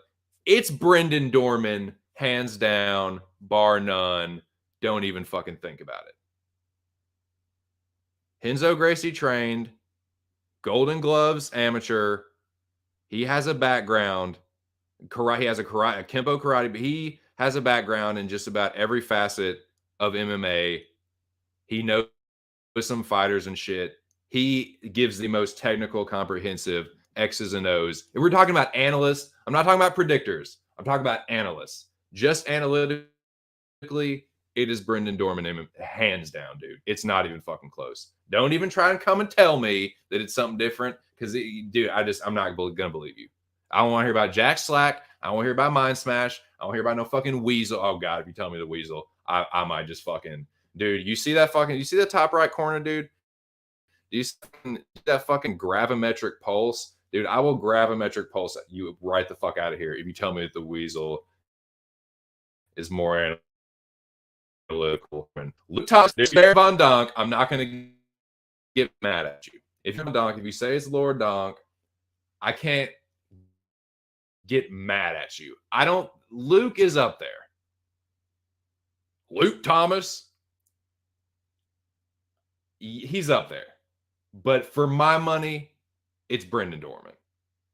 Me personally. I've been listening to Lord Donk for several years. I've been listening to Brendan Dorman for several years. For my money, it's Brendan Dorman. Analytically, pure analytically, and I'll tell you what, Liam picks fights as far as like grappling and some of his breakdowns and how sharp that combined with the handicapping. I don't know, dude. I don't know. I'm not just blowing smoke up his ass because we're cool and he's in my chat right now. I swear to God, I'm not. But I'm just thinking about it, about people that I can think about the top of my head, as far as like knowing what they're talking about, and then being able to like show a little bit of something for it too. You know, I don't know.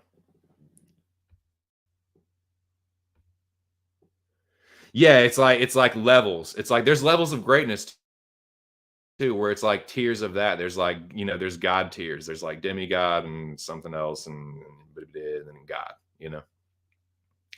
It go a guy, the cow, a man, a horse, a dog, a rat, a woman, and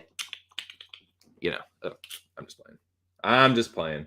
Hey, no, I had to give you your flowers, Nikki. You did fucking tell me about you tried, but I'm hard headed. I'm a little ignorant. I apologize, but it's true. It's true.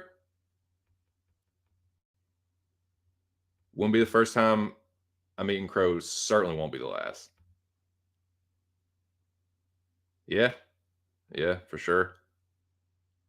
Grappling meta is getting so good at defending traditional rear naked choke. Got to find a way to trap the wrist to prevent the hand fight.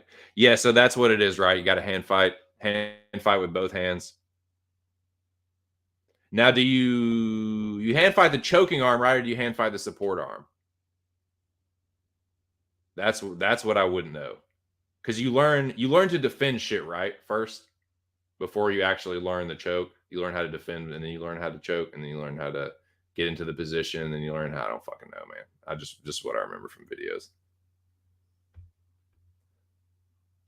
Oh, okay. Yeah, yeah. You got my Twitter. Hit me up. Hit me up in them DMs. Hit me in the DM. Yeah, happy birthday to Nikki Elbows, dude. My buddy from Boston. Yeah, what are you, Nick? 26? Hell yeah, Bo. Get out there, drink you couple, Bo. You ain't even 30 yet. Shit. Rear naked choke, easiest applicable in principle, right? Seems like the basic. You take this arm, you wrap it here. You take this arm, you wrap it here. Hand behind the head, squeeze everything together. Squeeze. I like grabbing the back of my hand, neck after connecting a rear naked choke. I have such long arms; it's hard for people to peel my hand off. See, that's what I need to learn, Nikki Elbows. That's the stuff that would be easy for a lanky son of a gun like myself. I feel like I would be okay at it once I got the hang of it, dude. I'm a quick learner. I'll say that. I took to the Shotokan, took to the Karate Do. I took to like a fucking fish to water, dude.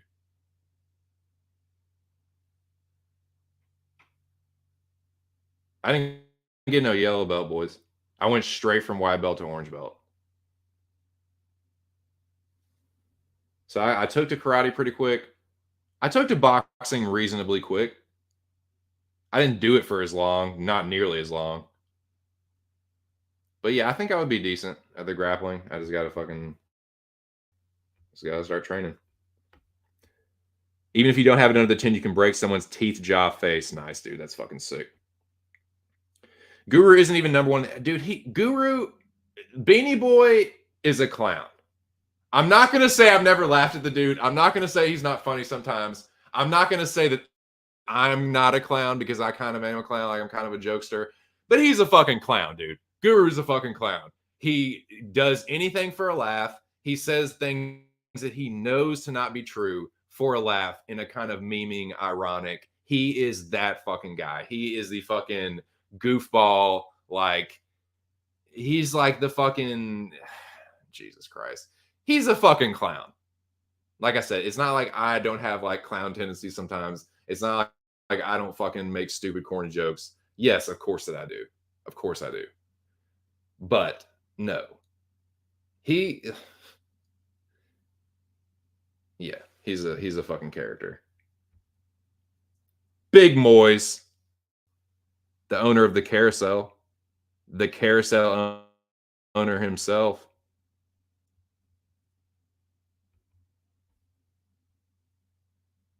Man, dude, the weasel is fucking fugazi, dude. I've talked about this many times. Y'all know what the fuck I'm talking about. That motherfucker has been he's been turned out, dude. He got his fucking bitch car pulled. He is a fucking that motherfucker is a pay for sub ass.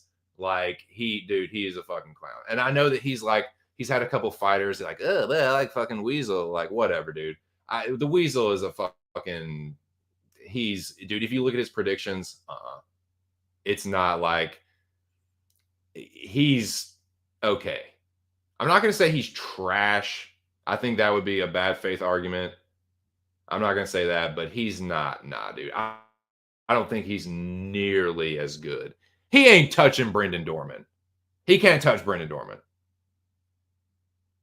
The depth that he goes into, technique, setup, nah.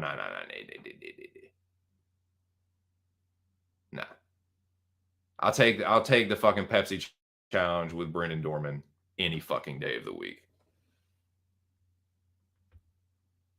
Oh, Dorman, yeah, he's fucking. That's who I That's kind of like my gold standard.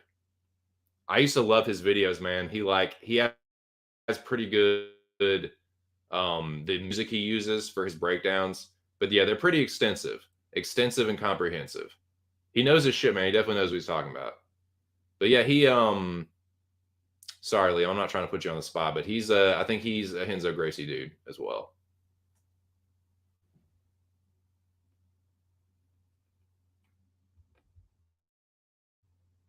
But yeah, man, hey, Liam picks fights, knows his fucking shit, dude. With the grappling, you better fucking believe. You don't believe him? Check out his fucking Twitter. Great. You want to see somebody get choked? Great. You want to see Liam fucking choke the life out of somebody? Great. Check out his Twitter. Jack Slack, Dan Tom, Luke. No, yeah, dude. I will throw my hands up and say yes. I've listened to Luke Thomas for many years. I used to listen to Morning Combat religiously, and then I decided to start streaming the same days that Morning Combat streams. But hey, dude, thanks for fucking kicking in the chat, dude. It's good to have you, man. We're going strong with his double digits, boys.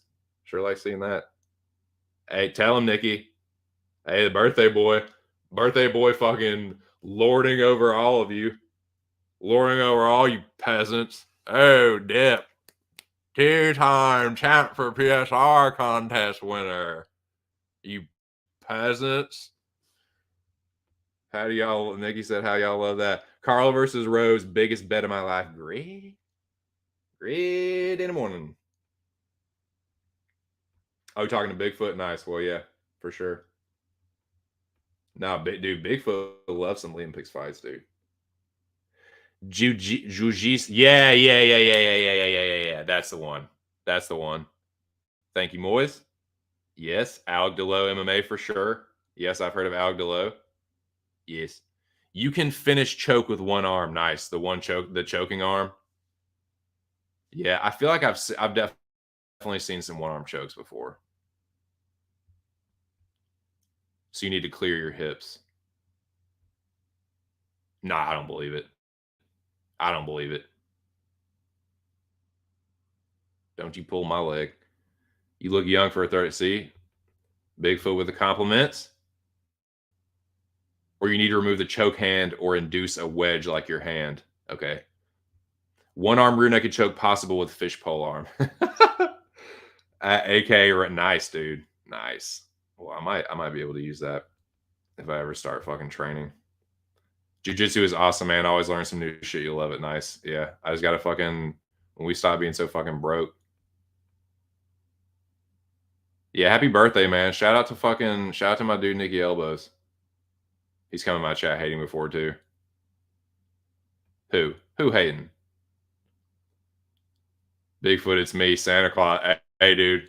Yeah, fucking dude, it's gonna be Bigfoot. You better fucking watch the fuck out because the general, it is gonna be like Violent Night Santa Claus. It's gonna be like David Harbour fucking that's the Santa Claus you're gonna get coming down your chimney. You can be in there streaming, talking about Bigfoot, looking for love, giving your breakdowns, and here comes fucking General Alex, Violent Night Santa Claus down the chimney. Rock your fucking world. You better believe it. Tell him, boys. Tell him about that fucking fraud. The Weasel. Yeah, it's like, all right, like, sounding like me, dude. You sounded like little B old 2 Cents. Oh, dude, I'm going to get back to training. I have been saying that for a long time, though. In fairness, I mean, I still like shadow box and I do kata every now and then, but I should be doing that shit every day. If I'm not going to be in the gym, I need to be shadow boxing and doing kata every day. But it's an apartment. I'm not hanging any kind of fucking heavy bag. I could get one of those fucking standing heavy bags, I guess, or one of the dummies. But other than that, I don't know. But anyways, enough about me. Yeah, dude. Happy birthday, man. Mindsmith is a goldfish in a fish tank. Oh man, dude, Moyes is funny, dude. Nice, dude. Fuck yeah. I haven't gone to Brendan's channel in a while, dude, but I used to really like his fucking breakdowns, man. He's a sharp cook, dude. Sometimes it's like a little over my head. I'm like, what in the fuck are you talking about? But he should do, especially with the striking. Ooh, he knows his shit, man.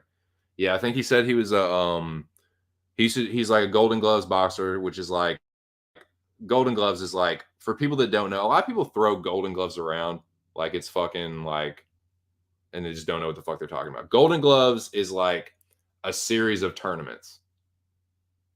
It's just the name of a tournament, and each state has like a will have a Golden Glove tournament, and there's like nationals. I like when I was boxing, like trying. I'm gonna become a boxer. Bleh.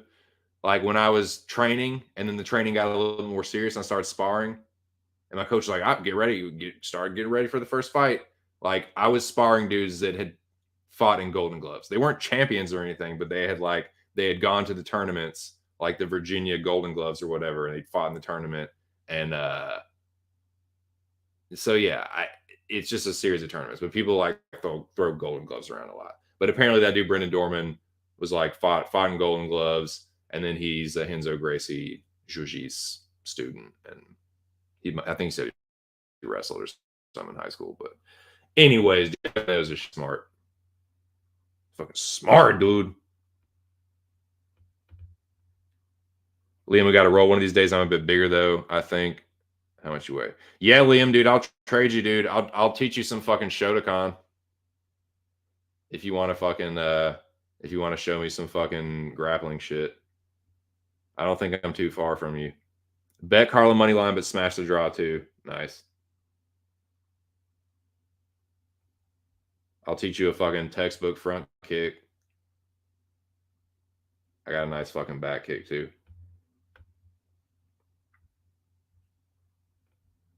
You got a pretty good gay Akuzuki. I'm sure I've seen many one arm chokes. That's no. Okay, so we've done the chick fights, right? We did the top 10 female submission. All right, so let's press forward. Got 10 people in the building. Shout out to the 10. We're gonna press forward a little bit, and these are gonna be the top 20 prelim submissions of the year. Dude, there were some awesome subs on this one, man. Some that I'd forgotten about, but when I went back through and watched them, like, man, that's awesome. And like some of these dudes are like really good. There's like some undefeated dudes in there, and like there are some impressive submissions, man. So I'm gonna go through this list real quick. And excuse me. Oh man. Fucking oatmeal, dude. Um yeah, let me get these banners ready. Take this. Ticker down. Where the fuck? There it is. Okay. I hate geese. So, dude, I remember I am not missing the judo gi at all. That fucking thing compared to the karate gi is so much lighter. God, it's so much lighter. I remember that fucking judo gi with all the like the ridges and shit in it. Like, but I remember. So when I did the free week, and I only took one jujitsu class. I went to a kickbox. I went to one kickboxing class, one boxing class, and then one jujitsu class. But the jujitsu class, I was just like borrowing a gi, but it was like one of the judo gis where it's like thicker and like, especially on the lapels, they were definitely like thicker, more grabbable or whatever. But yeah, definitely a thicker gi. Didn't miss that. I tried to ask the people there. I was like, "Do you guys have no gi?" And he was like, "Nah, dude, you're gonna need to learn the gi first." And I was like, "Okay." I mean, I didn't know. I don't fucking know. But I wanted to learn no gi because I was like, "Well, I'm not gonna fucking on the street or anything." I mean, I don't even want to talk about that shit because dude, I don't fucking God. I haven't gotten in a fucking fight in almost 20 years, And so talking about street shit is so fucking stupid because it's like I try and avoid that shit at all costs. But like I would figure like on the street, if like talking about like practical applicability, like I'm gonna if I can, I'm gonna take my damn shirt off. That's what I used to do back in the day. If I was gonna fight, dude, well, first of all, I'd make a fucking dude. I was so ridiculous, man. I was such a fucking douchebag. Yeah, if I thought I was gonna go down, I'd be like, "What, dude?" And I get real fucking loud. Shirt coming off. Shirt definitely coming off first. You know it's go time. Like Randy, like fucking Randy Bobandy, when the pants, dude, pants come down, look the fuck out. Shirt comes off, look the fuck out. That was my fucking like sign, like, dude, I'm ready to fucking fight. Like we're about to fight. But yeah, so that's ideally. So the gi, what would the gi do in that situation? So it just seemed like it was more practical, but he was like, nah, dude, we don't do that. All right, whatever. I don't care. I'm here for the fucking boxing and the kickboxing anyway, dude. But yeah, all right, so we're gonna get into the top 20 UFC submissions in 2022 for the prelim cards. Top 20 prelim submission for this.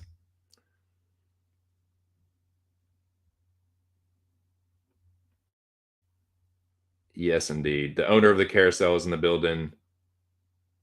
Come forward and be judged. Take a spin on the carousel. I'll tell you what, dude. I've taken a few rides on the carousel. It's fun, man. I have a good old time. Yep, you will be judged. Judge me, bro. Guilty. I'm proud. Judge me if you will. Well, so have you then, boys. Judge me. I'm probably guilty. There you go. Guilty is charged. That's what you want to hear.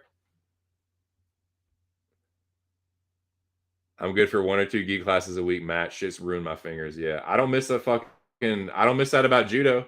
I definitely don't miss that about judo. They're grabbing that fucking judo gi.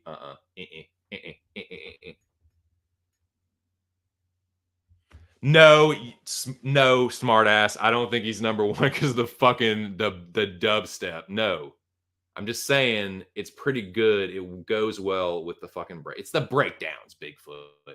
It's the knowledgeability. Yes, very funny, very funny. Ha ha ha. Bigfoot made a funny on me.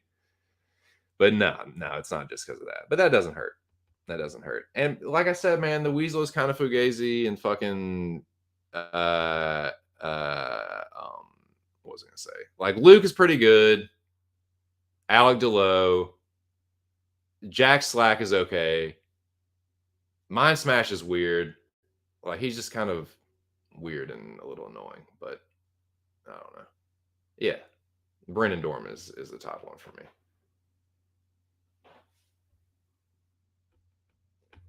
I don't know if he. It's like if I'm listening to him rap or I don't know. I have no idea what you're talking about, sir. Um, Anderson Chael Sonnen was a crazy dope sub.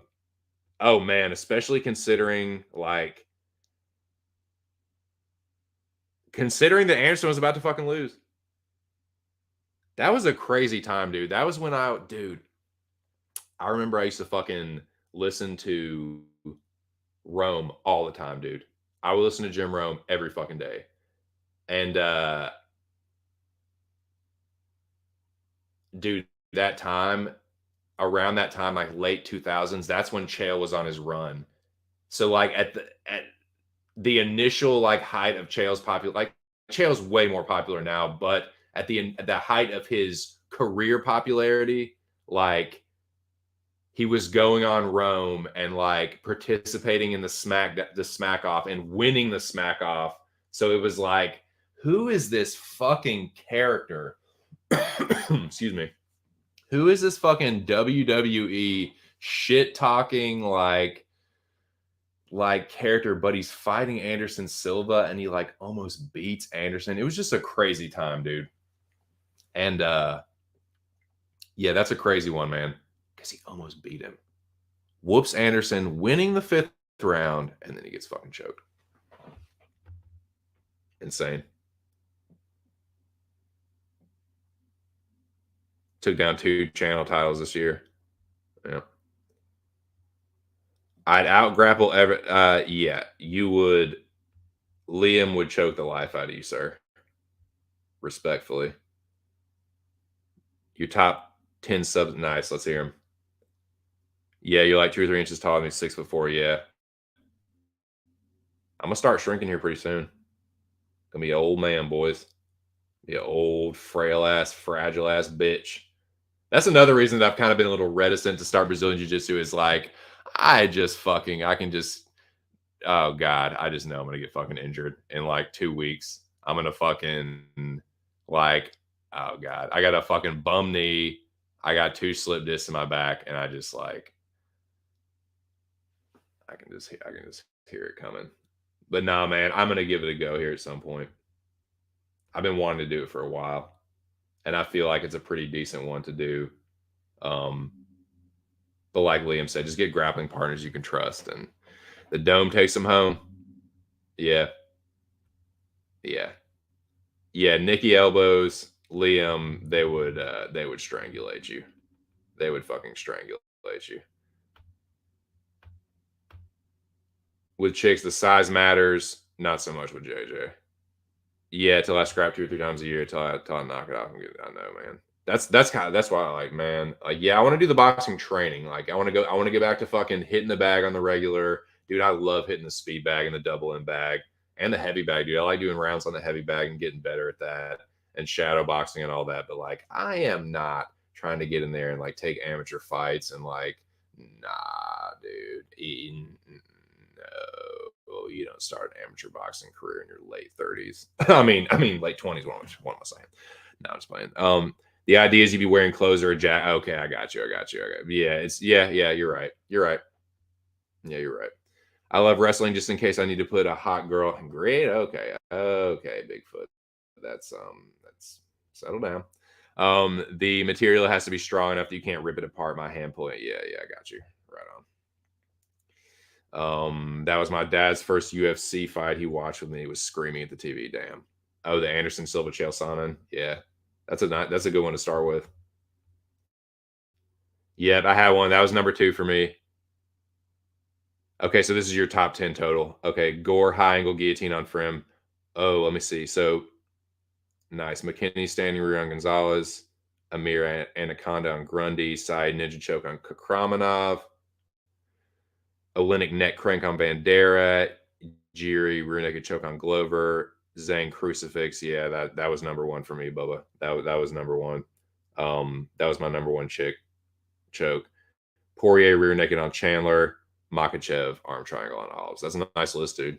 I can tell you what, every single one of those, with the exception of one, is on these lists. Every single one. He did. He fucking had it, dude. Had it and blew it. Dude, Chael beat some heavy hitters, dude. Fucking Mike from Indy. He beat who's the fucking what's that dude's name?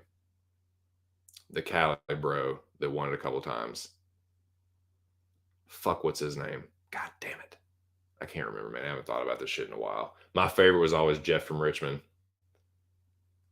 Not only because he's from Virginia, he was just the funniest. I enjoyed the fit and feel of it. Someone has never enjoyed the fit and feel of a $3,000 Armani suit. Oh, man. But yeah, man, Chael won the fucking smack off. Pretty funny, man. Check it out. The year he won, I think it was like 2010 or something. But yeah. Reminiscent of Glover, Jiri. Yeah, definitely. Yeah, there was a couple knee bars. There was like 2 memorable knee bars. Which Bigfoot says, which weapon would you pick during a street fight, brick or fork? Probably a fork.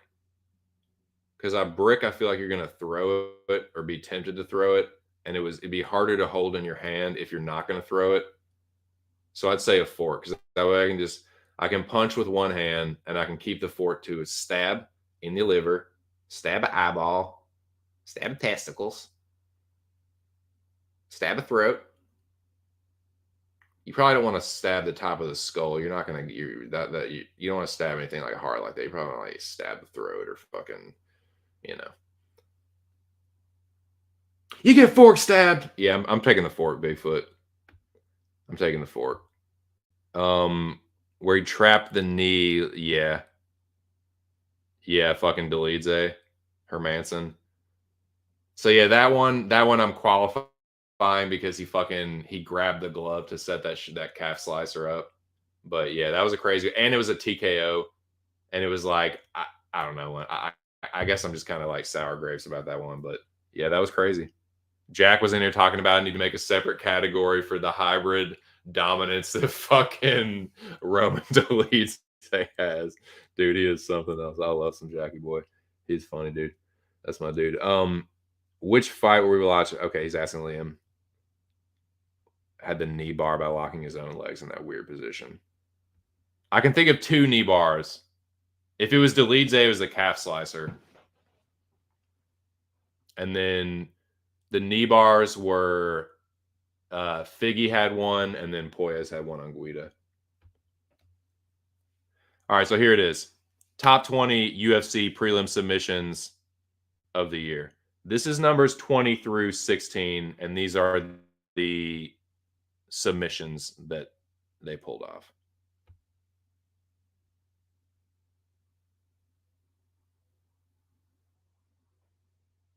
What do you think? I tell you what, boys. For numbers 20 through 11, dude, I'm fucking getting hungry. Big Bear's got to eat, goddammit. So I think what I'm going to do is I'm going to leave these up for just a couple minutes while I make a sandwich and scarf one down. It's fucking Jersey Mike's time, boys. I'm going to fucking scarf a sandwich down, and then I'm going to let these put these banners up, and then we can talk about it. It's not going to be long, maybe like 5 minutes or something.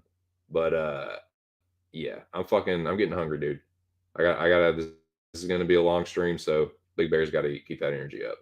So but yeah, this is 20 for 20 through 16 for me. Some of these you might have way higher.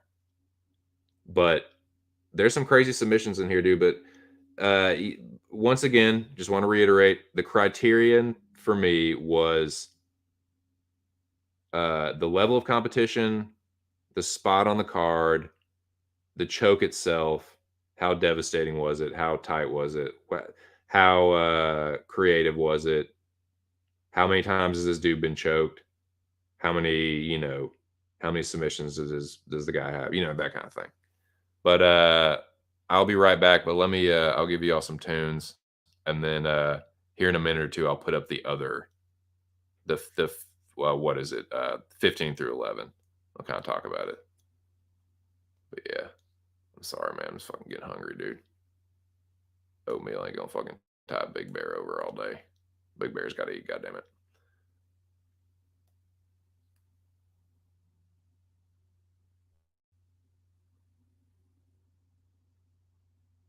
Okay, just got a text from the missus. She's leaving. She leaving her mama house shortly. Be heading this way.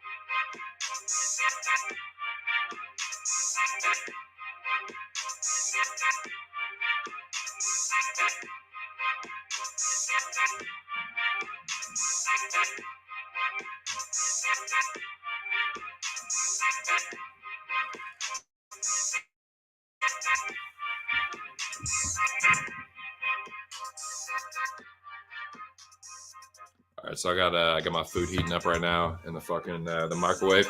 So yeah, I just want to kind of briefly like talk about these submissions in the interim. Uh, yeah, man, Delima versus Arlovsky, like that was another criterion too. Is like, okay, is this a straight up like, did they just grapple fuck this dude, or did he fucking punch the shit out of him and then snatch up the submission? So that was another kind of like, if I was having a tough time, like kind of like, okay, how do I rank these? Because it was tough, dude. The submissions themselves like weren't hard to pick, but like ranking them was tough.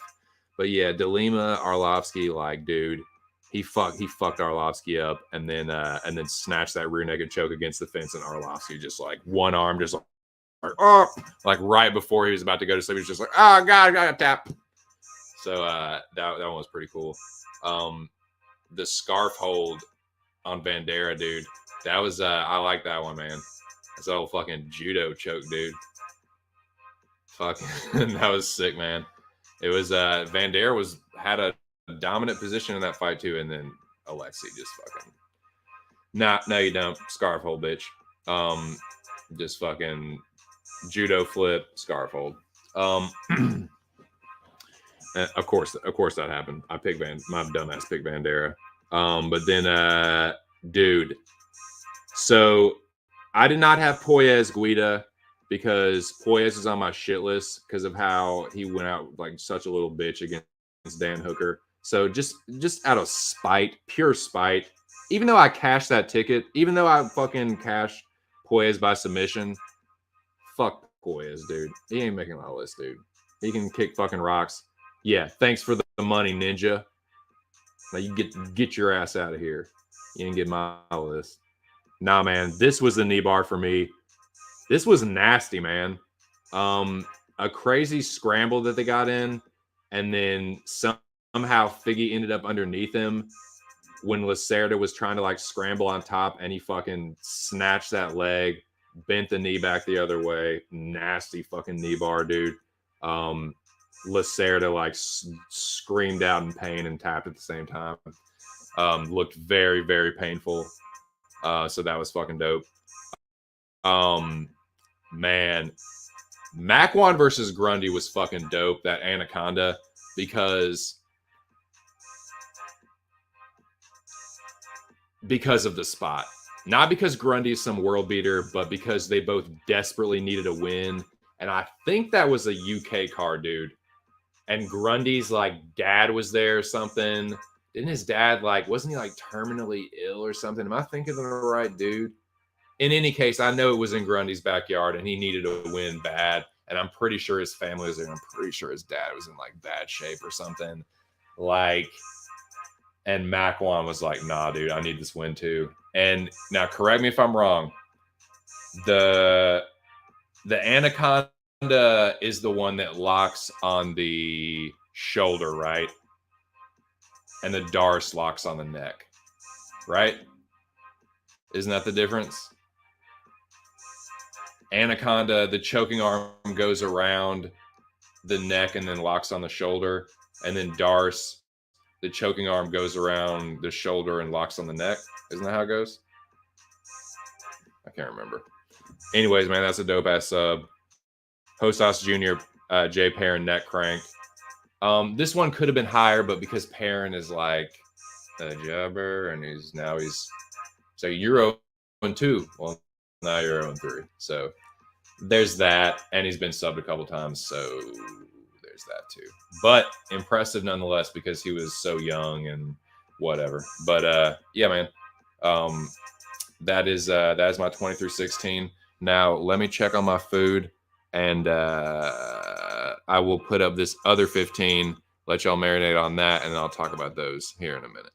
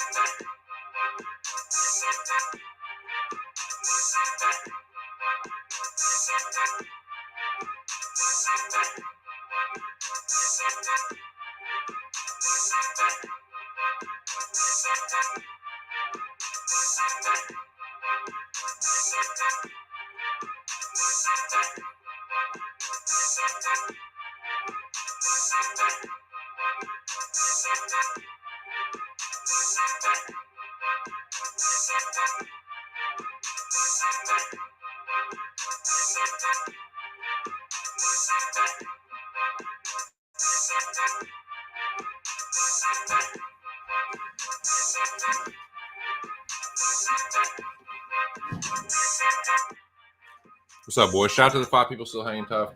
I apologize, man. I had to fucking eat something. So I'm just finishing up this fucking God, man.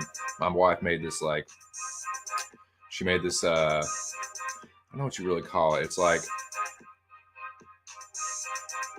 beef, ground beef, and rice and green beans. It's like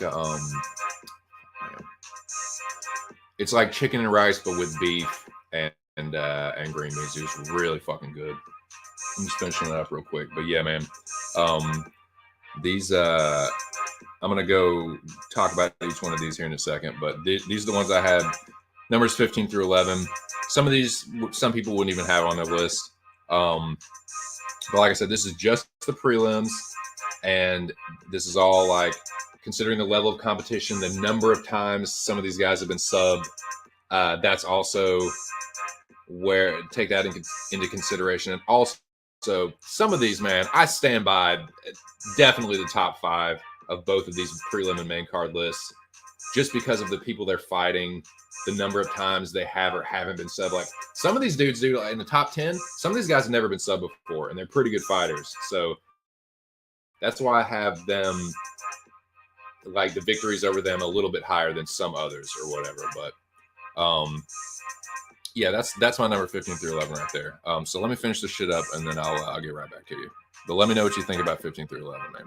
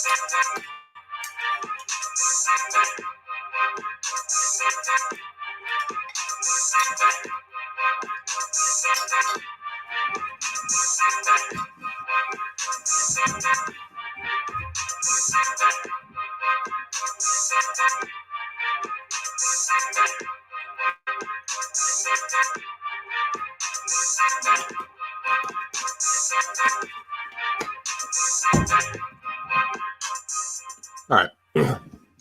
Sorry about that. So, I appreciate the patience. Yeah, dude. How about Tatsuro Taira, one of the youngest fighters in the UFC? Definitely a hot prospect to keep your eyes on. I mean, all the people in this chat know who the fuck he is already, but yeah, man, his armbar was CJ Vergara. I know Vergara's been subbed a few times, but he's still a pretty decent grappler, and for Taira to do him the way he did was impressive. To be so young and to just be like, nah, big spot or no, big card or no, like just take care of business. Now this one, some people wouldn't have this on the list at all, but and again, I'm fucking ignorant with the grappling shit, but this was impressive to me, man. And maybe you can say, you know, it's whatever, the Arkansas bias, the Little Rock bias, but I don't give a fuck. Downtown TJ Brown versus Eric Silva, that arm triangle, that was pretty fucking clean, dude. That was like, again, I'm ignorant, but won't that just fucking the technique you're supposed to use? Like, get like clear the fucking legs and go into side control with that choke locked on. Isn't that the fucking idea? Like, I know some people, hey, dude, this has been the fucking year of the arm triangle. Holy shit. I feel like that choke has made its presence known more so than in a lot of years previous. But yeah, dude, that's fucking that was a nice clean arm triangle, and he got off to the side and real tight squeeze, dude. TJ Brown's a fucking legit black belt, and he showed it, man. He fucking he mowed through Eric Silva on the ground. He was just the clearly better grappler and finished it off with a nice triangle in the third when it looked like he was just going to ride out a decision, but he was like, nah, fuck that shit. So, man, TJ Brown quietly putting together a decent little UFC record, but that was a sweet choke. I need to change the bong water real quick. So, marinate on these last three. Let me know what you think about the Makai versus Durden. Some people would definitely have that higher. And then Andrade versus Morozov and Mario Batista versus Lopez, which I kind of forgotten about that Batista Lopez, but dude, that's a pretty fucking that's a pretty sick submission. If you haven't seen it in a while, I would give that one a fucking another look. But give me 1 second, I'll be right back.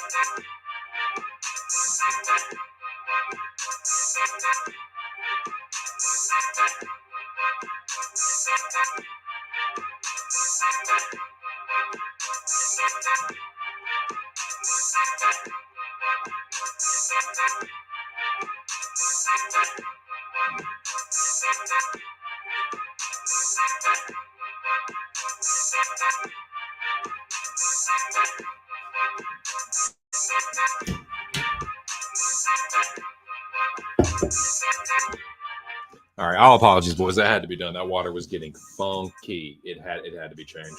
So I mean, if y'all fucking smoke, you know what I'm talking about, dude. When that bong water starts getting right, dude. 2 Cents don't play that shit. But I appreciate your patience, man. Shout out to the 4 people still hanging tough, man. This has been a great stream. We had 12 people in here at one point, man. For a little bitty tiny ass channel like mine, that is so sick. I really appreciate the support. Once again, shout out and happy birthday to my dude, Boston Nick. Shout out to all the boys at Pub Sports Radio. They've been in here strong. My dude Big Show made this fucking overlay for your boy and blessed me with it. Dude, like I said, it's a fucking early Christmas here. This is gonna be my last stream of the year. So I appreciate all the love and support. And I'll just show it right back to y'all, man. So I appreciate it. And yeah, it's been a tight ass stream, dude. I'm gonna clear this thing out. But yeah, let me know what y'all think about these fucking subs here, dude. This is my we're getting towards the top 10 of the prelim top submissions of the year. Now, Micaiah versus Durden, some people might have that higher. And the submission itself is fucking crazy. But it also came off him just like kneeing the living fuck out of Durden. And it dropped him. But dude, he snatched on that fucking power gilly quick, dude. It was vicious. It was like a mounted gilly, I'm pretty sure. But it was fun. He had no choice, dude.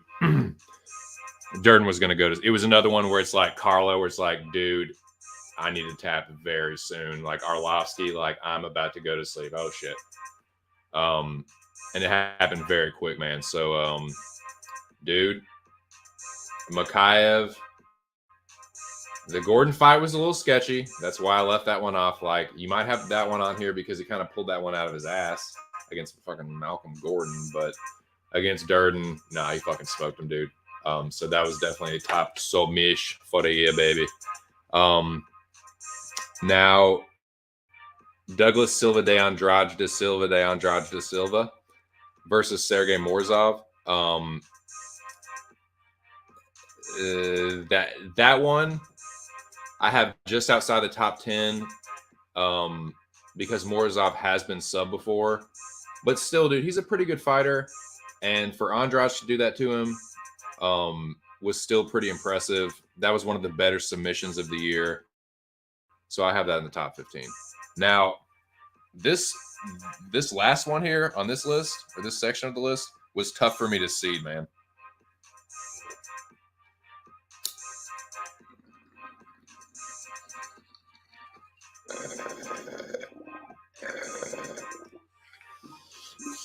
That's it. But that's like Benito Lopez.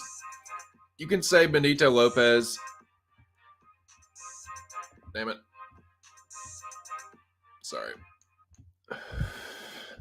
You can say Benito Lopez is maybe like a little fraudulent, but this submission is crazy, dude. Mario Batista, the reverse triangle armbar. So it's basically like instead of triangling someone from the bottom, it's like being behind someone and triangling them. And then instead of triangle choking them, just taking one of their arms and be like, yeah, give me that arm. So he did that and it looked crazy. It was sweet, man. It almost made the top 10. But I stand by this top 10, dude. This top 10 is fucking righteous, man. Especially the top 5. The top 5 is beyond reproach. These top 5, I don't care what anybody says. These top 5 to me are beyond reproach because of who they're against, whether that guy had been sub before or not, what the spot on the card, how big of a fight it was, the reputation that their opponents have and they have. I stand by that top 5 wholeheartedly. The top 10, man, yeah, maybe you can squeeze a couple few in and out of there, but that top 5 is airtight, dude. So let me catch up with the chat real quick, and then we'll get into this top 10. So the next one you see will be 10 through 6.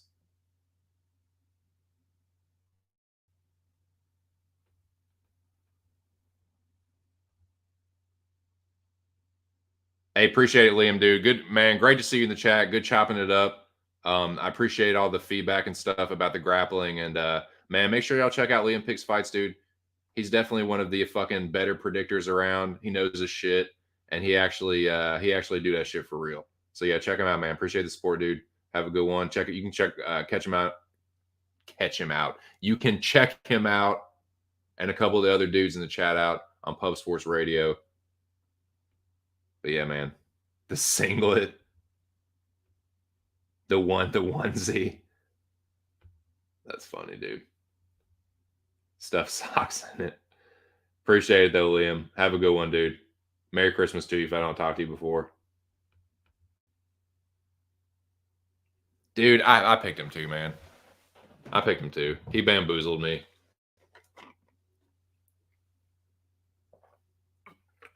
I was like, I'll do it. Clay's tough. You fucking beat Clay and beat Hooker. No. But whatever, man. Yeah, had to crow on that one, man. Had to give Rush his fucking flowers. I'm sure he was loving that. Had Hooker big bet over Claudio. Nice, dude. Nice. A lot of Grundy love, yeah, for sure. Darce's neck for sure. Yeah, the Darce meets on the neck. The anaconda wraps the choking arm goes around the neck first and then it locks on the shoulder, I believe. Anaconda's arm and you kind of roll to your side and back and kind of use your stomach for more pressure. Yeah. That's that's kind of what Macwan did. Yeah, man, it was tight, dude. It was really fucking tight. Cause Grundy, yes. Brown felt good because everyone was on Silva. Yeah, I know, man. I know. Like that one was crazy. I was surprised the people that were like fading TJ Brown. I was like, yeah, he's not that great, but fucking Silva's like untested and like he's been fucking sub before. It's like I don't think so, man. I think TJ's like I thought his wrestling was gonna get it done, but it like, ended up his like fucking he used that black belt, man. Just like nasty, like quick. Like he went from like starting to put the choke in, and then it was like boom, he went right into side control. I was like, holy shit. It's like that's in. Man, I don't know. I think that might be some like not that he's doing it on purpose or anything, but I think it might be him just being like emotional about it and like saying something in the heat of the moment and then I wouldn't be surprised if he went back on that. I don't really think he's going to retire. I think he's just kind of taking this loss tough. I can't say I blame him. Like you're a dude that's known for being tough and grappling and you got the shit beat out of you, you got dropped a couple times and then dropped and choked. So it's like, yeah, probably taking that one tough. He was undefeated. So it's like, well, he's a country boy from Arkansas. He's got a lot of pride in his toughness and his grappling. So it's like he got both of those kind of like, you know, a little fucking little hit to his pride in both of those departments. So it's like, fuck, man. I don't blame him for being upset and like being like, fuck this, man. Like, what's the point? But it's like, dude, no, you got plenty of career ahead of you, dude. Bryce is still a pretty young dude. He's still in his 20s, I believe, or maybe just turned 30. I don't know. I think he's still pretty relatively young. So, yeah, man. I mean, I can't say I blame him, but it's like I don't think he's going to stay retired. I hope he doesn't. You can't let a loss to Ilya fucking ruin your whole career. Ilya's fucking good. He's a fucking good fighter. But where are we at, boys? Where are we fucking at? Okay, here we go. Yeah, man. These so we did that. Okay, these are the top. This is number 10 through 6. And these were tough, man. These were tough to seed and like place. Like which one of these is better? Yeah, this guy's a little bit better, but he's been choked more, like that kind of shit. It was tough. So I don't blame anyone for being like, nah, that one shouldn't be there or whatever. And like I said, I'm a little ignorant when it comes to grappling. So well, a lot ignorant. But this is like I said, this is number 10 through 6.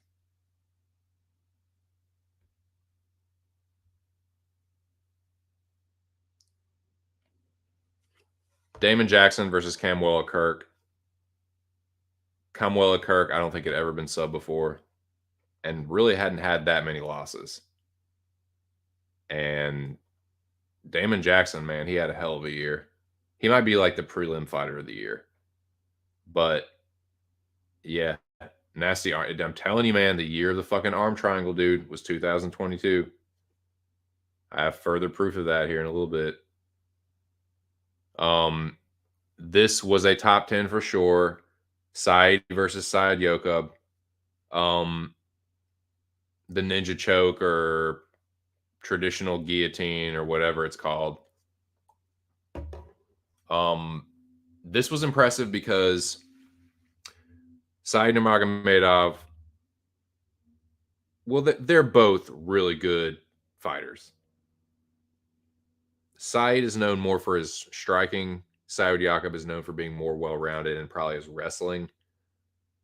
So for Nurmagomedov to kind of hold his own in the grappling and then end up getting the submission, that was impressive to me. Because if anything, I expected him to get the better of it on the feet and like hurt Saud but Kakramanov is relentless, man. But he was kind of like he got a little. I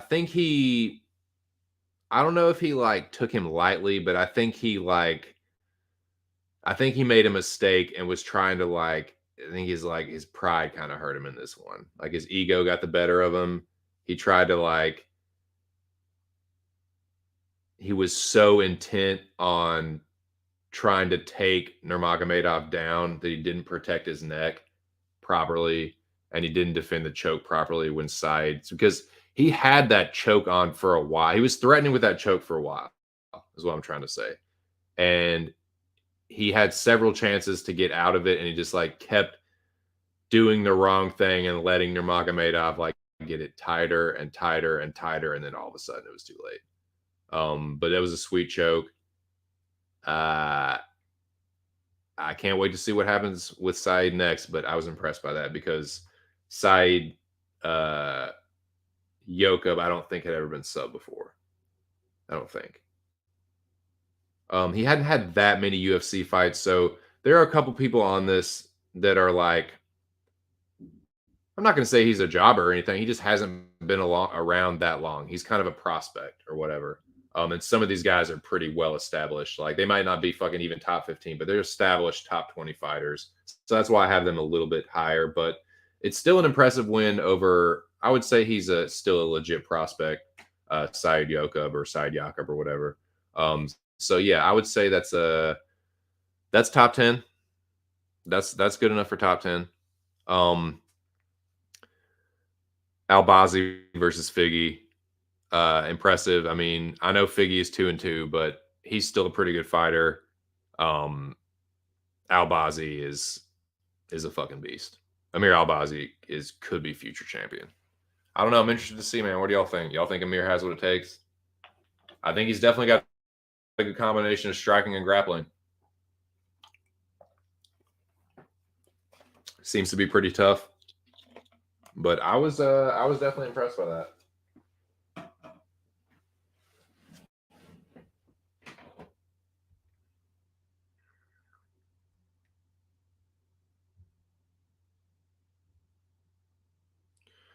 Comeback subs, KOs always add a little bit.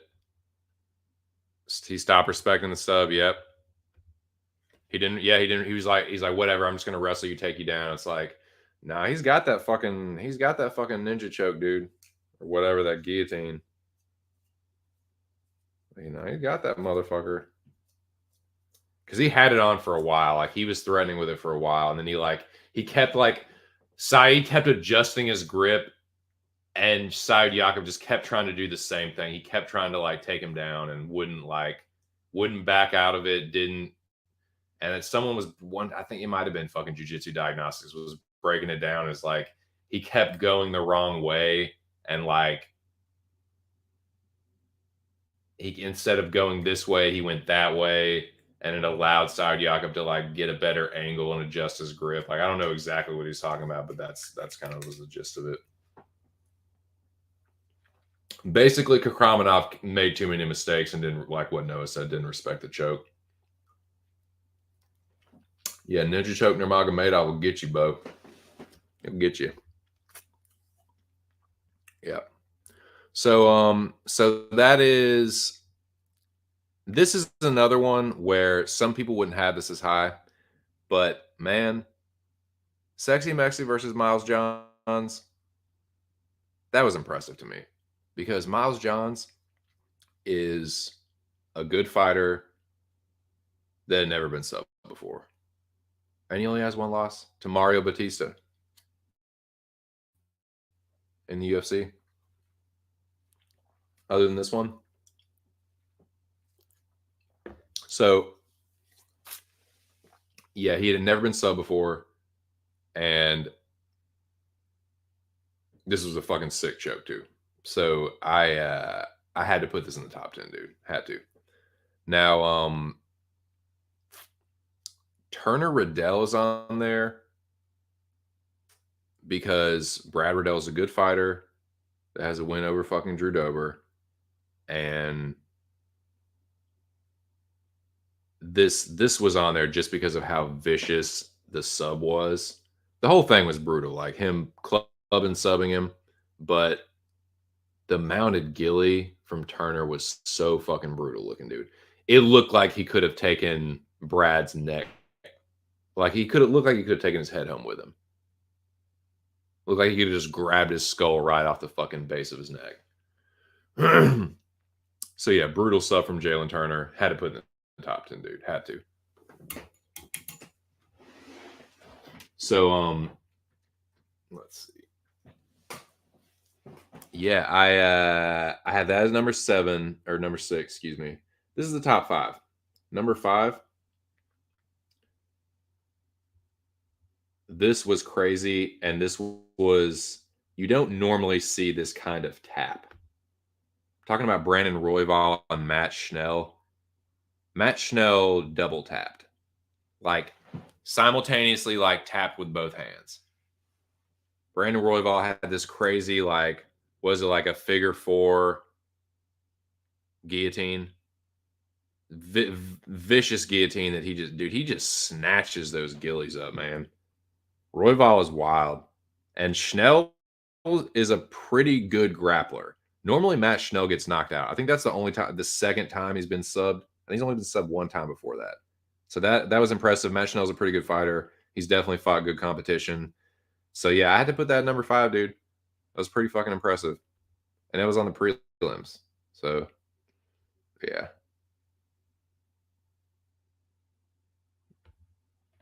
Yeah. This one, Royval Schnell. Like, yeah, if you're talking about that one, yeah, that's crazy. Turner Riddell is a good fight too, but yeah, Royval Schnell, yeah, that's wild because they're both so fucking scrambly in the fucking grappling. But yeah, that was top 5 for me. This one, some people would have this number 1. If we're just talking prelims, some people would have this number 1 because of the level of competition and the ranking and all that shit. This is number 2, but I mean number 4. But like I said, I stand by 3, 2, and 1. I do. Some people might have it ranked higher, but I don't. And I'll explain why. Number 4, I got Paul Craig and Nikita. It was crazy because Nikita was winning the fight, and it's crazy because Paul Craig just keeps doing this. The only reason I don't have it higher is because Nikita's kind of a dumbass when it comes to the grappling, and he's been subbed 6 fucking times. So I couldn't quite put that in the top 3, but it's still top 5. And I stand by this top 3, goddammit.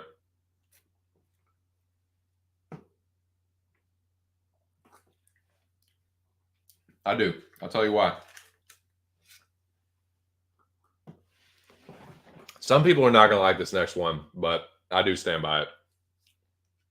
I'm telling you, some people aren't going to like it. The dude that won this next fight, dude, he gets a lot of shade thrown on him. Some of it he deserves, but some of it's like, man, he's a little better than that. And this fight was like a prime example. This was, I wouldn't say one of the easier picks, but like when I got on the side of this, I was like, yeah, this is definitely the right side.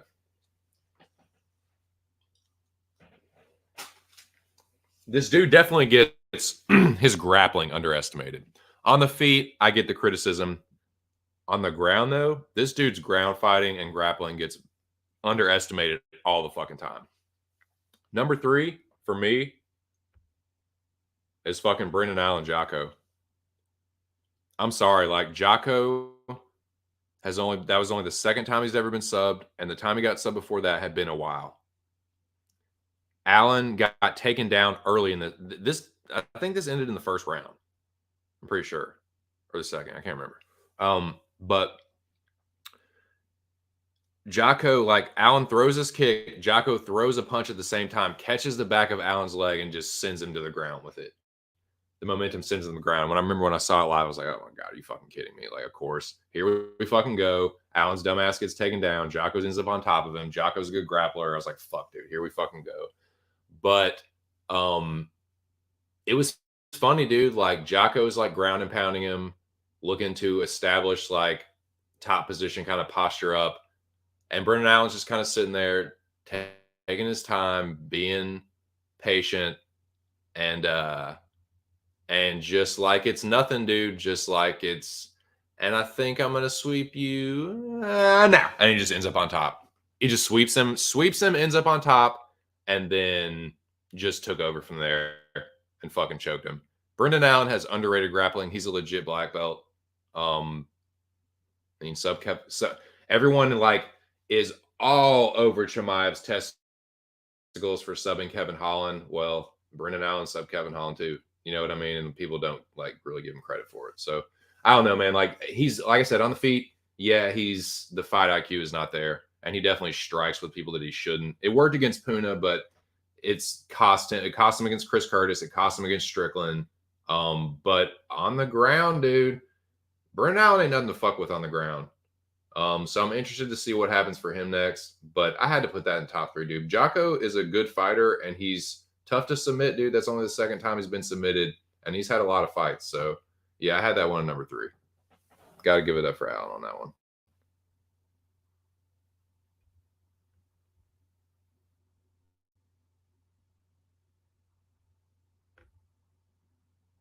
Yep.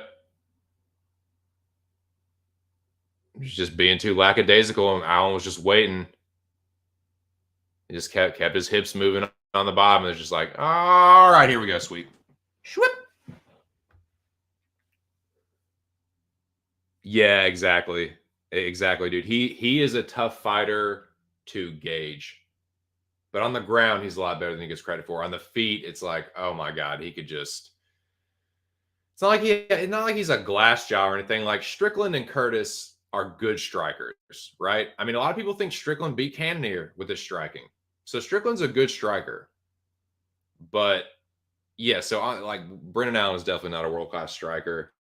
He can beat lower ranked fighters on the feet, but legit skilled counter strikers and dudes that have good hands are going to kind of piece him up. But on the ground, dude, Brendan Allen's legit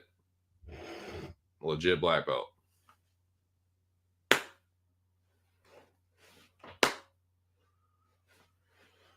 Yeah, man. So the missus is coming home soon. Let me see. She said I'm leaving here shortly. That was at 3:20. So she should be home in less than an hour. Tell you what, I'm gonna actually put this on mute and see if I can call her real quick.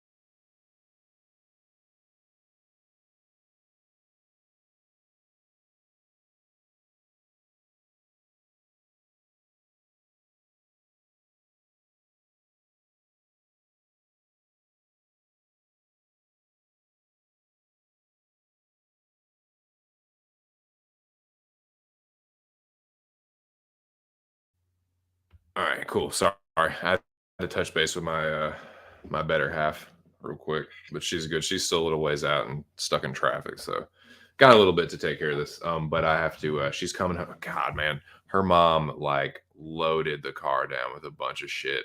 She was like, I got all this stuff for these people. I was gonna give them this presents, but now I'm not gonna give them to him, so y'all can have them and just sell them. I'm like, Jesus Christ! So like, she's got a ton of stuff in the car. So I gotta what I'm telling you that for is like when she gets here, I gotta be ready to help her unload it.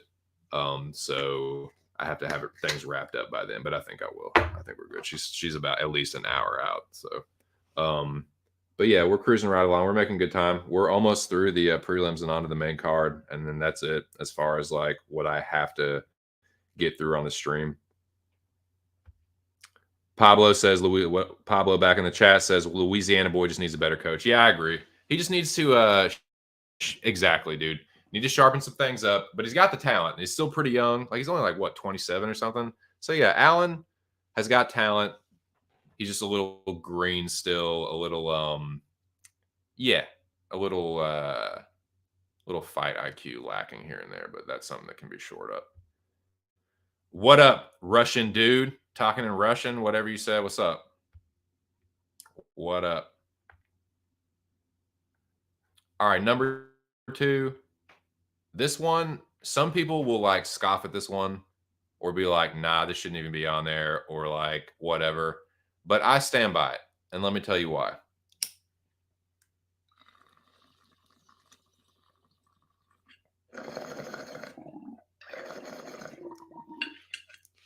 And let me remind you of something too.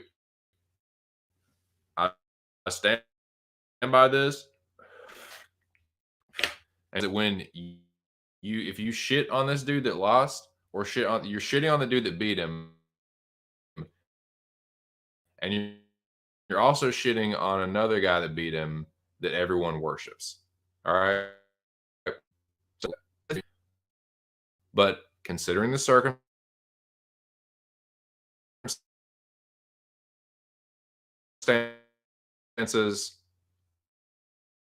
and their records at the time, I know some other people were on the other side of this with me, and I had to eat crow here, but this was a pretty damn impressive submission nonetheless. I have to put it on here. It has to be top 3. I was like, holy shit, are you kidding me? Here it is. You ready? Here we go. The second best submission on the prelim card for 2022 goes to none other than Renzo Gracie Phillies, Andre Petrosky. Maximov was undefeated at this point, dude. I know he lost to Petrosky and he's since lost to Malkoon, but those aren't bad fighters. I'm not saying either one of them are world beaters, but hey, man, Maximov, if anything, is a good grappler. I know Brundage is kind of getting exposed, but he's a good grappler too. In the grappling department, Maximov is legit. And for Petrosky to just smoke him like that and lock up that anaconda was gnarly. And this is also ranked highly because of the brutality of the submission.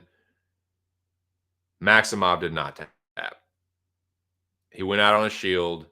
He went to sleep. It was gnarly. That's kind of why I had Agapova ranked so high. This was crazy, dude. Again, considering that Maximov was undefeated at that point, and it happened so quickly and so brutally, I just didn't expect. I thought he was going to get the better of the wrestling. Petrosky was like, "Oh, fuck that." It was wild, dude. It happened with like in minutes, in a matter of minutes. Sorry, I had to rank that one up there, dude. I bet him too. I fucking bet him too. I had him in a couple parlays for sure.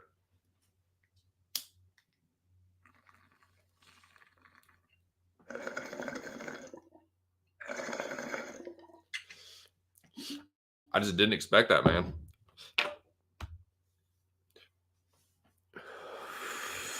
No doubt, dude. He's on that Diaz shit, man. He's on that fucking Nate Diaz shit.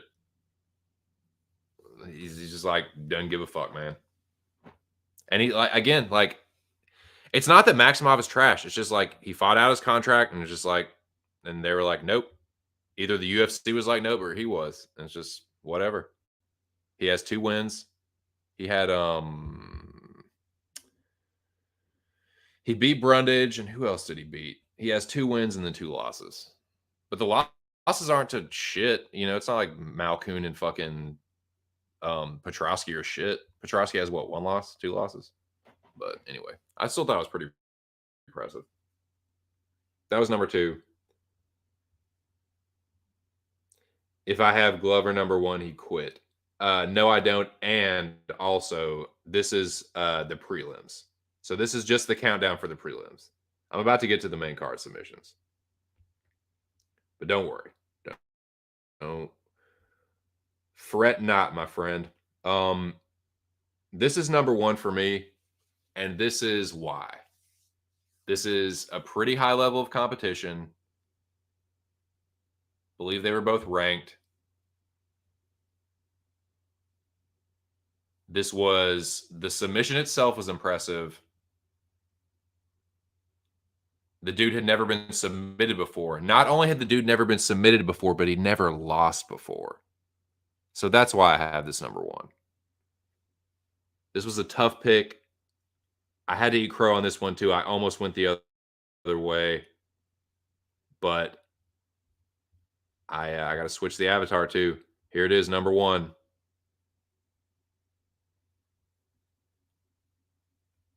I'll let y'all chill with Uptown Girl for just a second. The number 1 prelim submission of 2022 goes to none other than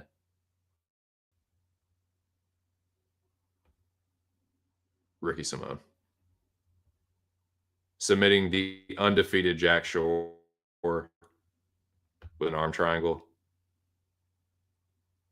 That's the one, baby. He got him, dude. Jack was known for his grappling, had never lost. Look at that fucking arm triangle. He's not even off to the side. I mean, Simone is built like a fucking Ninja Turtle. Like, he's got that fucking turtle shell back, and he just look at just driving that shoulder into him, man. Squeezing and driving. Brutal, dude.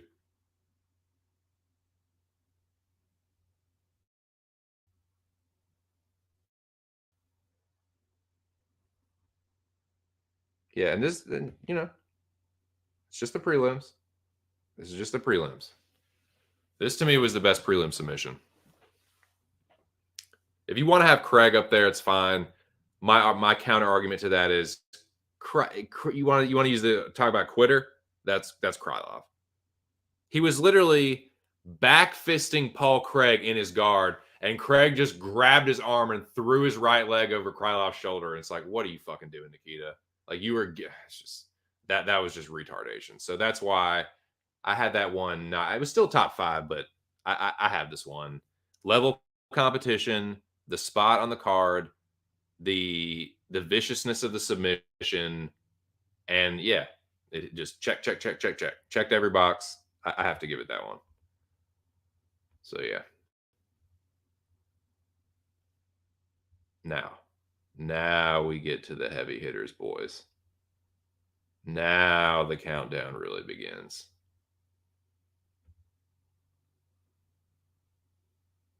The main card submissions. If you like strangulation, if you like motherfuckers getting choked out,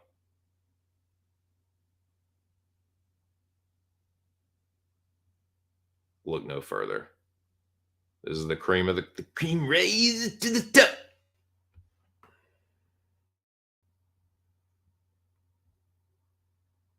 Yeah, exactly. Exactly.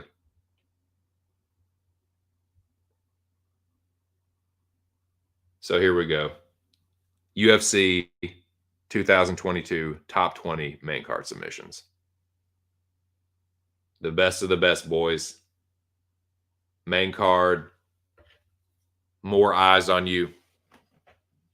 By the time the main card starts, more people have filed into the venue, wherever it is. More people that are watching at home start paying attention. Pay-per-view starts, the main card spots. This is number 20 through 16. Some people might have some of these ranked way higher. Some people might not have them at all. This is number 20 through 16 for me. Let me know what y'all think.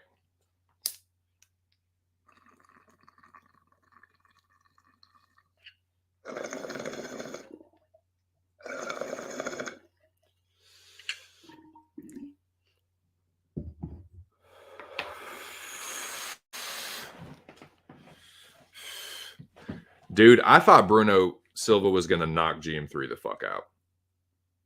Nah, GM3 fucking guillotines him. Dude, shout out to fucking the saxophone playing Gerald Mearshart, dude.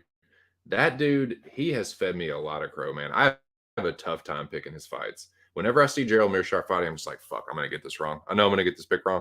I'm going to pick him to lose, and he's going to win. I'm picking him to win, he's going to lose. Every time. There's just some fighters like that, dude, that just the bane of my fucking prediction existence. Just makes me fucking can't get right. It's unreal. You know what it is? Gerald Mearshart. Me trying to predict Gerald Mearshart. Seeing a Gerald Mearshart fight. Psh, unreal. Psh. Gerald Mearshart fighting. Psh, unfucking real. Well, let's take a look at these top 20 submissions. So yeah, 20 through 16, I got GM3 versus Bruno. Number 19, Kevin Holland and Tim Means. So this was kind of a club and sub, but it was a nice little Darce, dude. So yeah, the Darce starting around the shoulder, goes around the shoulder, and clasps on the neck.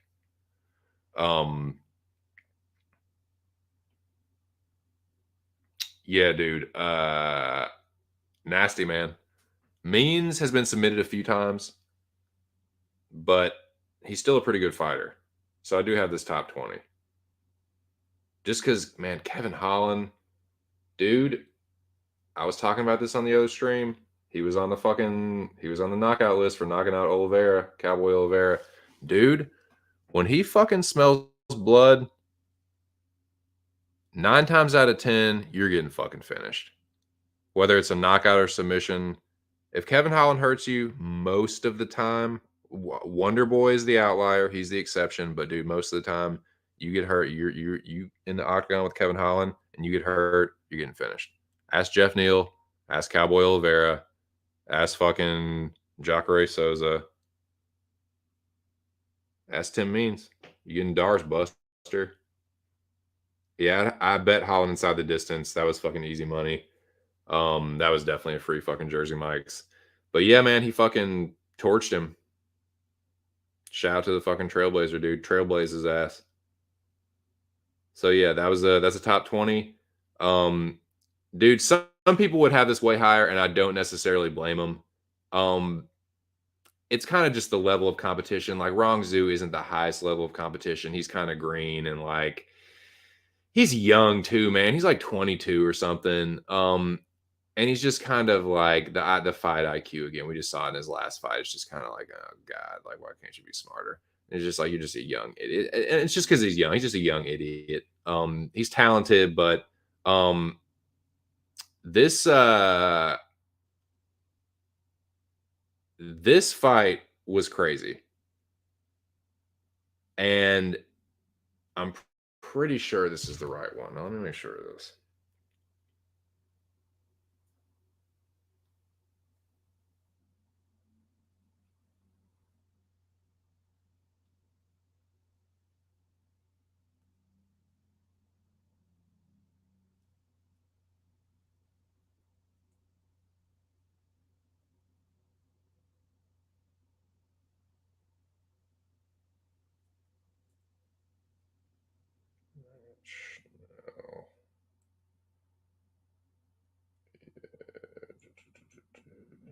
Yes, I'm sorry, not wrong Zoo, Sue Madarji. Sue Mud.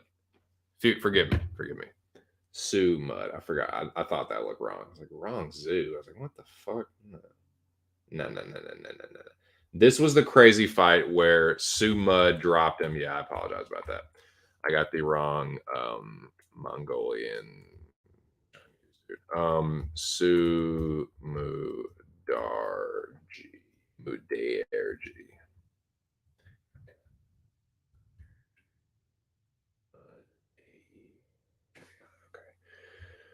Yes, excuse me. Sorry, not Rongzhu. No, not fucking Brian Dennehy. Sumud. Yeah, Sumud drops him like 17 times, and then he fucking snatches up a triangle when it looks like all hope is lost. I had to put it somewhere in the top 20. Some people would have it higher, but again, I stand by this list, dude. Some of these fucking these. I'm telling you, man, this was you try and put the top 20 together. It's tough. And it's like, okay, you don't put some of these on there. Where are you going to put them? What are you going to put there? There weren't that many more. I think I had to cut out like, I think there were like 10 or 15 from the prelims and like 10 from the main card that didn't make the list. So I had to do some cut, man. Not everyone, there were tryouts, man. Not everyone fucking made the list, but yeah, it was tough, man. It was like, where do you put some of these? But somewhere in the top 20, right? Is the conclusion I came to. But anyway, number 17. Some people would have this higher. Pantoja is my favorite flyweight. Let it be known. Just like Jessica Andrade is the homie. Yeah, Pantoja is the flyweight homie. That's my favorite flyweight for sure. Him versus Perez, that was easy money. He saved my night, dude. Pantoja saved my. I would have lost money, but Pantoja won me. I think he won me like $5.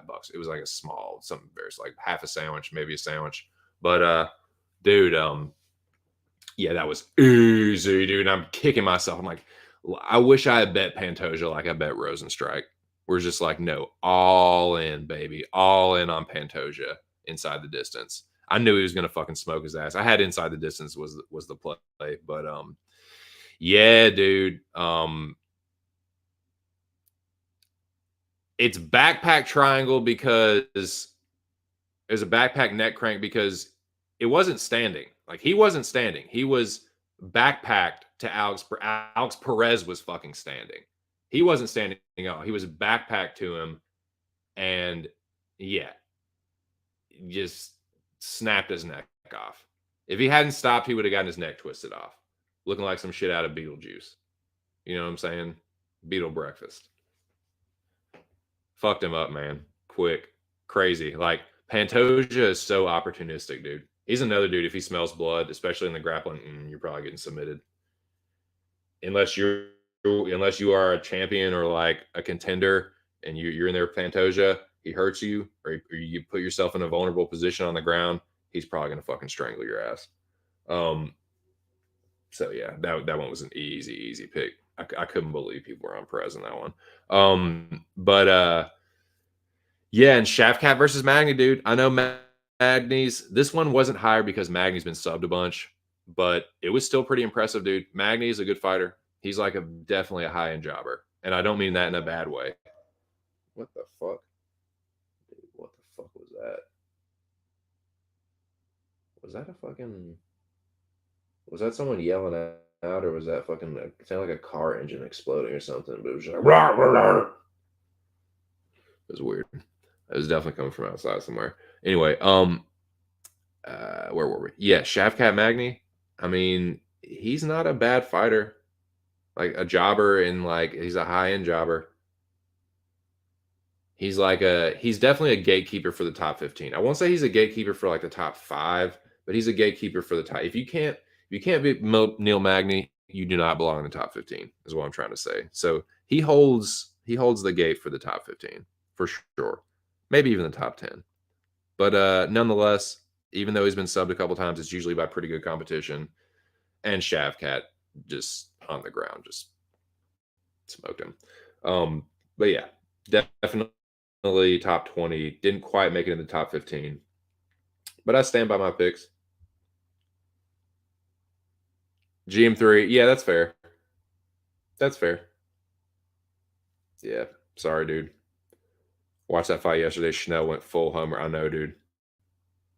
Just too stupid to get knocked out. I know, dude. He's like, Jesus Christ. He's like, I've beaten. Fuck, did he beat both of them? I know he has a win over Moreno.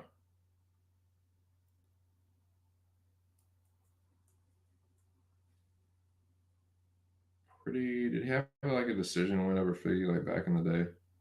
I get all their fucking records confused, man. No, he lost to Davison.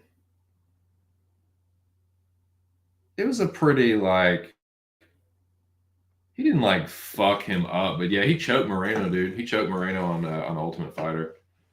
He has a win over Moreno and Kai Kara France. I'm sure he was pissed about seeing that one. He's like, God damn it.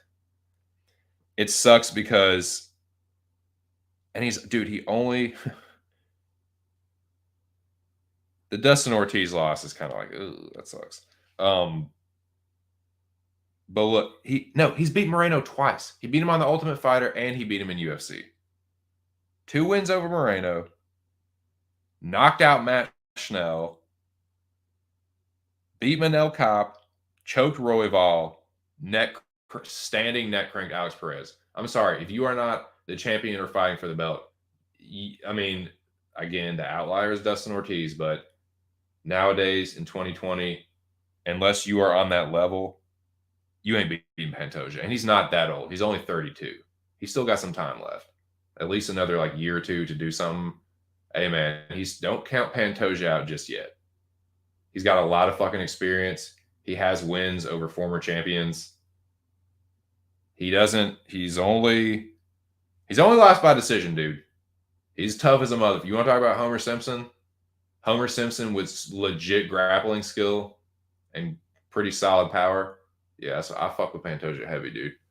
But yeah, he only loses to really good competition.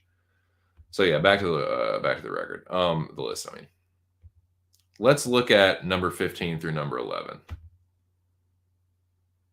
These are some pretty good submissions, dude. Pretty good.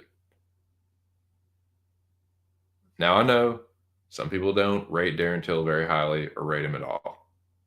I still think he's pretty good. It was not just the submission itself. It was the IQ to know that things weren't really going well. And hey, to Till's credit, Dricus kind of had to switch things up because it wasn't, I don't know, man, if he kept it on the feet, the way Dricus fights and the way he kind of looks at the end of fights, I don't know, man, you're giving Till an opportunity. So to switch it up, to take him down and then to sub him, I think was real fucking smart. That's big brain Dricus, very high fight IQ. And so that was impressive enough to get him a top 15 spot. And it's just Till's pretty high competition, man. He had a very close fight with Robert Whitaker. Not a lot of people can say that. So yeah. And the people you can't say that about, they're usually champions or people that they thought should be champion. Like Yoel Romero. Let me get this fucking So yeah, what do you think about that fucking 15 through 11, man? Feast your eyes.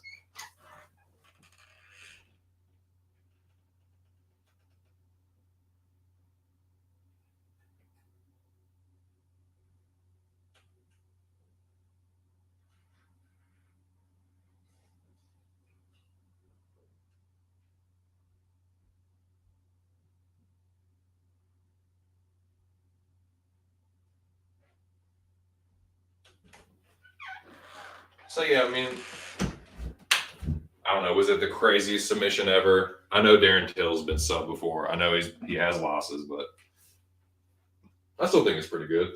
Top 15 worthy. Sorry, I was filling up my water real quick. So yeah, getting towards the top 10, man. I absolutely stand by this top 15. I 1,000% stand beside the top 10. Stand beside the top 10. Or behind, or whatever the fucking expression is. You know what I'm talking about. So that was number 15. Number 14, Fluffy Hernandez, man. Because I don't think Barrio had ever been subbed before. I think he'd only been knocked out. Marc Andre Barrio.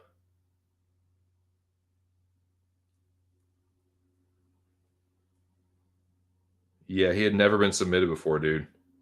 In over 20 fights. In fact, that was fight number 21. He had 3 decision losses in UFC. He lost his first 3 fights by decision. Knocked out Oscar Pajota, but then popped dirty for Peds. Knocked out Abu Azaitar, decision Dalcha, knocked out by Chidi, guillotine Jordan Wright, and then yeah, his only fucking submission loss, fucking Fluffy Hernandez. In the third round, dude, after wearing him down. I picked Mark Andre in that fight, and I kept waiting for the other shoe to drop. Like, okay, Fluffy's gonna get tired, like he's gonna fucking come on at some point and hurt him or something. Nah. Mm-mm. Shout out to Fluffy, man. So I had to eat crow there, but it's a damn good win. Mark Andre is a tough dude. And yeah, I was impressed by that.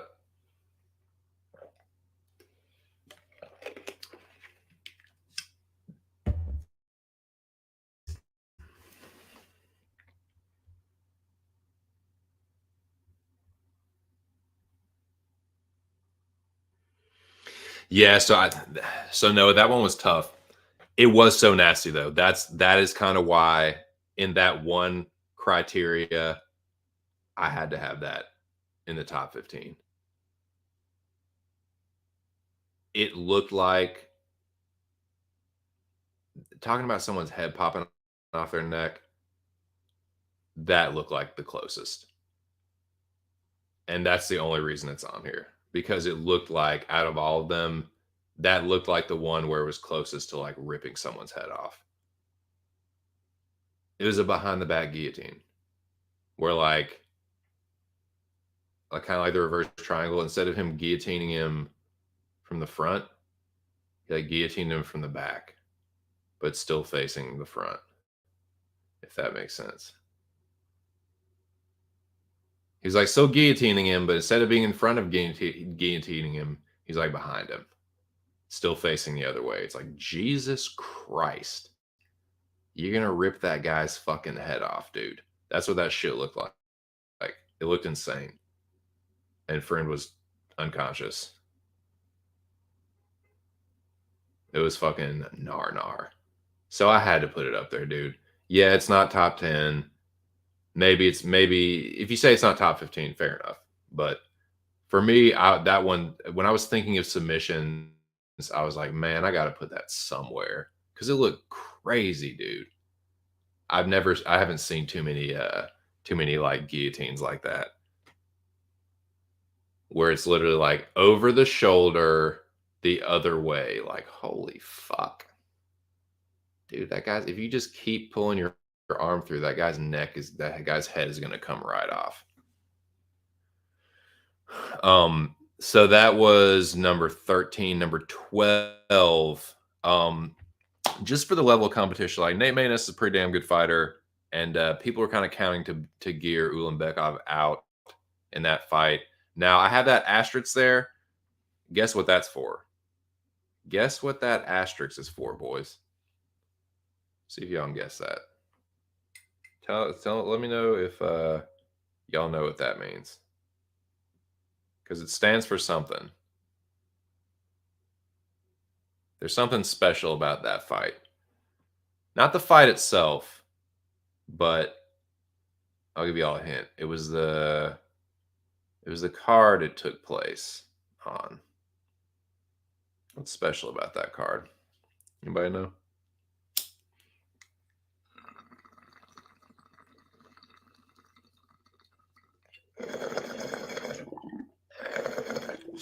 Lobby. Exactly, dude. It was crazy. The ending was crazy. That's why I had to put it up there.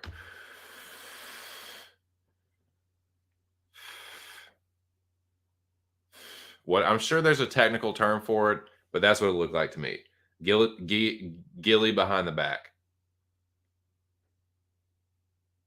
It's like, no, I'm still going this way. I'm still facing this way. Because what happened was he went to guillotine him, and Frim like spun around, and he just like kept the choke. He's like, holy shit.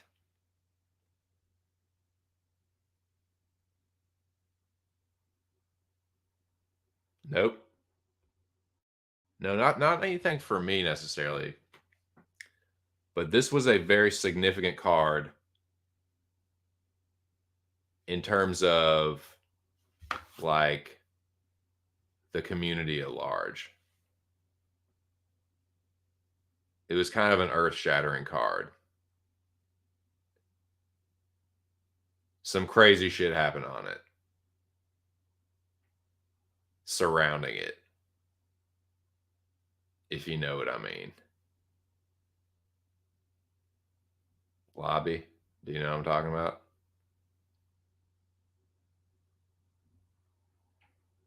I done gave y'all about as many hints as I can without just straight up telling you what it is.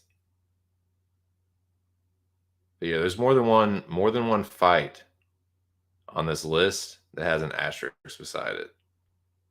That's another hint. Well, hell, I'll just go ahead and tell you. That was the Kraus card. That was a Shylon. Yes, that's good for that. That's a great thing, baby. That's the Kraus card, dude. Just a little trivia, little Easter egg.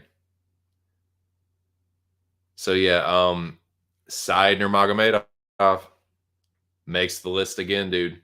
He made once on the prelims and once on the main card, dude. Cody Stamann had been submitted before one time. Cody Stamann. Cody usually loses by submission.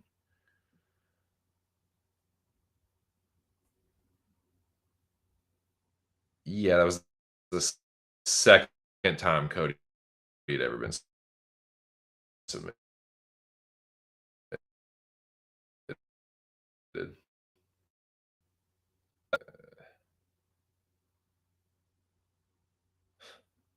Okay. All right, it's all good. Yeah, I know what you meant. Smart ass. All right, so and dude, the only other time he got subbed was by fucking Al. He got Suluev stretched by Aljo, dude. So that's still pretty fucking good. Cody Stamann's still pretty good. He fought Song Yadong to a draw. He beat Kelleher. He knocked out Wineland. Yeah, I'm not saying he's not a jobber, but he's kind of a high-end jobber. He's got some decent wins. Just saying, dude. And I know it was a draw because I know before you even say I have a lobby or whoever else even says Song. I know Song got deducted a point. He probably wouldn't have won if that hadn't happened, or Drew if that hadn't happened. I understand that. I'm just saying he's not total trash, and that's the only time he's ever been submitted. So, thought that was still pretty good.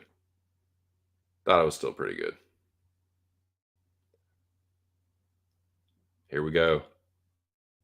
Top 10 UFC submissions of the year. You ready? Y'all ready for this?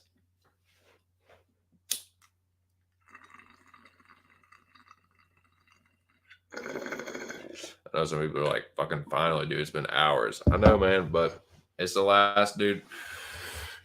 This is the last time I'm going to get on here and bullshit and rant and rave and ramble for like a week or two. So I got to get it in, man. This is my last stream of the year. God damn it, I don't have any fucking weed ground up. Well, I'm going to have to remedy that. Perfect time to grind some up, right? Again, shout out to my fake sponsor, Good Green, for growing this wonderful cereal milk number 2.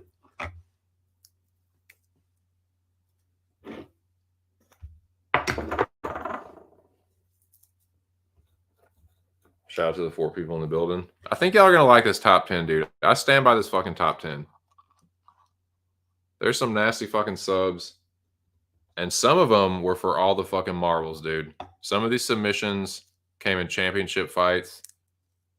And the ones that didn't were big spots on the main cards. Some of them were for title eliminators to keep themselves in the title picture, to establish themselves in the top 10. Good spots, man. Big names. They're all either ranked fighters or big names. And they're all main card fights.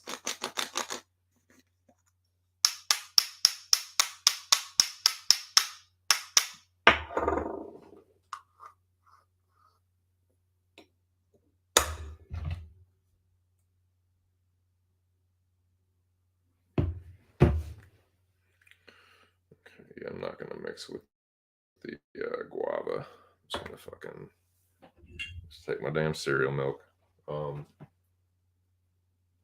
So yeah, dude, this top 10 is fucking. This top 10 is super fucking chronic.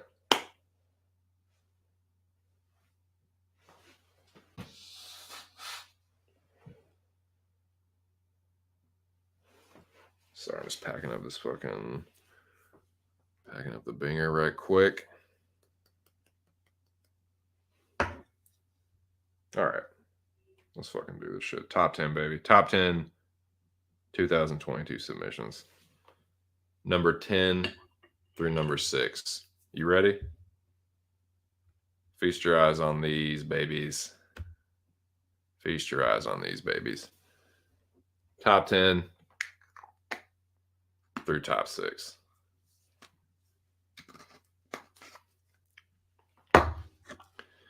I thought about dropping that one a little lower, but I don't know, man. Like, I know Holland's been sub before. I know he has a bunch of losses, but he's still a good fighter.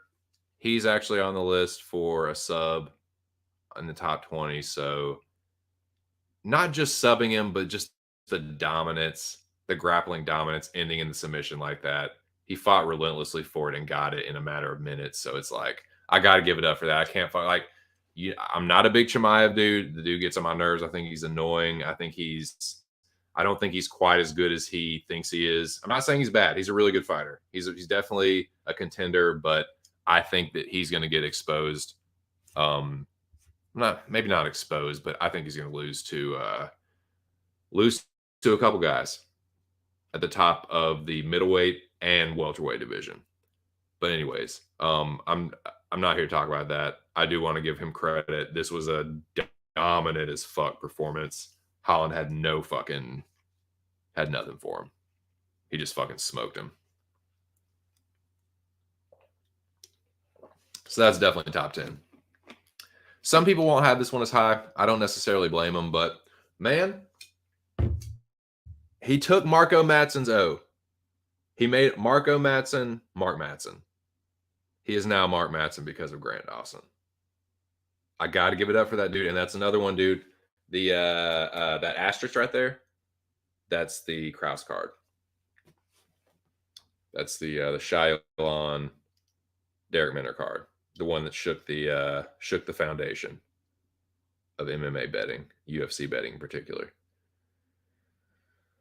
Number 8 is Magny and D-Rod. I believe this is the first time that D-Rod's ever been submitted. He was on a little bit of a tear. And Magny fucking darsed him, dude. It's a nasty darce. Sorry, I'm trying to get through these a little bit quicker. The old lady is incoming. I got a bunch of shit I got to help her unload. So I got to have this wrapped up. But this has been a great stream, dude. It really has. Shout out to everyone that's come through. All right, number 7. This one was nasty because I did not anticipate the fight between Aspinall and Volkov going down like this at all. Like, yes, I figured that Aspinall would have the grappling advantage, but I thought it was going to take place on the feet. I thought it was just going to be a kickboxing match. And Aspinall just gets him down. And it was nasty, dude. Not even a Kimura,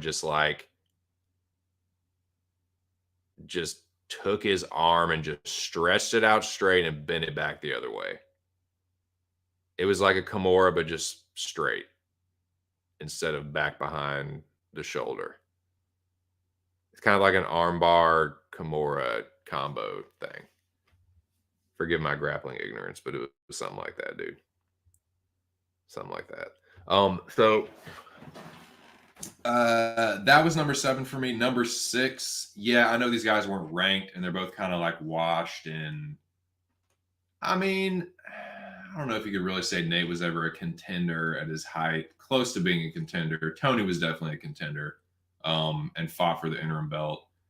I mean, didn't Tony get the interim belt or something, or some shit like that?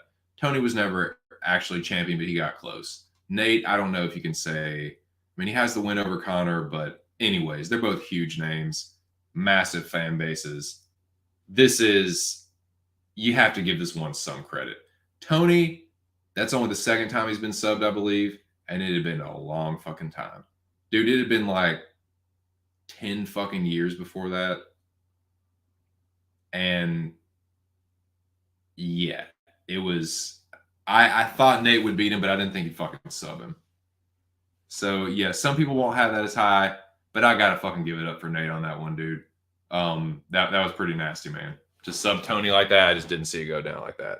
I thought he was just gonna box him up and win a decision, bust his face up. So yeah.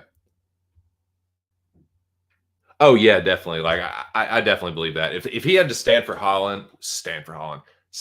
Holland for 3 rounds, I think Holland might have knocked him out. But there's no way to know, man. He couldn't fucking get him off him. I just can't know. But I agree with you for sure.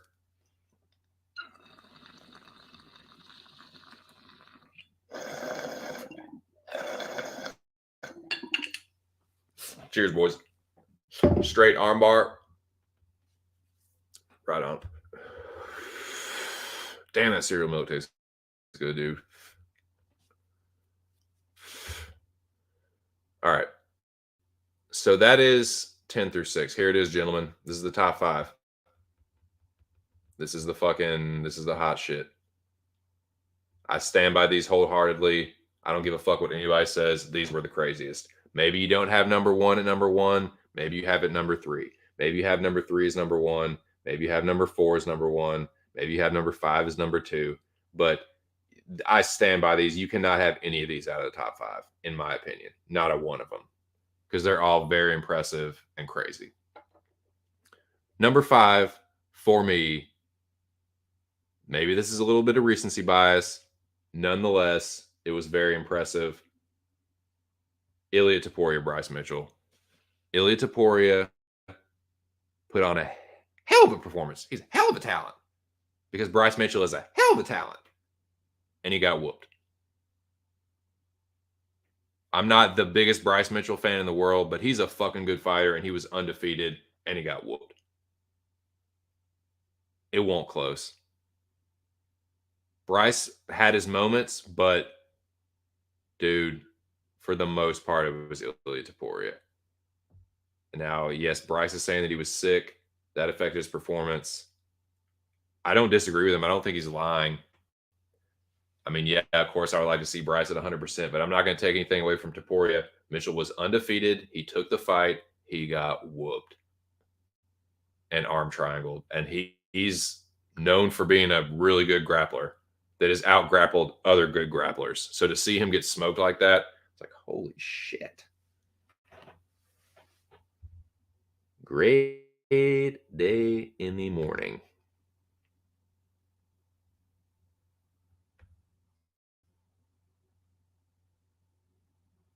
I think that's a little strong. I'm not going to go quite that far. I don't think I think he would smoke Ryan Hall. I think Bryce Mitchell would destroy Ryan Hall.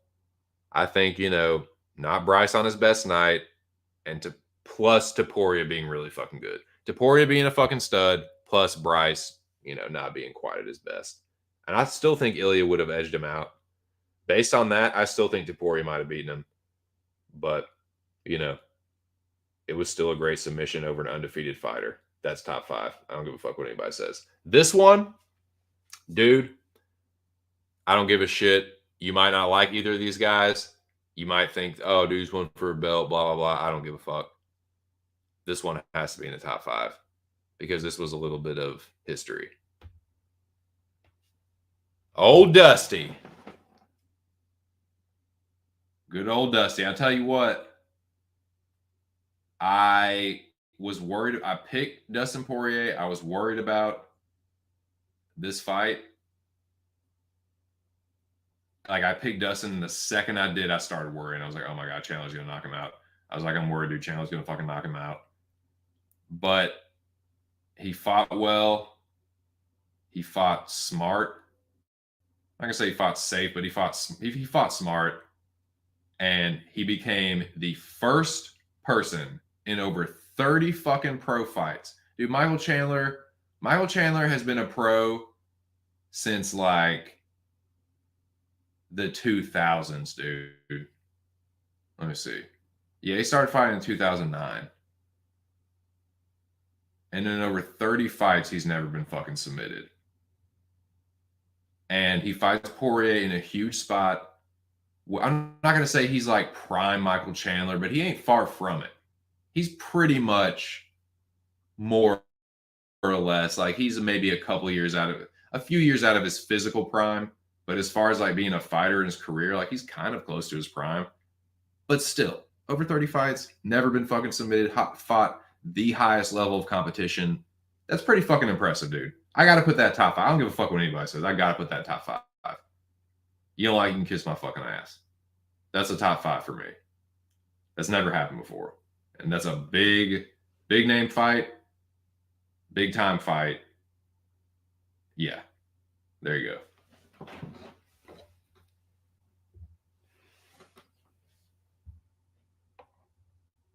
And you know I don't care for Dustin Poirier, and you know I like Michael Chandler, but I gotta respect it. Great, typhoid fever, yellow fever, Lord have mercy. Good gosh almighty. But that's number 4. These top 3 are submissions and title fights. Again, you can have it 1A, 1B, 1C. If you want to have number 3 and number 1, if you want to have number 1 and number 2, I don't give a fuck. These have to be top 3 for me. They were the ones that stood out the most. They were the ones I remember the most. And yeah, that's just what's going to be.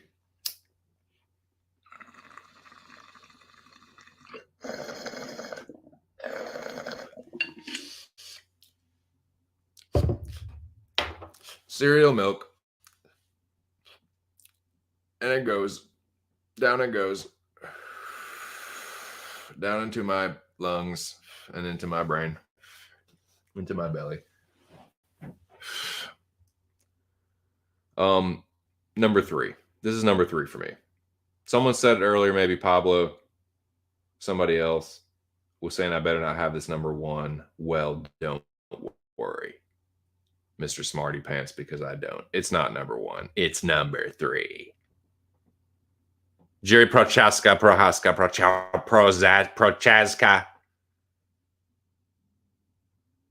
versus Glover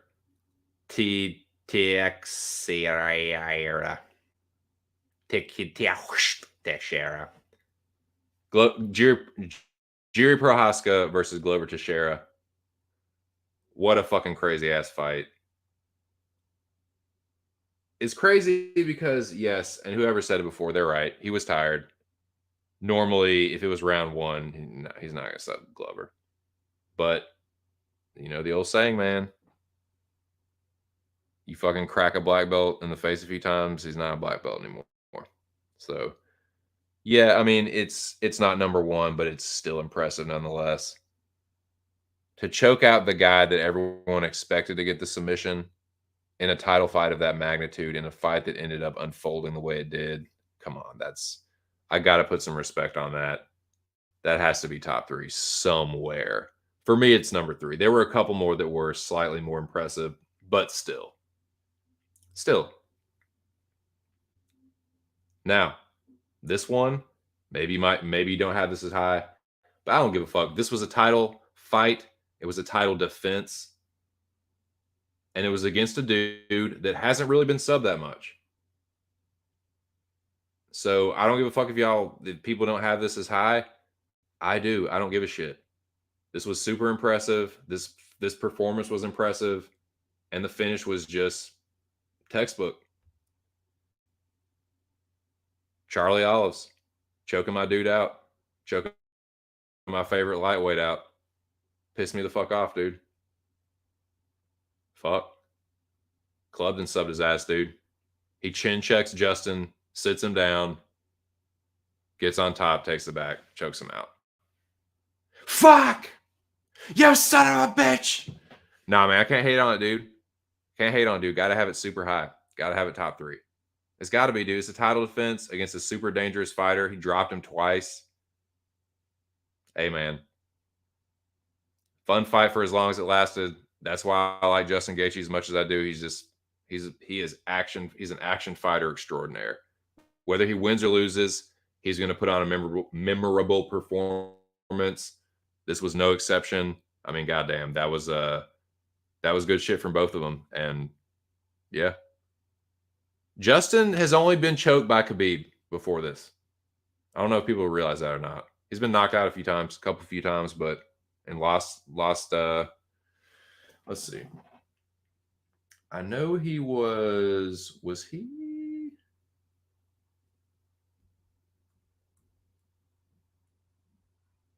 He only has 4 losses, dude. Y'all realize that? Gaethje only has 4 losses. His first loss came against Eddie Alvarez. He was undefeated when he got to the UFC and fucking knocked out Michael Johnson in his debut. I remember that fight, dude. I remember watching that live. Yeah. And I've seen the rest of his career. What was I gonna say? Yeah. And he's only been choked the one other time by Khabib. So that's pretty fucking impressive to me. In a title defense, super dangerous opponent. Got to give it up for Olives, man. Got to give him his flowers on that one, dude.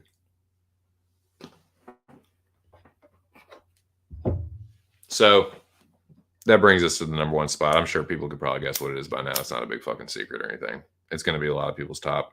But I mean, I agree.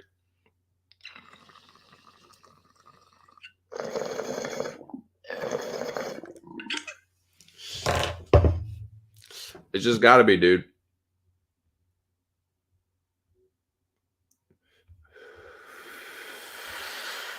So at long last, this brings us to the number 1 overall. I mean, this is the main card, but this is the best submission of the year. This was the most impressive.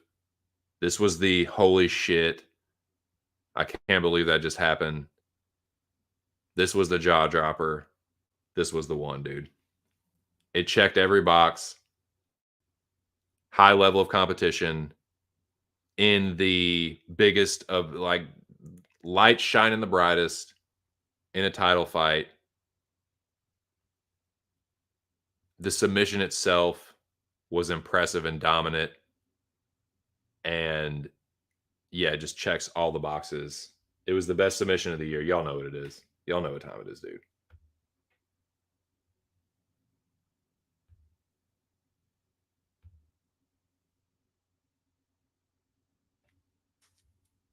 Y'all marinate on that for a minute.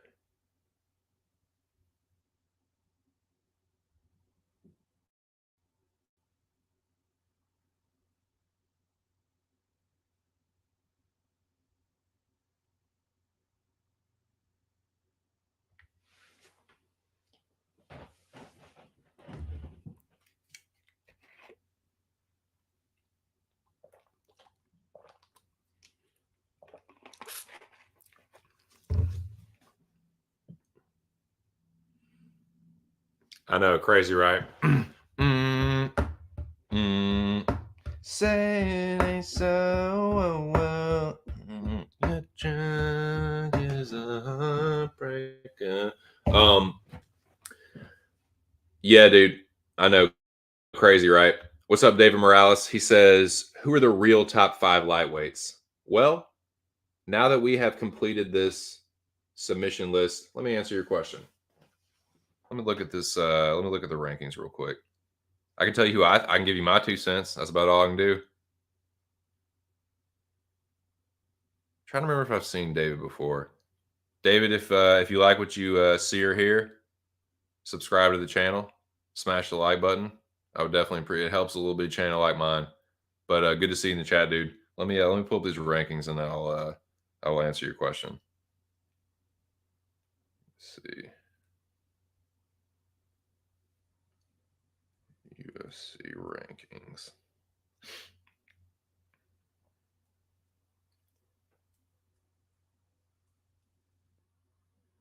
lightweight. The real top 5. Hmm.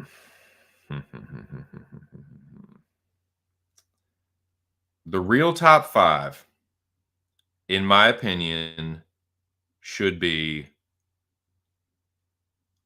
Arman Tsarukyan, Rafael Fiziev,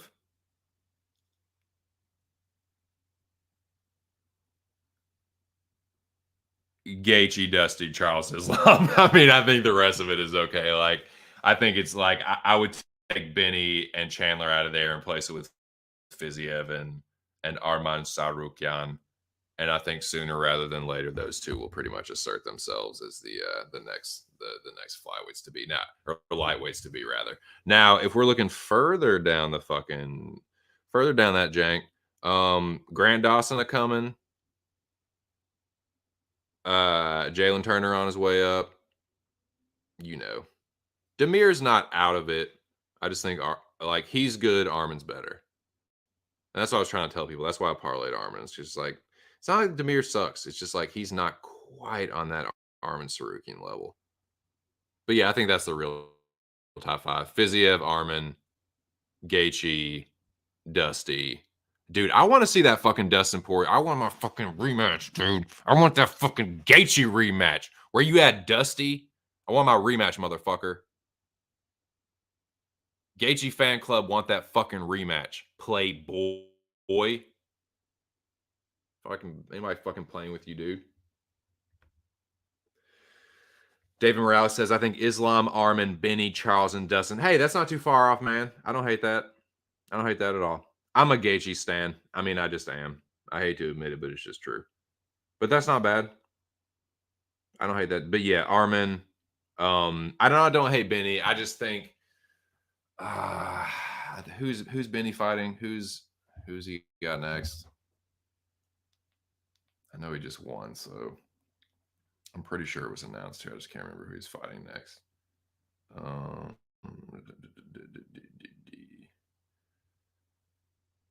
Yeah, I don't think anybody know who he's fighting next. I was trying to remember. Dude, I'm sorry. I'm not Mr. Current Events. I usually have to ask people with stuff like that. Like I haven't heard the latest with what's going on with Dariush. But anyway, Gamrot versus Demir next. That's not bad. That's not bad at all.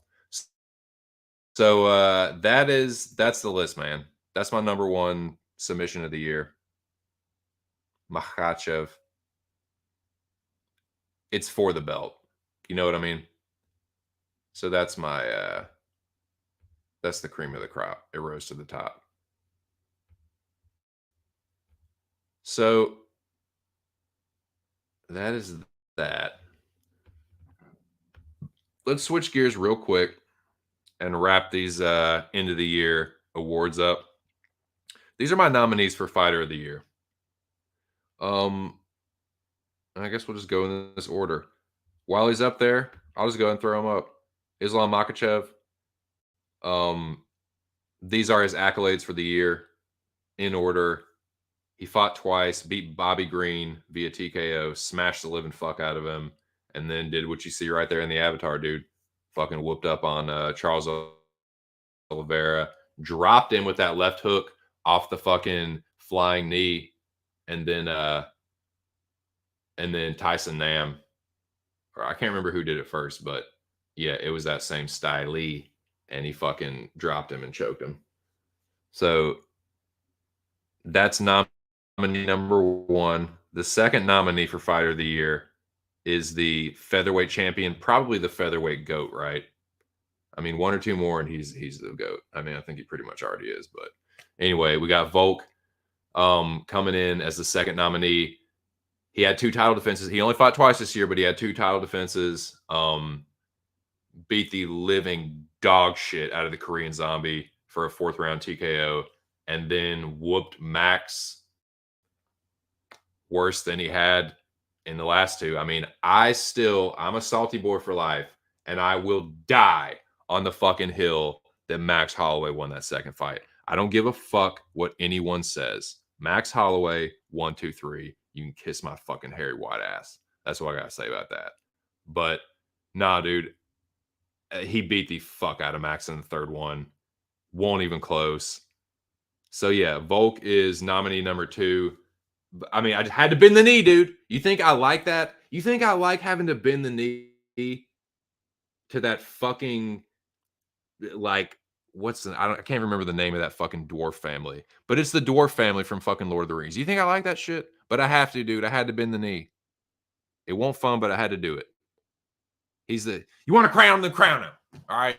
He's the fucking featherweight goat. There, I said it. He's a fucking, God damn it. Is that what you want to hear from me? Is that what you want to fucking hear? You twist my arm. You push me to the ledge. You back me into the corner. There you go. He's a fucking featherweight goat. He whooped up on Max, worse than he ever had. He fucking stopped the Korean Zombie on the feet. Korean Zombie didn't know. He was a zombie for real. He didn't know what the fuck was going on. He beat the fucking frontal cortex out of the Korean Zombie. That's nominee number 2. Nominee number 3 is cereal milk number 2. No, I'm just playing. Hold up.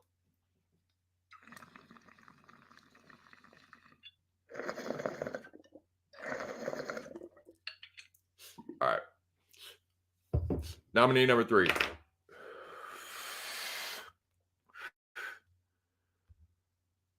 Alex Pereira. Fought 3 times in 2022. The unanimous the unanimous decision over Bruno Silva. That, I mean, he threw like 7,000 significant strikes in that one in 3 rounds. It was a lot.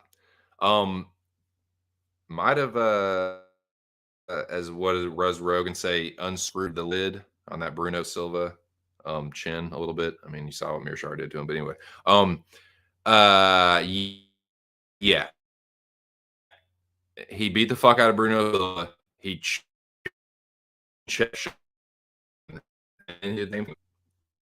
not only the champion, dude.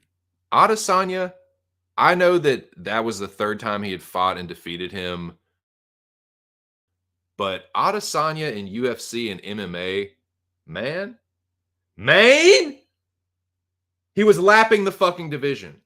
He was fucking crushing everyone. And if he won't crushing them, he was making them look stupid and styling, profiling on those motherfuckers every single time. It was getting boring. It was getting like he was lapping him, man. It was getting stale and dull. And then along comes his long-time nemesis. And fucking the demon comes back to haunt him, dude. And he fucking knocks him out in the last fucking round. Crazy, dude. You can't make that shit up. You cannot script that any better. So those are the nominees for Fight of the Year. So here they are again. You see right there, Islam. Dude, the kind of run that Charles Oliveira was on, and for him to just take it from him and make it look pretty easy, that was fucking insane, man. I mean, 2 title defenses, dominant title defenses, dude. Like, pretty much cementing himself as the GOAT, the featherweight GOAT. And then Pereira. What's it going to be, boys? What is it going to be? Let me get that fucking drum roll, dude.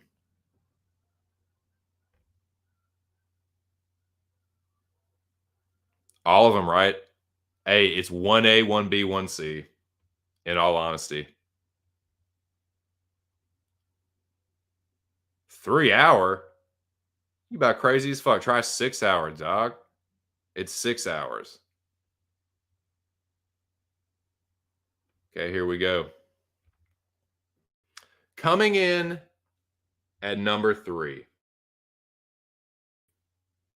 Coming in at number 3 is gotta change the banner here. Coming in at 3rd place, gets the bronze for Fighter of the Year. Get the emoji up. Change it. What y'all think it's going to be? Any guesses? Who's getting third place?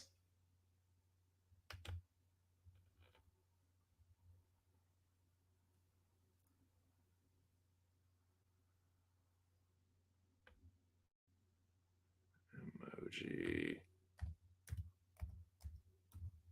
Bronze. Okay. Yeah, here we go. Sweet.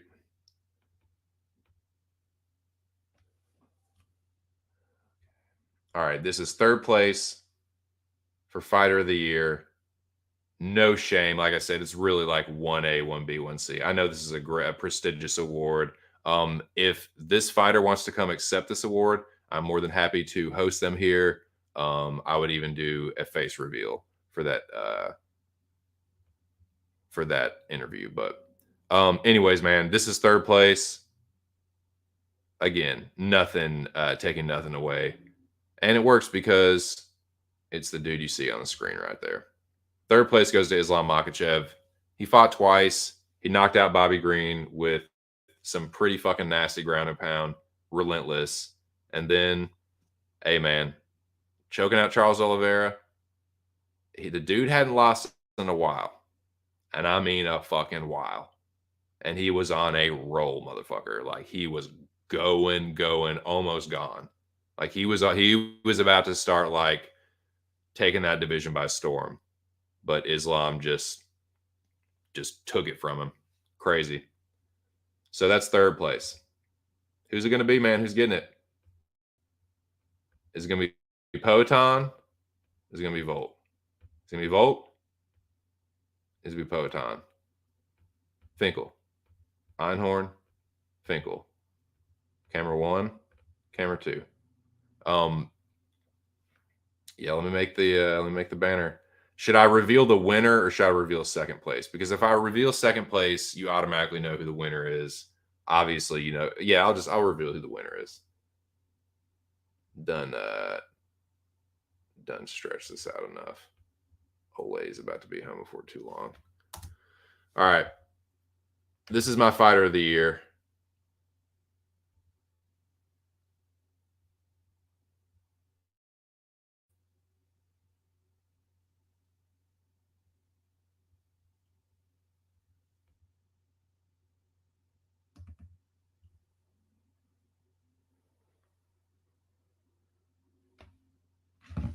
What the fuck? She just texted me something. Hold on.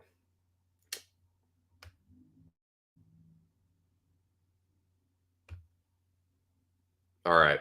Here we go. Brrr.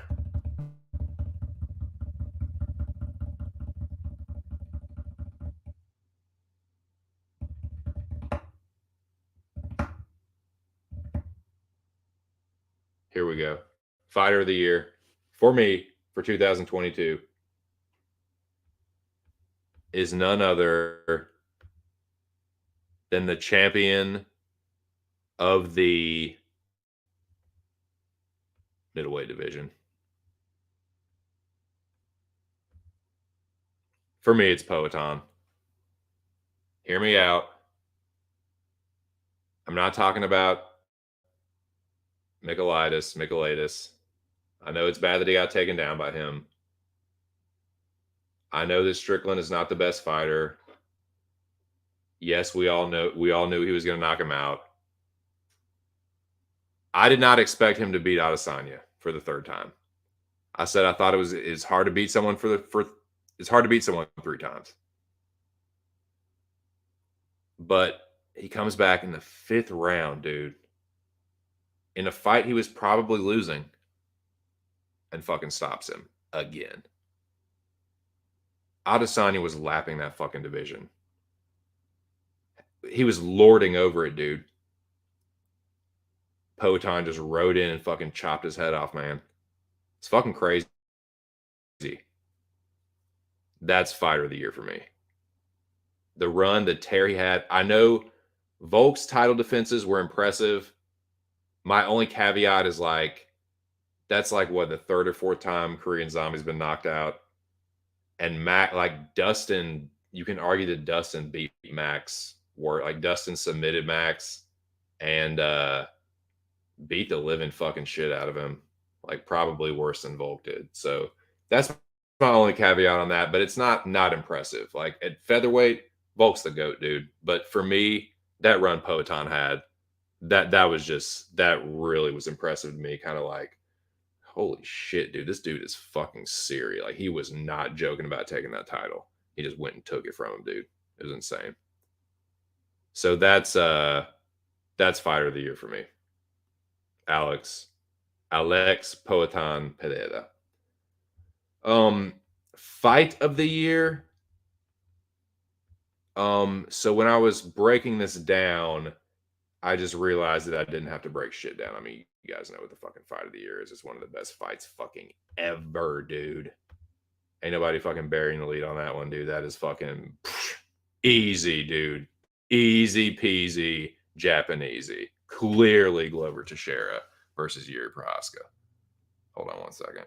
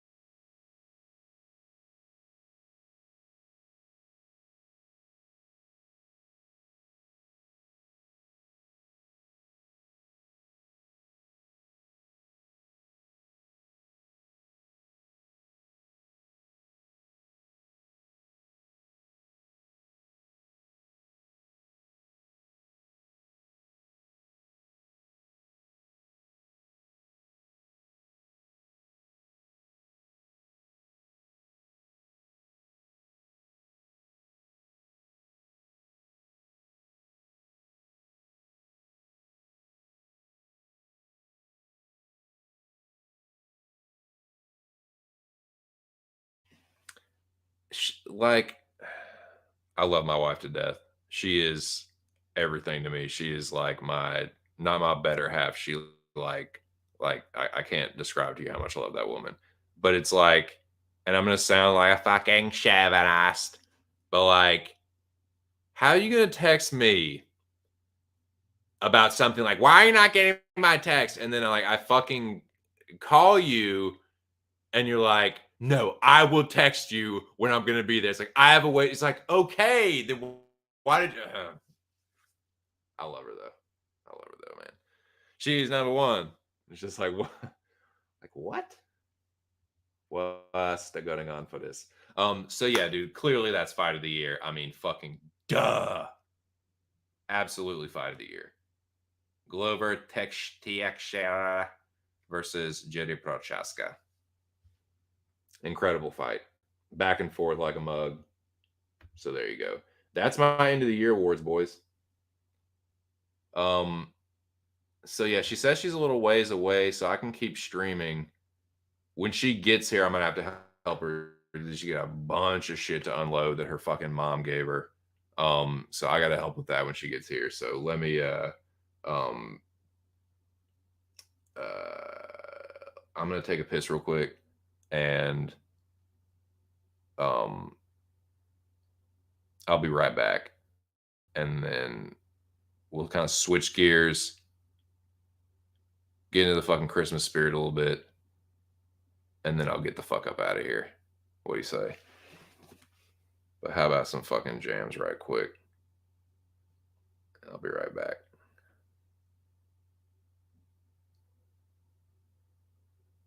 But yeah, this is my last stream of the year, dude. I might as well fucking hang out, jam out.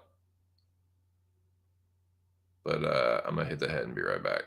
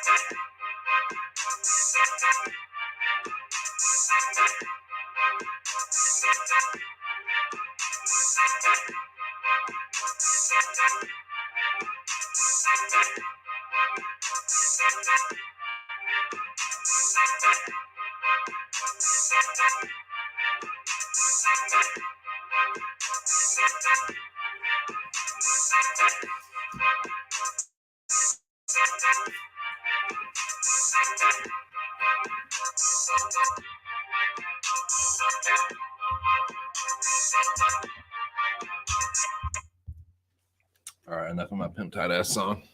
No, I'm just playing. Yeah. What were we talking about? Yeah, so I pretty much gave out my fucking end of the year awards. Fighter of the year, fight of the year. I did best knockouts on Monday, like my KO countdown. I just finished doing submission of the year. Y'all saw it was Islam Makhachev over Charles do Bronx Oliveira. So there you have it. There you fucking have it, boys and girls. I did my the 2Cents Academy Awards. The crime thriller, The Outfit, swept the Oscars. The TC Oscars, the real Oscars. All Quiet on the Western Front won best cinematography. It would have won best sound and best sound editing and all that shit too, if I did all that. But yeah. So yeah, I mean, I got a little bit of time. I'm just gonna stream until she gets here. Like whenever the old lady pulls up, I gotta just dip. But until then, man, we just chill. I still got pretty much a full bowl packed. So I need to fucking and just fucking burn one down with that. And yeah. Oh, I do have. I was gonna get a little Christmassy with it and talk about my favorite Christmas movies. Then we talk about whatever the fuck, man. I don't care. Going on 7 hours streaming. I'm definitely stoned. Excuse me. It's been fun. This is my last stream of the year.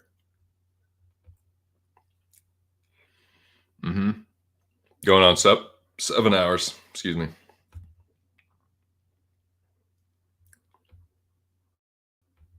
What about it?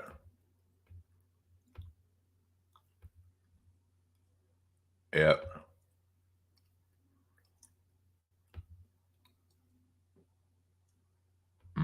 Oh yeah, I got robbed. Yeah, I had to leave it out.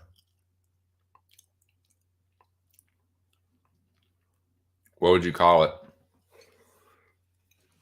That was one of the greatest knockouts of the year.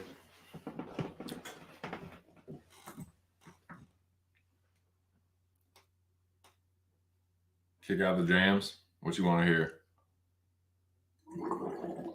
I can only drum on the table. That's about it. I ain't fucking. You ain't give me on no copyright. I can only play I can play my 2 songs. I can play some fucking. No, I don't want to play anything else because then I gotta fucking put it in the. I gotta put it in the fucking description. I gotta put it up on the fucking make a banner, and I just don't feel like it. So yeah, I'm gonna kick out the fucking Bong Tokes Playboy. Say that.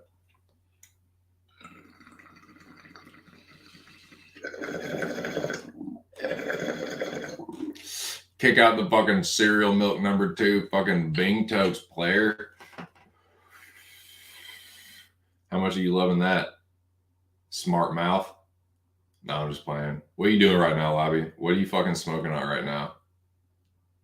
7,000 Super Crystal Deluxe Rosin Live fucking 700% THC. Fucking something retarded. Something you take one fucking dab and you just saying dumb shit.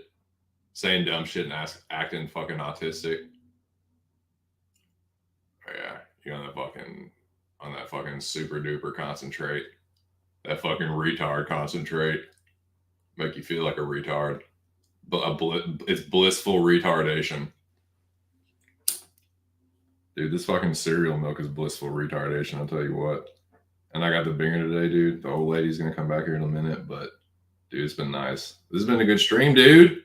This has been a really good stream. I had 12 people in here. I'm talking about my favorite Christmas movies right now, dude. And I don't give a shit if you motherfuckers like it or not. When I say motherfuckers, you don't know that. I mean that in the best way. Because I don't talk about people like that unless I am fond of them. You know, I wouldn't really like people I don't like, you know. I usually just either don't talk to them at all or it ends up a violent confrontation. But nah, man, people I like, I don't know. You know what I mean? Don't take it personally, you motherfuckers. You motherfuckers use. Yeah, man. Should I get drunk? Should I fucking get drunk and get all emotional? Shout out to my dude, my dude Scorpion Picks, UFC Bro Picks. Subscribe to UFC Bro Picks, man. What are you doing, Justin? Why don't you fucking come hang out with your old bud no more? That's all right. I got love for you still, even though you don't love me. I still love you as a bud, even though you don't love me. That's all good though. No, I'm just playing. What was I gonna say? Yeah, man, I can give out my favorite, like my top 5 Christmas movies, and I was just gonna say my favorite, but yeah, I can do top 5. It won't be too hard. And then yeah, let me just talk about whatever. I'm just kind of bullshit for a little bit. This will be my last stream of the year. I won't come back until after the new year, and I'll probably do like the week before the Imavov Gastelum card. I'll come back. I'll have done tape study by then, and I need to actually get on the lines and check those janks out and see if there's anything I can jump on early. But I will convene with the boys, the sharps, the real fucking pros, and see if I can. I don't want to hit a sophomore slump, dude. I had a decent rookie year. It was profitable, nothing too crazy, nothing I had to pay taxes on, thank God. But it was. I didn't take a loss. It was profitable, small, teeny tiny profit, man. So I'm hoping to. I'd love to double that next year, or even more, hopefully. But yeah, I'll get with the boys and see what's good with these lines and shit. So I'll probably come back like like the cards on the 14th. I'll probably come back that Monday, whenever that is. I'll have to look at the calendar, but yeah, that's what I'm thinking.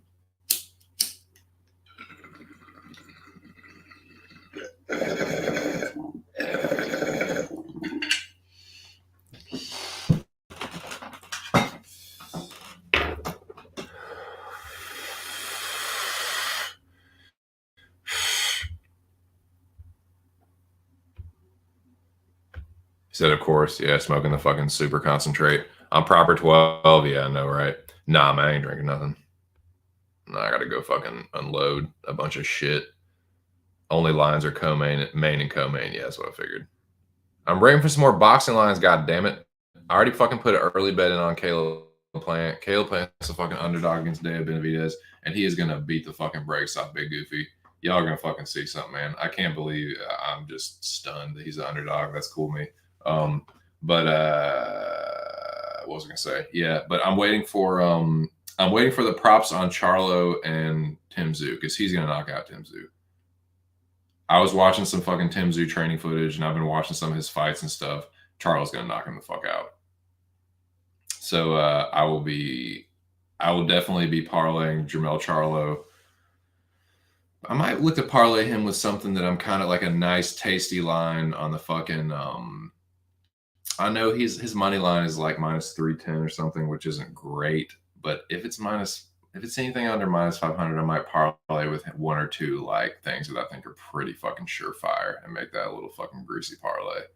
But yet, Jermell Charlo is going to beat the fucking Christ out of Tim Tszyu and probably knock him out. And I'm going to fucking put a little something on the knockout because I think Tim Tszyu is a little too fucking slow. He's a good fighter, though. I'm not shitting on Tim Tszyu. If he pulls off the upset, more power to him. I'll have to eat the crow, and I'll look real fucking stupid. And all my fucking haters and all the Tim Tszyu fans will, relish, and it'll be their fucking day, their day in the sun. But nah, man. I heard the same shit about Castano and what Castano was going to do in the rematch. And I heard the same shit about Tony Harrison. And he got robbed against Tony Harrison. And everyone just, he beat Jermell Charlo. Okay, he beat him with a jab. Okay. And then what did he do in the second fight? Knock him the fuck out.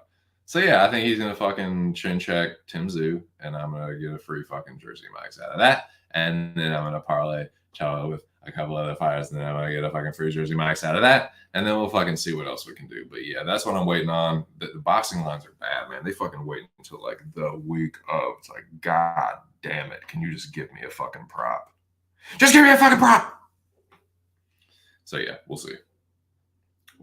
What up, ear? I see you. I mean, those are two of my favorites, man. They're not undefeated, but they're fucking fun fighters to watch. Oh shit. Willie McGinnis arrested. Great. That's a hell of a shot. Thing. Fucking what was I gonna say? Fury Usyk. I'm waiting for the props on that. I'm waiting for the fucking the props on that one.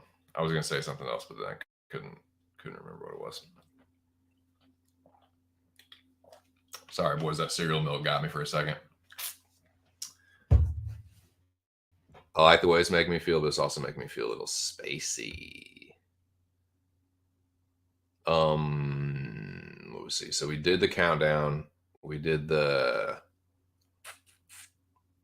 countdown, did the Oscars, did the fighter of the year, the fight of the year. Well, it's Christmas time, boys. Just about Christmas time. Less than a week out. It's the last major holiday of the year. And you know, kind of reflect. I mean, it's not quite New Year's, but just kind of like reflecting on this year. It's kind of fucking sucked a little bit. Like it's not been my favorite year. I've had better years for sure.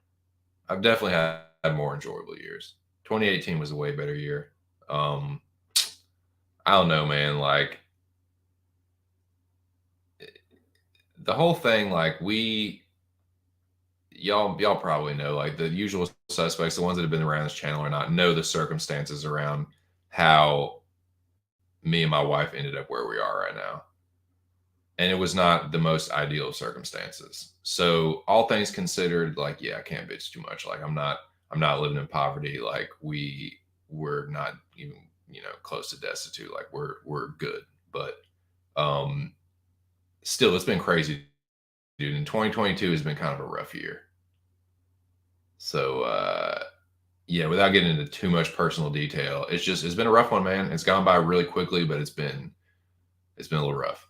So I'm not too sad to see it go. But it was my first year my first year getting greasy. So that was a fucking high note. There were I saw some great movies. As you saw, I did the fucking 2 Cents Oscars, man. There were some good flicks out there. I'll put those up again as I make my exit. But yeah, looking back, man, it was a pretty good year streaming though. As far as this channel went, it wasn't bad. Hit some pretty good marks. Had some streams with close. I think no, I had one with 20 this year. I had one with 20 viewers in it this year. And I mean, I know that's to some people that's like, I have like, twice that without blinking. Like that's cool. Like, I for a little bitty channel, less than 200 subs, and this is a channel that I've had organically the whole time. I haven't paid for shit. I haven't had any kind of artificial boost or anything like that I paid for. It's just word of mouth and you guys, man, the usual suspects that show up here and support the channel and keep the live viewer numbers going and the live viewer time going. So shout out to you guys, man. Y'all definitely made this channel one of the highlights of my year. So I appreciate that. It's not like this year's been like the worst year of my life, but nah, man, it hasn't been like super awesome. But hey, man, it's almost over, and I can't always, but I try to look at things in a glass half full, with a glass half full mindset. So kind of looking ahead to 2023, I feel hopeful for it. You know what I'm saying? Like I'm gonna check out this new or this latest fight card and see what's up with the lines, talk to the homies and see what's good and see if I can get on some good plays. Start 2023 off with a fucking bang, dude. Get all kinds of fucking free Jersey Mike's money or free Jersey Mike's.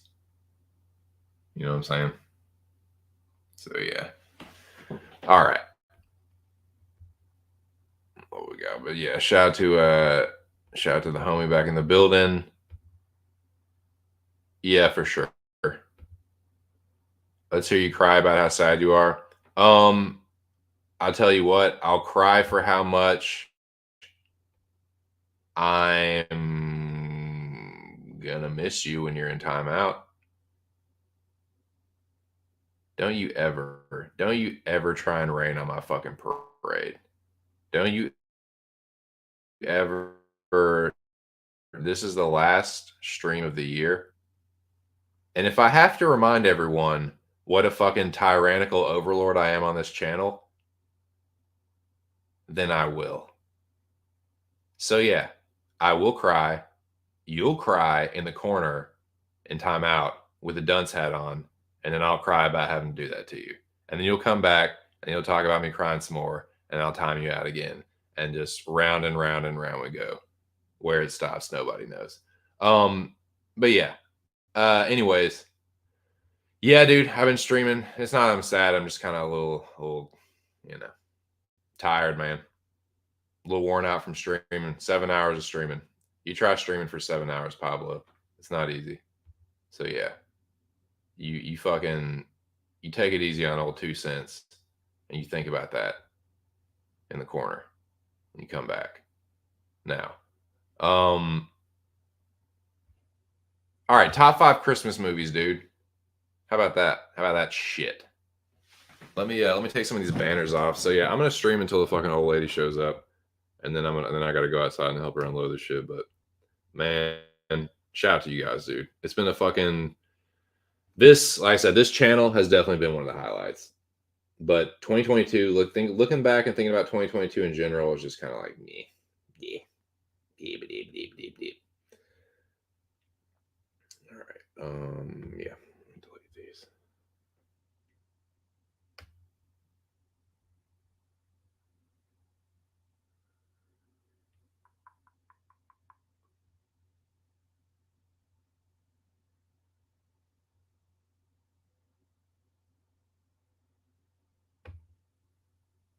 Delete that. Delete that. All right, here we go. Let me edit this. Don't need an intermission because I'm just about to wrap this up before too long. All right, top 5 Xmas movies. There's a bunch of them, man. Everyone's got their favorite. I don't really want to get into Christmas songs. Talk about that. Don't talk about music all day, man. Top 5 Christmas movies. We'll keep it on the same theme as the Academy Awards.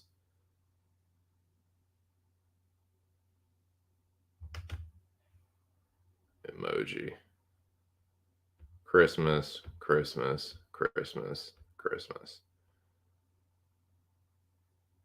Actually, hold on.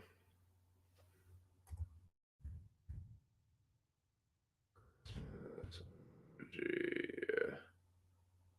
Yeah, dude. Okay.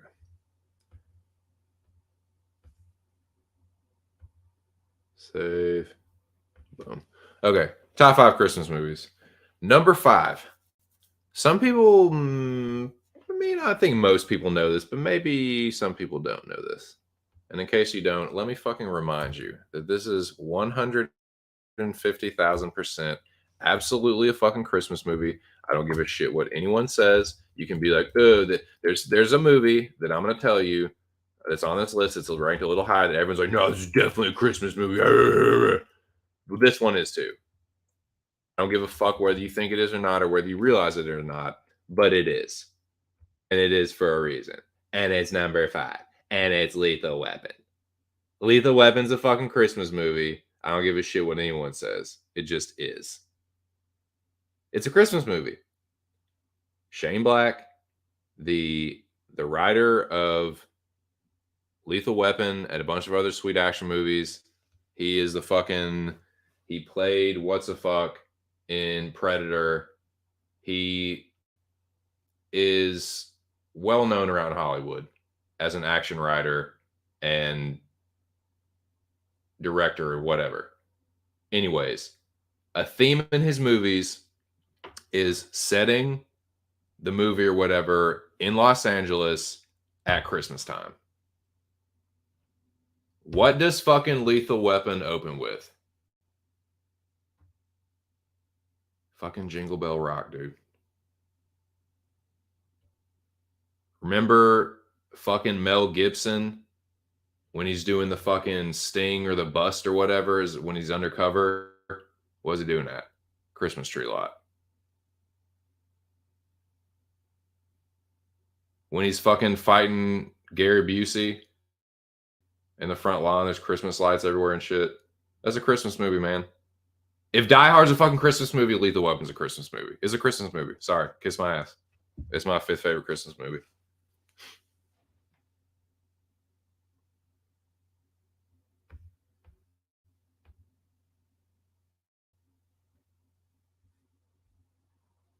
Passion of the Christ, number one. Nice, dude. Do you pray when you watch it? Ah, Emmanuel. Hosanna in the highest. I'm trying to remember some of that shit, dude. I fucking dated this fucking Catholic girl. Oh my god. She was this fucking rich girl, this fucking Catholic sorority girl. And she fucking her and her fucking parents went to the she was from Little Rock, and her and her parents went to the fucking big cathedral or whatever that was in West Little Rock, going out towards Pinnacle Mountain.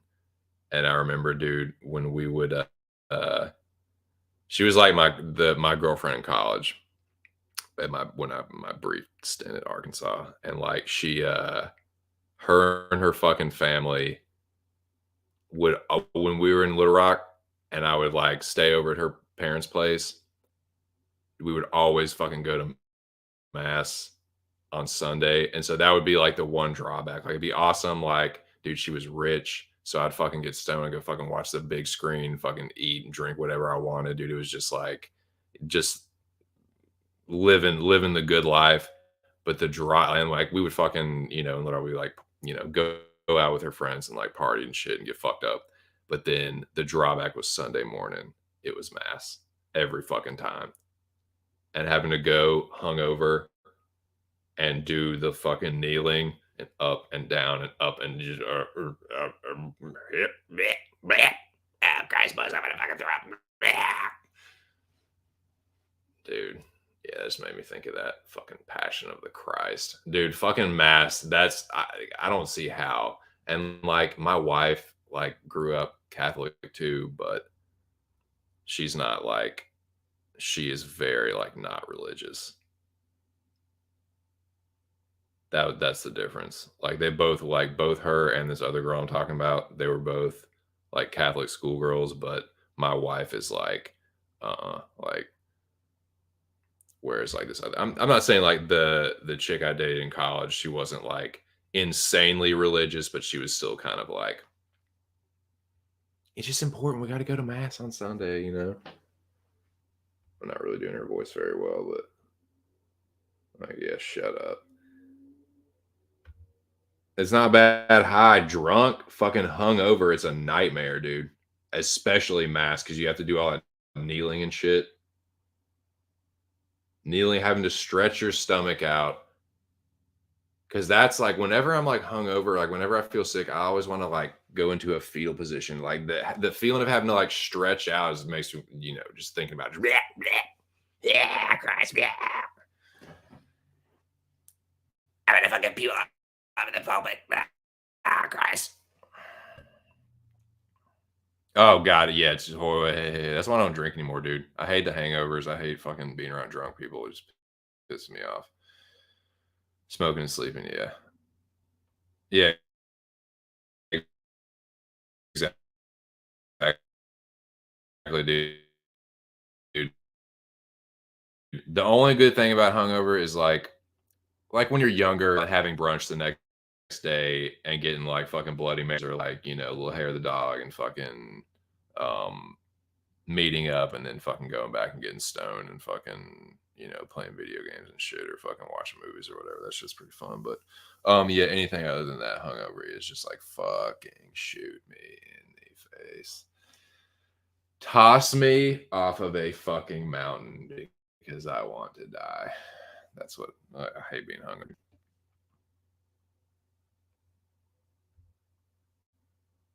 So yeah, top five. Number five is Lethal Weapon. Number four. What do you think number four is?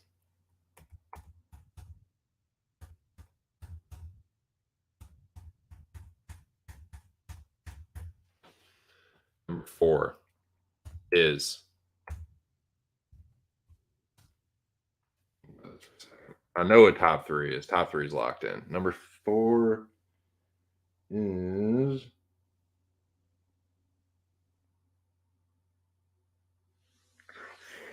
um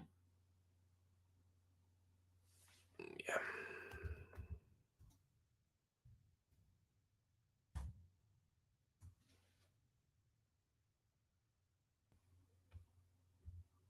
Number 4, I think now I don't wanna jump the gun here, but I think, dude, that um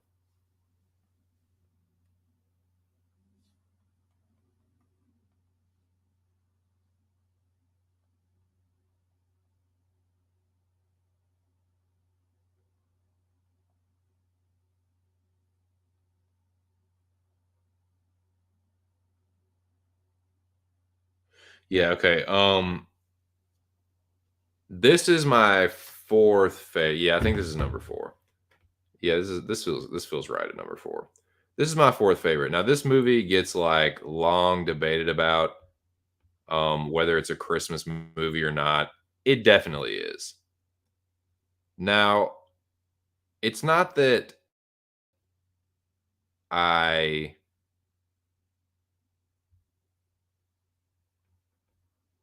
it's not that I don't think it's a Christmas movie. It's absolutely a Christmas movie. It's just not quite as much of a Christmas movie as these other ones. Y'all know what I'm talking about. I'm talking about Die Hard. Die Hard, I'll settle the debate for you. It's 100% a Christmas movie. But is it as much of a Christmas movie as these other ones, these top 3 I'm about to tell you? In my opinion, no. That's the only reason it's not top 3. But yeah, Die Hard, it fucking kicks ass. And I like Die Hard a little bit more than Lethal Weapon. It's one of my favorite action movies, and it does happen to be a Christmas movie at the same time. I mean, it is. It's not just that it's set at that time and like, oh, it's set around Christmas time. Oh, it's a Christmas movie. No, it's like there's Christmas shit in it. Like they're at a Christmas party. Uh, they play Christmas music throughout the film. Fucking uh, Carl Winslow is literally like dum de dum delightful. Fucking now I have a machine gun. Ho ho ho. You know what I'm saying? Like there's little Christmassy things sprinkled throughout. It's definitely a Christmas movie, but it's not as much of a Christmas movie as these next 3, in my opinion. That's why it's not higher. But dude, it is. It's a top 5 for me, for sure. It's no shade on Die Hard. A Christmas Carol. That's not bad. Noah says Home Alone lock. I don't know, dude. We about to see. You about to find out. But Christmas Carol's not a bad shout. Um, let's see, number 3.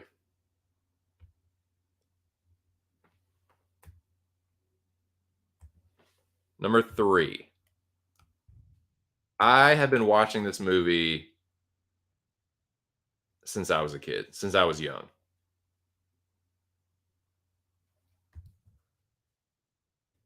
Fucking mute this so y'all can't hear the fucking.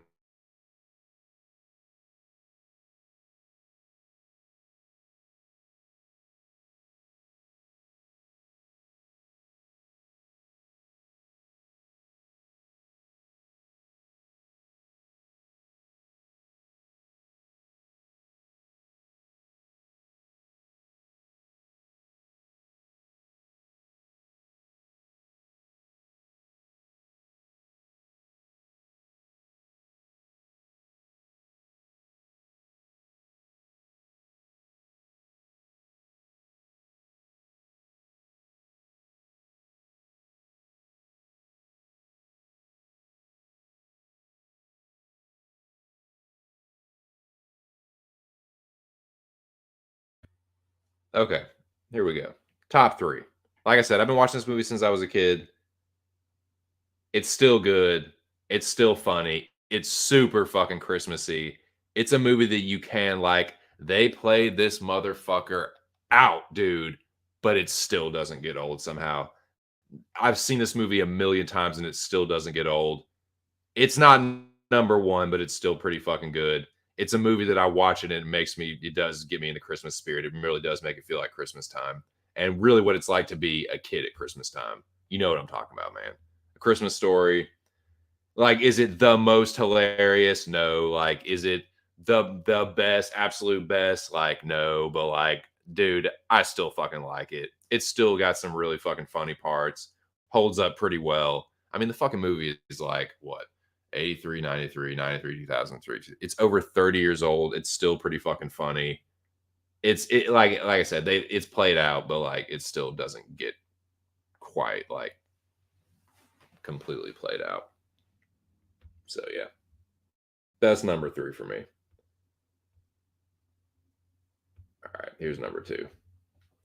Here's number 2, boys.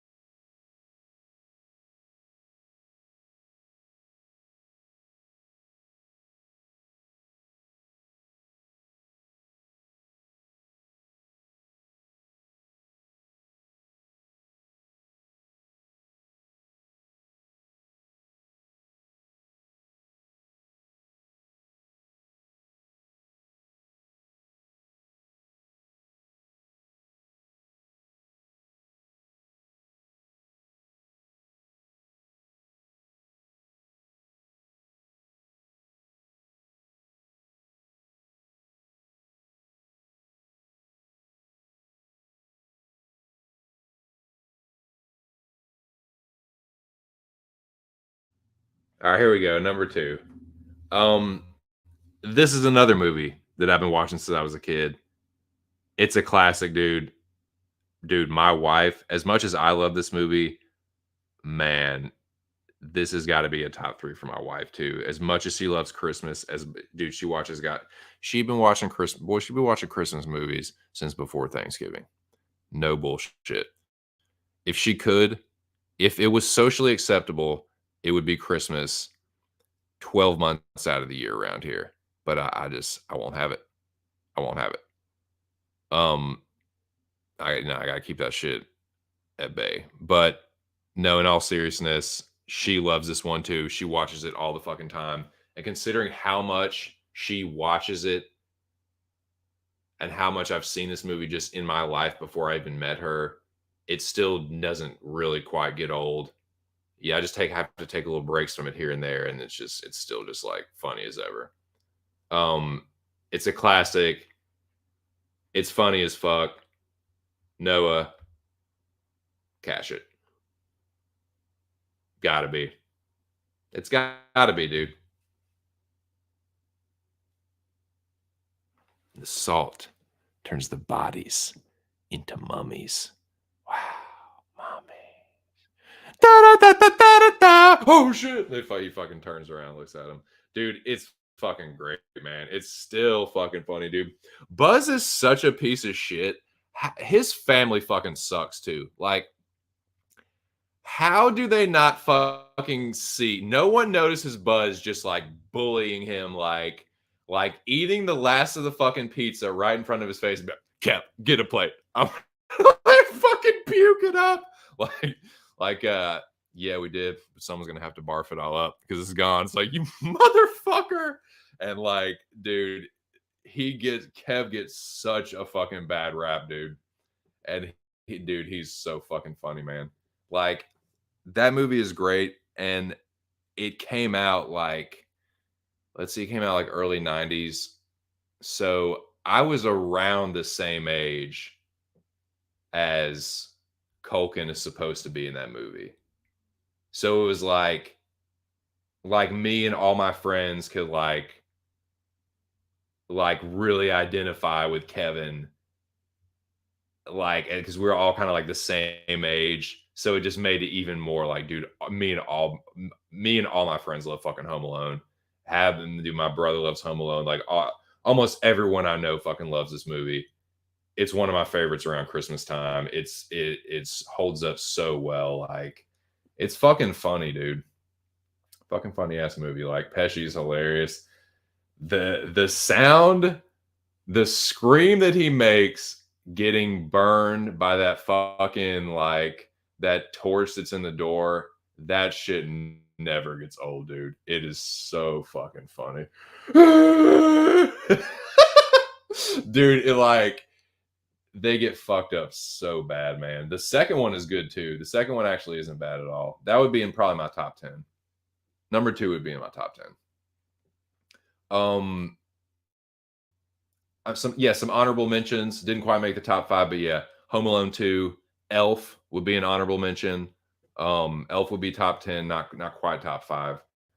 Because yeah, we're talking the cream and the cup. Um, yeah, man. Well, enough of my fucking horrible Macho Man impressions and bullshitting. Let's get to the fucking. Let's get to the fucking the true number one. In my opinion, the best fucking Christmas movie ever.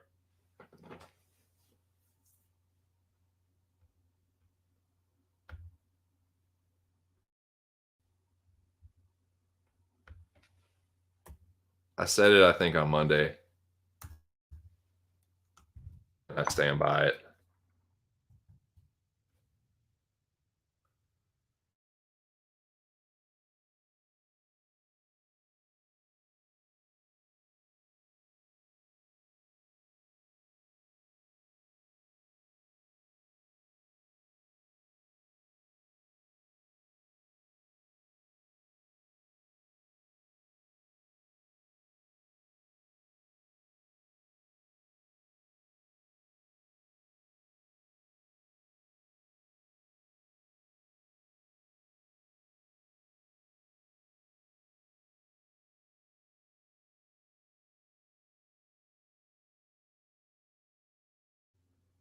All right, so here we go. I'm about to unveil my favorite Christmas movie. I mean, most of the anyone that like really knows me knows that fucking this is my favorite Christmas movie. It has been for quite some time.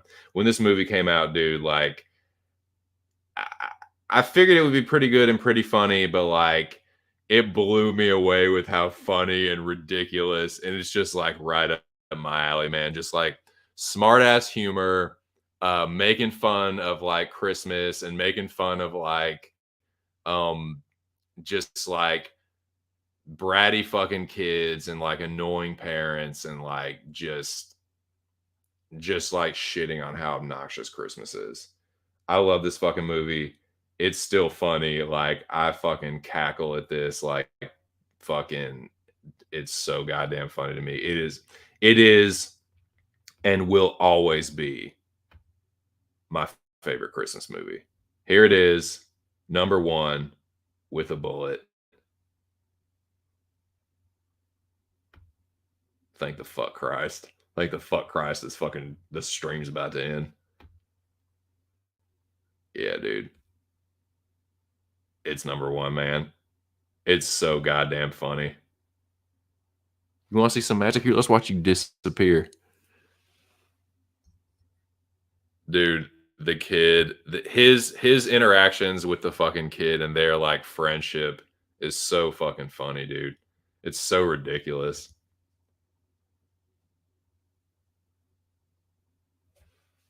I fucking love this movie, man. It never gets old. I watch it every fucking year. Yeah, I need to yeah, dude, you need to shout out Skinny Bets. Yeah, PayPal issues for the lock. Yeah, for sure. PayPal issues. Um, yeah, I didn't see it. I heard it was I heard it was I heard it was just and I didn't want to like. It's the same reason I didn't watch the new Bill and Ted. Like, I'm sure it won't be terrible, but it's still. I know it's not going to be as good. And I'm probably going to stop halfway through. Like I know that's what's gonna happen if I try and watch the new Bill and Ted. I'm gonna start it. It's gonna be like, okay, yeah, it's not bad, and it's all right. And it's just like slowly. Nope, just done. So yeah, I think that that's kind of what's gonna happen if I try and watch the new Bad Santa. So I think that I will not, and just keep watching the old one over and over. Yeah. I said I didn't bring it, dipshit. Dude, he's so funny. And the kid fucks with him so bad.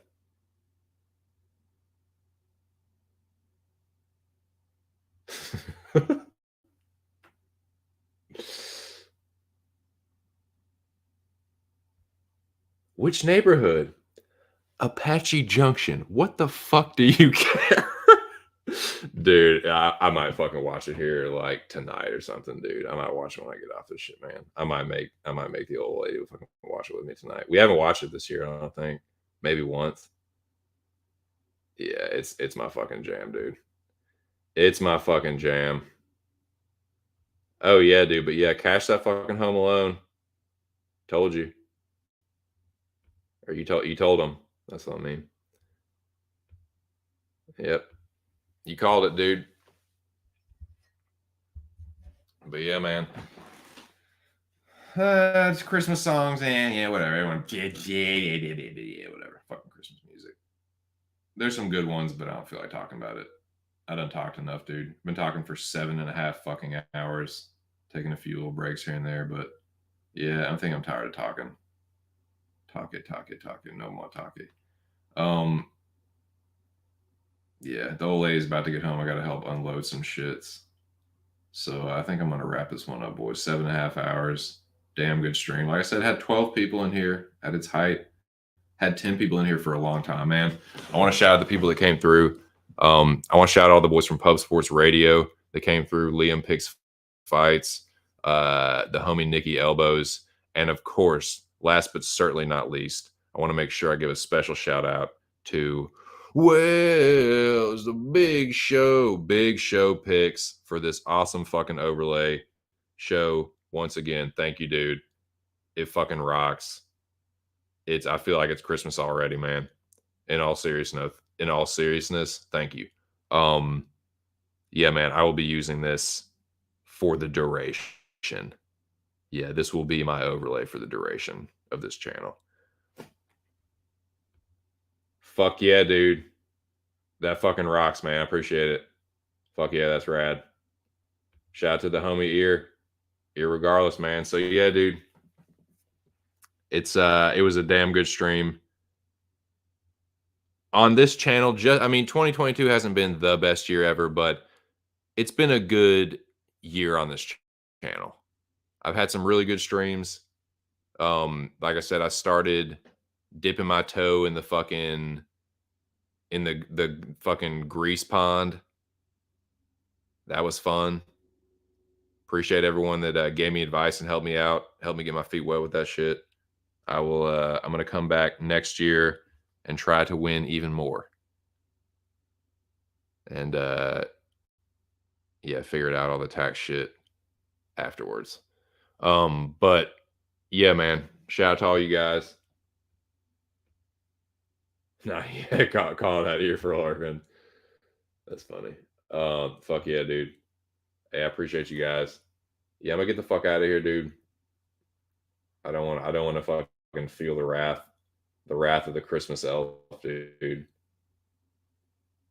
I know it's been a little bit of a drive forward. She got a bunch of shit to unload, and she is not, dude. She is going to be having none. I mean, nothing, Nathan. Nada. She's going to be having none of your boys' bullshit. So I need to make sure I'm fucking on point. Tighten up now, boys. Got to tighten up now. But yeah, dude. Yeah, man. Merry Christmas, ear. Yes, sir. Merry Christmas. Happy holidays. I'll probably, like I said, I'll probably be back that Monday before that card on the 14th. That Imavov Gaslam card. I'll be back the Monday before that. And I will have definitely done my tape study and hopefully made some bets by then. I'm gonna check out the lines. I might jump on these shits. Um, if they're fucking, if they're enticing enough, might do it. Here pretty soon. Okay, so she says she's 44 minutes away. Okay, yeah, well that's perfect. That is time for me to get off the stream and get my shit together, and yeah, rest my fucking voice because I'm sure she's gonna have a lot to say, and yeah, I don't want to be completely fucking hoarse. Anyways, yeah, I think that's all I got, boys. But yeah, appreciate it here. Merry Christmas, Happy New Year. I'll be in the fucking I'll be in the group chat and shit too. But yeah, dude, if I don't talk to you before then. Let me see. Let me get get this banner off here. And I think that I will just leave that banner up. I mean that avatar up. So yeah, dude. I will make this the ticket.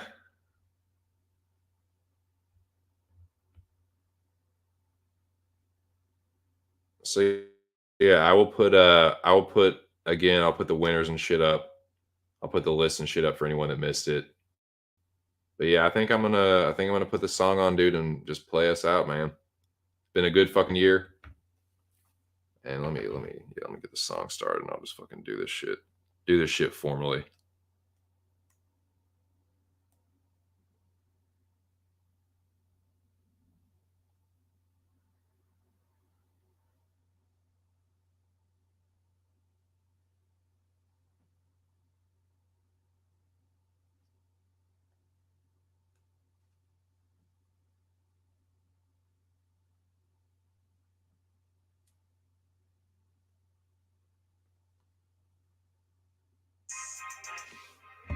Yeah, dude, this was a fucking kick-ass stream. Once again, just want to say shout out to the homie Big Show Picks for this fucking awesome overlay. It fucking kicks ass. Like it says down there in the right-hand corner, like and subscribe if you're new to the channel. But yeah, man. Also, like it says, thank you to everyone that stopped through. Awesome stream, man. Like I said, had 12 people in here at one point, had double digits for a long time. Shout out to all the boys from Pub Sports Radio that came through. Liam, Big Show, Nikki Elbows. Yeah, shout out to all those boys over there. Shout out to the Fight and Allen brothers and everyone from Fight Night Picks. Real News MMA is a regular over there, and Bananas and Grapes is as well. So shout out to them. Shout out to all the usual suspects, man. Shout out to the motherfucking Arkandome, where worlds collide, where the fucking best of the best congregate and talk about predictions and fucking handicapping and yeah, all that good shit. So shout out to the motherfucking Arkandome. Shout out to the General Noah, all the fucking homies here. Y'all know who you are, man. Zach Johnson. Yeah, man, I could go through everyone, but I'm gonna leave people out. I don't want anyone to get their fucking feelings hurt. But yeah, shout out to all you guys, dude. I hope y'all have a good one. Yeah, have a good holiday, man. Enjoy the time with the family. And yeah, dude, have a good New Year too, man. Stay safe on New Year's. I know people get fucking wild and stuff, but yeah, man, have a good time. And hope that 2023 is better than 2022. You know what I'm saying? But yeah, that's it for me. I'm gonna get the fuck up out of here. But thanks again, boys. Appreciate all the support, and I will definitely be back. But that's it for this one. This is just my 2 cents, and I will catch y'all in 2023. Peace.